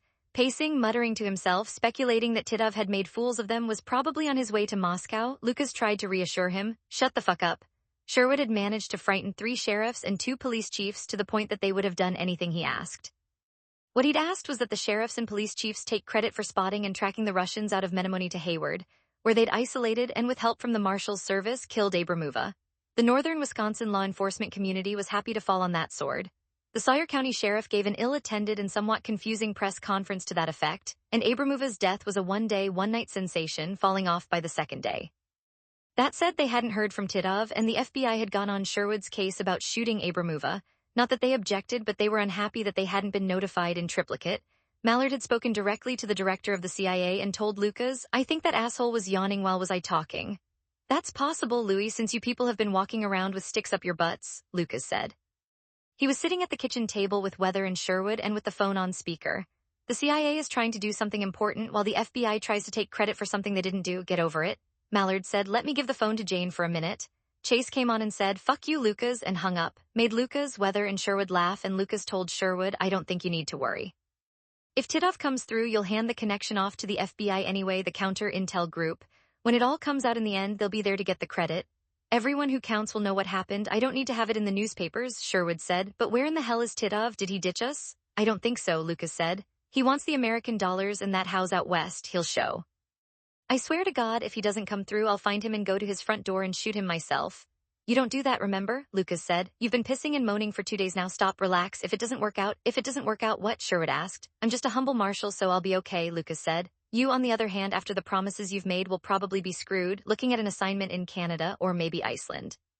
"I didn't make any promises. Some were certainly implied," Lucas said, sticking the fork in. "For Christ's sake, where is he?" "Most of the way back to the Twin Cities, and then had pulled into a motel and spent a day talking with Kuznetsov, searching the internet and watching TV for reports on Abramova, trying to figure out exactly how secure he might be. By the second day, he decided he was good. Oddly, the near collapse of the American mainstream media was a help. No newspaper or television reporters had gone to Hayward to question the cops and poke holes in the stories, because there weren't enough reporters to go around. Titov had driven. Sherwood stopped whining the next morning when Titov called Lucas and arranged to meet that afternoon at a Cinnabon store at Mall of America. Asked why the mall, he said it was one of the few places in the Twin Cities that he knew about, and besides, he liked cinnamon rolls. "If the CIA decides to kill me, I'd like to go with a cinnamon roll in my mouth." Lucas called Sherwood, told him about the appointment with Titov, and asked whether Mallard or St. Vincent should be notified. Sherwood had to think about it, then said, "I guess. When we told them what happened in Hayward, they turned a couple of those counter-intel people around and brought them back from Washington. They've been sitting on their asses not believing me." Lucas called St. Vincent and told him about Titov. "You'll want to send your counter-intel people along with us." "I haven't heard anything about this from Louis," St. Vincent said. "That's because I haven't told him. I thought I'd leave it to you," Lucas said. Pregnant pause, then, "Thank you, Lucas, I'll tell him." It was a step anyway. Was an anticlimax. At 3 o'clock, Lucas, Sherwood, and 2 counter-intel agents were sitting on benches across from the Cinnabon store when Titov ambled up, lifted a hand to them, and got a regular Cinnabon and a soft drink. He was wearing a Chicago Bears sweatshirt, jeans, and running shoes, took a moment to chat with one of the server women. The counter-intel agents shook hands with him, identified themselves as being with the FBI, and suggested that they find a quiet place to talk. "I need to be back in Chicago this evening," Titov said. "I told my contact that I want to pick up my Jeep and return the van to whoever gave it to us. I have my Jeep here at the mall, and I can identify the van if you want to put the afternoon meeting watch on it, see who picks it up. It's over in the airport parking ramp, but I gotta be in Chicago tonight." "We won't need you for long," the agent told him. "We need to pound out the deal. We want you back in Chicago as much as you do." "Eat my bun." The agent looked around at the mall shoppers walking by and asked, "Can you eat while you're walking? We'd like to get you out of sight. There are too many cameras in here." That was about it with Titov. He shook hands with Sherwood and Lucas, said nothing at all about the killing of Abramova. "I would have thought he'd show a little regret, a little worry, a little something about Abramova," Lucas said after the agents and Titov had gone and he and Sherwood were walking out to the Porsche. He's probably a sociopath," Sherwood said. "Not that there's anything wrong with that." Sherwood flew back to Washington, where a few days later he went for a walk with Letty Davenport and they came to a mutually beneficial arrangement. Lucas later found out that there were several walks and they seemed likely to continue. "He tells me things that I might find interesting and I do," Letty said. "He's not wasting my time. I tell him things and try not to waste his time. We get along." The next day, the shooting in Hayward, Bernard Sokolov flew commercial out of Toronto to Paris on an Irish passport and on from Paris to Budapest and from there to Moscow. Neither Lucas nor Sherwood expected to hear any more about him, but weeks later Sherwood called and said, "I got a back-channel note from the FBI. Titov has gotten a commendation for getting Sokolov out of the country. He's quite pleased with himself." "Are you quite pleased with him?" 6 days after, "I'm on to other stuff, but I understand the FBI is pleased, quite pleased." What to do with the cremation ashes of Leonid and Masha Sokolov? The Russian embassy denied knowing who they were when asked, and the FBI eventually took charge of the ashes. What happened from there, Lucas never found out. Nobody knew exactly in a small cemetery in Hayward with only the barest of plaques on the grave. The Russians said they'd never heard of her, but a few months after the funeral, a mystery man with a gravelly voice and a heavy Eastern European accent paid for a modest marble stone that read Katerina Abramova, a faithful warrior. Abramova was buried severely wounded in the street fight with the Russians, retired from the FBI with a disability pension. The other wounded agent recovered and continued in his career. The agent who shot Nikitin was cleared of any wrongdoing and eventually got a commendation for preventing Nikitin from recovering a machine pistol and continuing to shoot at the other agents at the scene. HASKINS, the agent was hit in the lower leg by a bullet fired by Abramova but recovered without a problem. A Hayward lawyer urged her to sue somebody, but she declined. A Hayward skier, after some nimble paperwork by Eddie Lamb, was paid for by the Marshal's service, somewhat to everybody's surprise. LUCASSDAMAGDPORSCHE on the story that began with the murder of Masha Sokolov came almost 6 months later when Lucas took an early morning call from Sherwood, who asked, "Did I wake you?" "Yeah, you did. What's up?" "I thought you might like to know how things are working out. I'm in London and I don't want to put too many names or other stuff on the airwaves, so be careful about what you say." "Isn't that a little paranoid?" "No." "Okay, I heard from my boss that some amazing information has come out of what we did. I don't want to brag, but we are unacknowledged heroes. Actually, I'm an acknowledged hero with the right people in my business, but you remain obscure. At least you're obscure unless you've been bragging around the office about what really happened." Shelley and I skated around the precise circumstances. Eddie knows, of course, she helped fix the written reports. She can keep her mouth shut, and I've always aspired to be an unacknowledged hero, Lucas said. "I thought you aspired to be an odd duck." "I'll take both," Lucas said. "Listen," when his phone produced a whining sound and Sherwood was gone.